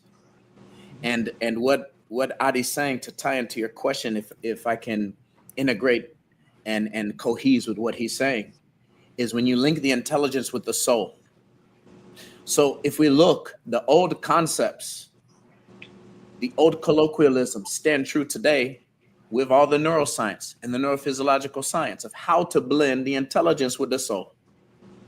And the way it shows up in neuroscience is you have the ones and zeros of the brain, which is designed for self-preservation, logic. And then there's something called the vagal nerve and the vagal reaction, which syncopates the mind, the cardiorespiratory system. And that nerve runs from the base of the brain, from the amygdala, down to the base of the thorax. And I once had a student that was not choked, and he started breathing funny and almost passed out. And I raised his feet, and blood went back to his brain. And he woke up, and he goes, man, what happened? I said, did someone choke you in jiu-jitsu? He goes, no, we're just doing a technique. And I said, it seemed like, because nothing happened, it seemed like your heart rate, your cardiorespiratory system was out of sync with the situation. It wasn't relevant, like you're saying, Richard. And he said, that's crazy that you said that to me. I did hundreds and thousands of sleep studies, and doctors couldn't figure it out. It was vasovagal syncope, when the mind and body are not connected. When the mind and soul are not connected, you have problems. And the vagal nerve and vagal reaction links the intelligence of the mind, the logos, the logic, with the heart, the sensory neurites that are the soul. And this is how the technology proves what the ancient science was saying. And we need both tools. So if you look, how do we discover that? We already know this to be true, what Adi is saying, and how we need to stay relevant to modern day events and evolutions. Because logic says this worked in the past, but where are we at in this moment today? The soul is present. Yes. How do we do that? We look in the old past, patriotism. Okay. I take my hat off my head and I put my hat over my what? My heart. Why? The act of patriotism, you must go beyond the mind. You must sacrifice something greater than yourself, which doesn't make sense to the mind. The mind says binary ones and zeros. No, don't do that. The mind wants to keep self-preservation. The act of patriotism is to give up self-preservation for something greater than yourself. And that's what the soul does. It serves a greater cause than itself. And when you link those two, it will use the intellect in the most challenging situations to link the mind and a cause greater than itself. And that's why you take the hat off your head, the logic, and you link it to your heart. And we say when you have a very difficult decision and you can't make up your mind, you say, man, I can't make up my mind about these two hard choices. Logically, we say, follow your what? Your heart or your gut. And these sayings are linking the mind to the soul. And we've forgotten that technology. We've forgotten this science. And now we aren't relevant in the moment from day to day, whether that's in our interactions, whether that's in judgments for the future. You need a certain amount of intelligence and you need to link it to the relevance of the soul, which is always present. And one of the ways that we do that is through the breath. So it's so funny. And I'll say this and then I'll hand the conversation back to you guys if I can. I was fighting a guy in Muay Thai. And the first time I met him, we were fighting and he started humming. We were doing Muay Thai. This is a normal practice in Thailand. I was like, what the heck is this guy doing? Why is he humming while we're fighting? And it centers the mind. It quiets the chaos of the mind and synchronizes everything. And this is a normal practice in Muay Thai in Thailand. The Westerners don't do it so much, but in Thailand, they hum while they're fighting, and it centers all the tool and syncopates all the tools so he can optimize himself and make order out of the chaos. Kind of like Adi's adding the soul, because you can fight logically. Bruce Lee said it, Richard, and you know this to be true. There was one guy that was very technical, very smart, and the other guy was a ferocious fighter. He said, if I could just combine those two, then I would have a complete warrior. And that's what the humming was in Muay Thai. So his mind is clear. He can apply his intelligence to the fight, the logic, but also he can apply the soul, his instinct, the truth of the moment, the relevance. And I think that is speaking to the past concept with the modern description of what Adi's describing. Yeah, one quick point before I bring it back that in. So it's interesting how you talked that and summed it up. And as I always look at the martial arts and life and business, it all comes down to a core, right? You stated several times in different examples, it comes down to the breathing, which creates the relaxation. The relaxation goes in line with the breathing. So now we're going back to ancient yoga, right? What's the basis of yoga, right? The yoga is incorporated with the fighting arts. So we keep going back to this basic core that's been around since the beginning of time. And again, we've moved away in modern times about same thing in business. You're in a business meeting, things are getting heated, everybody's getting all tense. Breathe, relax, and then approach it with that mindset. So, Adi, to you. Yeah, good summary, Richard. Again, I'll go back to the basics first, because if you want to be a good mathematician, you need to know 1 + 1 is equal to 2, and that's where you start building up. And the foundation is very key, because there's so many confusing messages all over the world. And I'll tell what I know and what I've researched in a very simple terms, that soul is who we all of us are. Soul is not the mind, soul is not the intelligence, soul is not the body. Soul is soul. You and me are soul, because when we die, bodies stay here, but somebody has left. We usually say he passed away. Where did he go? But he passed away. And so we are not trying to be very spiritual here, or religious here. We are just talking about the science of mind, and we are just trying to accept the facts here. That what is the fact? Let's separate the facts right now. That how many things work in our body. We have the soul, who you and I are. When you look into the mirror, we see the bodies. We don't see the soul.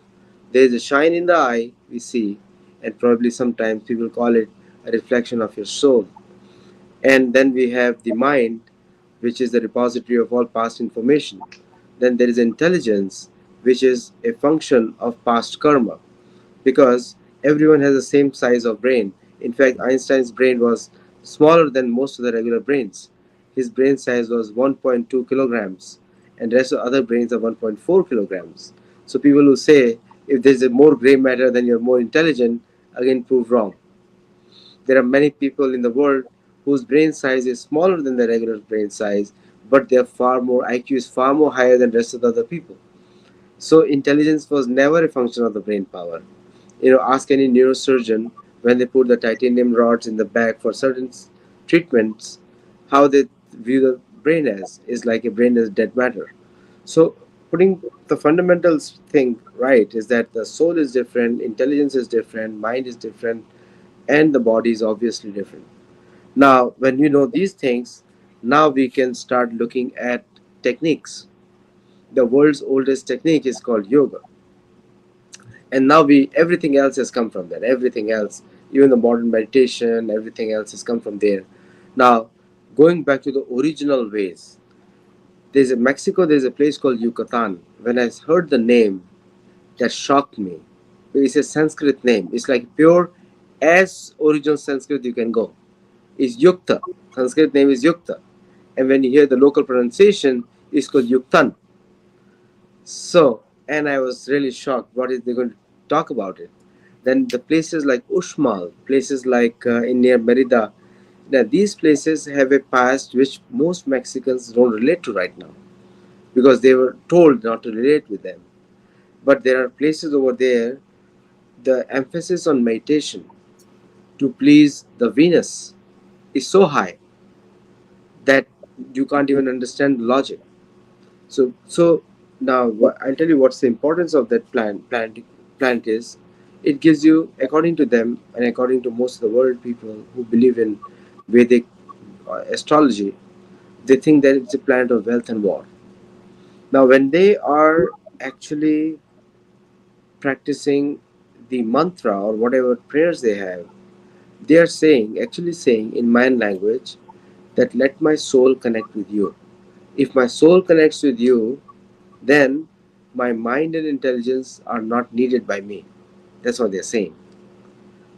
And so, because in the normal functioning, yes, we do need intelligence for everything else. But what we don't need is, like, for example, if the water is red color, then to make water purified is just remove the red color from the water. The water is clean again. You know, same thing is with our intelligence and mind. That if something is stopping us from achieving our objectives, we just use the technique to remove that vritti, and we are pure again. And then what's the outcome of that? That's important for this because we are all driven by outcomes, and we should be driven by outcomes. I'm for that because otherwise you are just going to go in a directionless world. We should be looking for an outcome. But then when you are looking to solve the biggest challenge of the mind, oftentimes we don't look at the outcome. Our outcome is very shallow. Our outcome is peace. But again, if the peace was a if a peace could have been achieved with a very small thing, then it's going to change again. So so that's the point I have. So if you keep these principles simple, then and add the traditional techniques of connecting soul to a higher power, then automatically intelligence is controlled. The moment intelligence is controlled, your mind is becoming peaceful and you have a happy life. May I chime in with that? I found it so interesting what he said there. Two Please. things. Thinking back, recollecting what he said. Some of the greatest minds on the planet, Tesla, he said he was creating the idea of Wi-Fi, the ability to access power and communicate information through radio waves, et cetera, et cetera. But he was so far ahead of his time. But he got his intelligence there was nothing to look at. There was no past information, the intellect. He said he would sit down and something would enter his mind from a greater intelligence. This is what Tesla was describing. Now we call the car the Tesla. And the reason why his mind was so far ahead is that he was tapping into something that was greater than the logic. And I believe it was either Ford or Edison. He would sleep. Every day he would take a nap and he'd sit in a chair and he would hold like a clipboard. He would hold something, or it was a ball. And when he would fall asleep, he'd drop it, boom. And when it hit the floor, it'd wake him up. And he would always have these brilliant ideas, and they would go toward his inventions. But he actually quieted the logic. Both of these people quieted the logical mind to tap into a higher level unity with a higher level resonance. And you can go look at this up. This was the methodology they used to transcend the normal intelligence and tap into a greater unified intelligence, greater than the current information, the past information. And I find that strange because he's describing that, and many people don't know that these great minds that did these inventions, they had a regular practice of checking out or making a distinction to tap into something else in order to create these inventions. And oftentimes in modern science, we call this the theta state. And I think oftentimes psychologists and a lot of religious people say, hey, and neuroscientists say, until the child is about 8 years old, I can form him and make him anything we want. Why is that? You're in a constant, in the neuroscience, you're in a theta state. In the psychological science, you're in a theta state. What does that mean? You're open. And then we lose that openness. So psychologists say about 8 years old, it's hard to change the trajectory of the child's behaviors. Why? His mind has learned to close because what he's been conditioned to. And you no longer, so now they tell you if you go get in the shower and there's flowing water, a lot of people get a lot of great ideas. The woman that invented spats, she would get in the shower, and when water was running over her, flowing over her, she got brilliant ideas. They would come to her, not out of her thinking. It was like, it was instant awakening. They call it Sattology in Japanese. And what's happening when you first wake up out of sleep, I almost always wake up for some reason at 3 a.m. and I just start writing. I have like all these collective ideas that just kind of come to me, and I'm in a theta state. And what it seems like Adi's describing is entering into the practice. So we call this in the tactical world, techniques, tactics, and procedures. So there's the techniques that allow us to go back to this space where we can access greater things. And one thing I wanted to talk to that Adi is describing is the mind is attached to outcomes. And I was talking to my student about fighting. I said, you're tense. You know why? When you throw your punch, you're tense. You know why? I said, you're too attached to the outcome. You need to have outcome independent pursuit. And we call this in the martial arts world or in the athletic world, the zone. What is the zone? The zone is when you pursue something, but you don't need it. You pursue it with great intensity, but you don't need it. So if you look at the Eastern mindset is that less is more. The less I need. So there's actually enslavement to needing the money, needing the house. Sure, pursue abundance, but I don't need abundance. And to pursue and not need, in the psychology, we call it outcome independent goals. We celebrate the process. We make the dopaminergic response, the release of dopamine, associated to the process, the pursuit. And when you're present in the pursuit, the outcome comes to you. You meet it versus being attached to it. And when you're attached to it, you become enslaved to it, and the mind becomes too loud. And these are some of the technologies we use when we're fighting. I have to be present. I have to let go of the outcome. I accept both. I don't label it good or bad. I could be knocked out. I could knock him out. If I'm in warfare, I could die. I have to accept both. The ability to take someone out, and I am here, I'm present, I'm outcome independent, non-attachment. And now my tools come into clarity. And it seems like that's what Adi's describing. There's the techniques and tactics that allow us to enter into that space to optimize how we engage and reach the end game through pursuit. Absolutely. And the tapping in you're talking about, and Adi describes it, it's very evident in the arts, is very evident in architect. We've all traveled the world.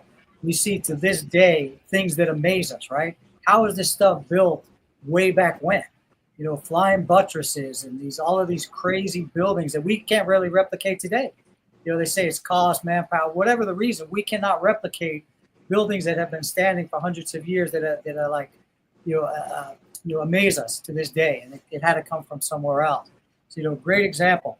And talking along those lines, the next one I want to pose to you guys is your mindset is powerful, and can it sabotage people, right? And I think one of the main things, which we've talked about the positive end, but there's procrastination, right? And this goes back to, again, to past.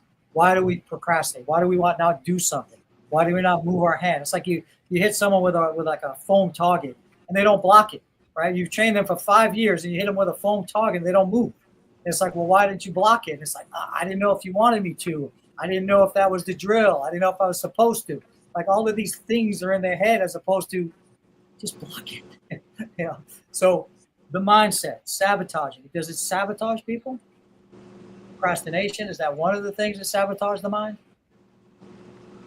Actually, the mind is the biggest enemy you have. Everyone has. And the mind is the greatest friend as well. Believe me. It depends on how you use it. That's why I again said the same thing. You understand the building blocks of your own personality. Because mind, body, intelligence, soul, it's together makes up a personality with all the experiences you add up and the choices you make. Obviously, your choices define who you are. And but what choices to make and how to make the choices is what we train you.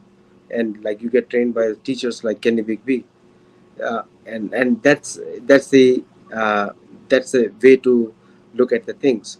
But mind can be the biggest enemy. You can see that most of the crimes in the world are connected to anger issues, out of fit, out of rage on the highway, or just suddenly the body acted because our mind was so agitated. We saw some triggering action, we could not decide what was the situation, and we hurt somebody so badly that we are in jail, something like that happens to most of the times, most of the people.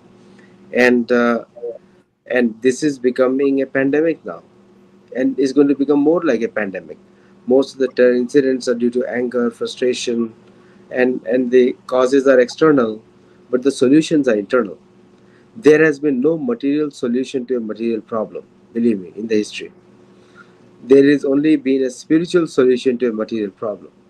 Even if you are the best of the best fighters, you're the best of the best engineers, you can be a best of the best doctor. At some point of time, you had worked on your controlling your emotions.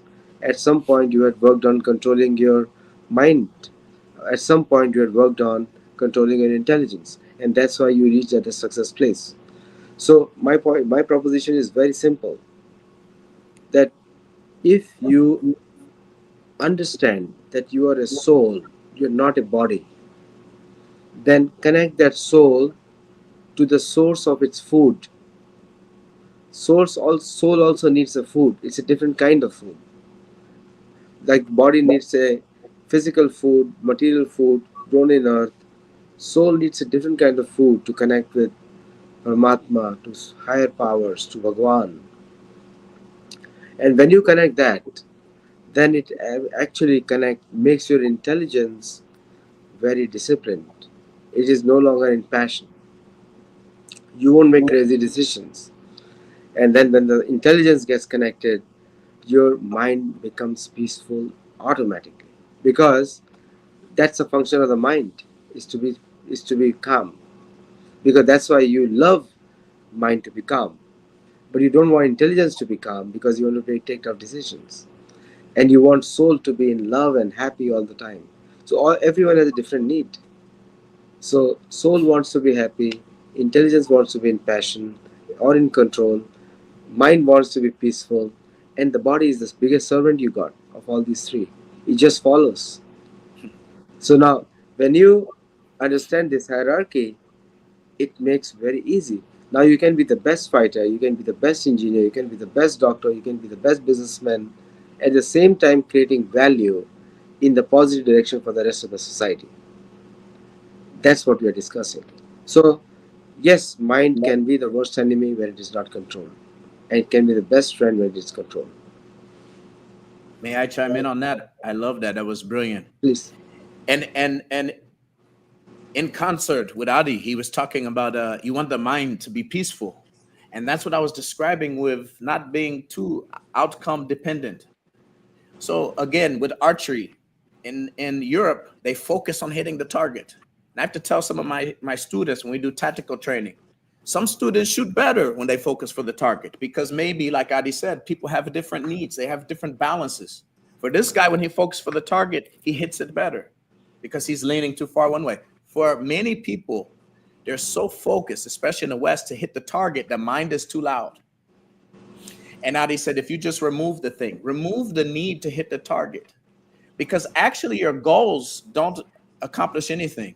Your goals just set the trajectory. It's like a compass. What actually accomplishes everything is the process. And that's what I was describing, the process. It is in the processes of living, in the processes of being.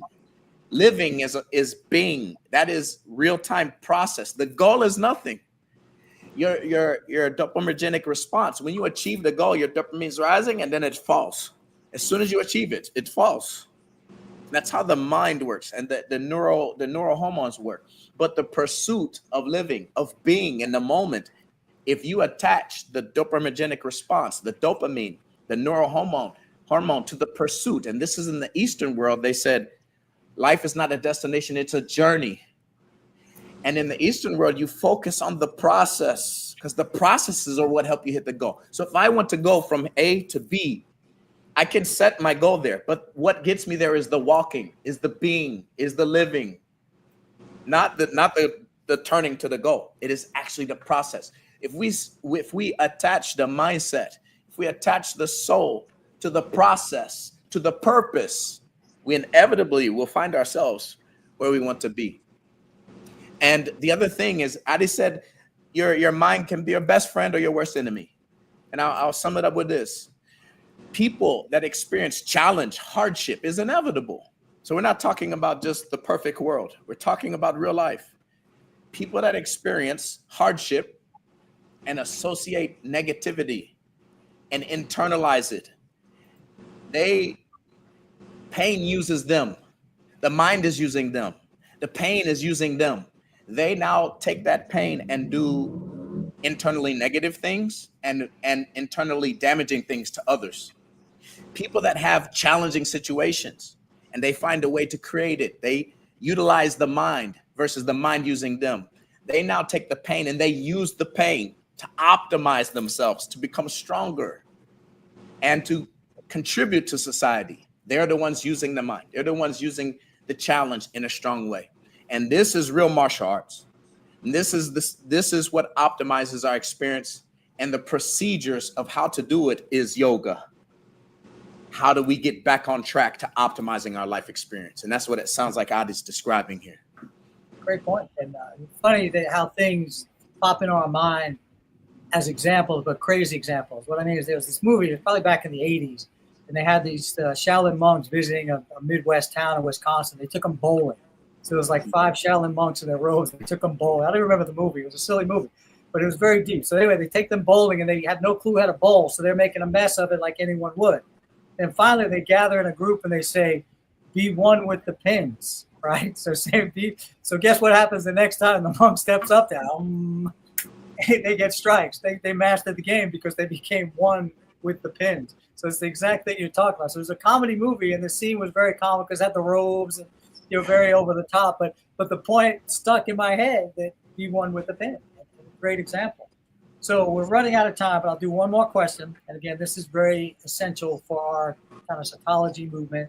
We talk about language, we talk about spirituality, we talk about history, and we also talk about culture. So do you think that culture can hold people back from succeeding and achieving their best self? And if so, how do they remedy it? I mean, the culture is the backbone of any society, to be frank. It's the backbone of society. But if you study the ancient history properly, the land also has a culture. And the soil, the land, the food produced in that soil also has a culture, because not all foods grow in all lands. If it was the case, you could have grown bananas in large numbers in California. It doesn't happen. You know? That means the soil also has a culture. And so every land, people people from the land behave as per the land. And that defines the culture. Oftentimes people disconnect the culture from the land and they import a culture into a foreign land, and that will not work because that land itself had a culture. So we have to see culture in a very different way. Like, I have three parameters for it.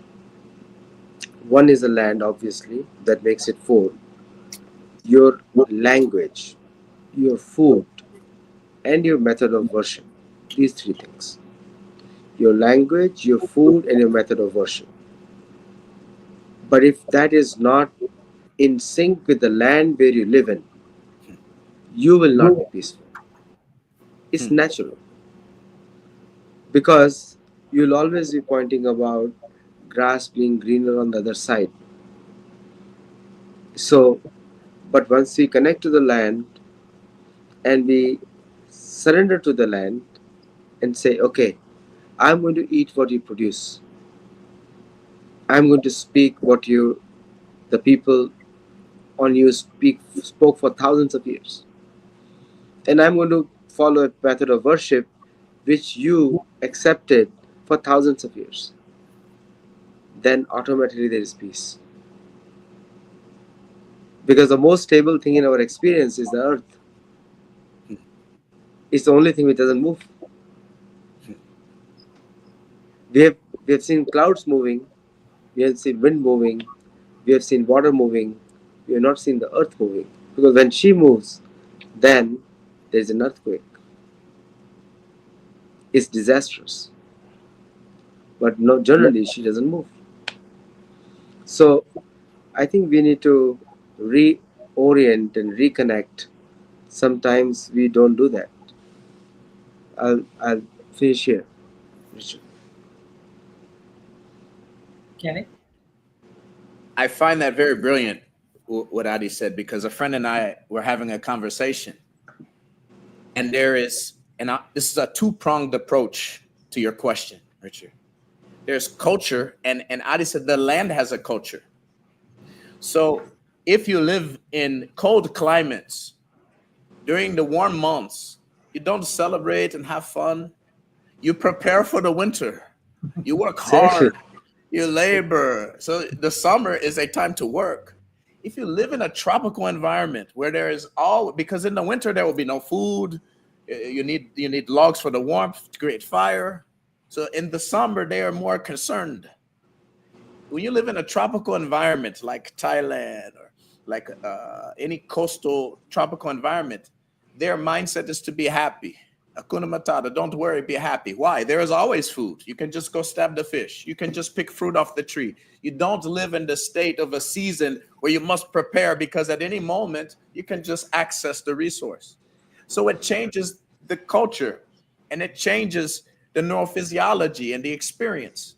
So it's so funny because culture is based upon the land and it moves into the practices of the people.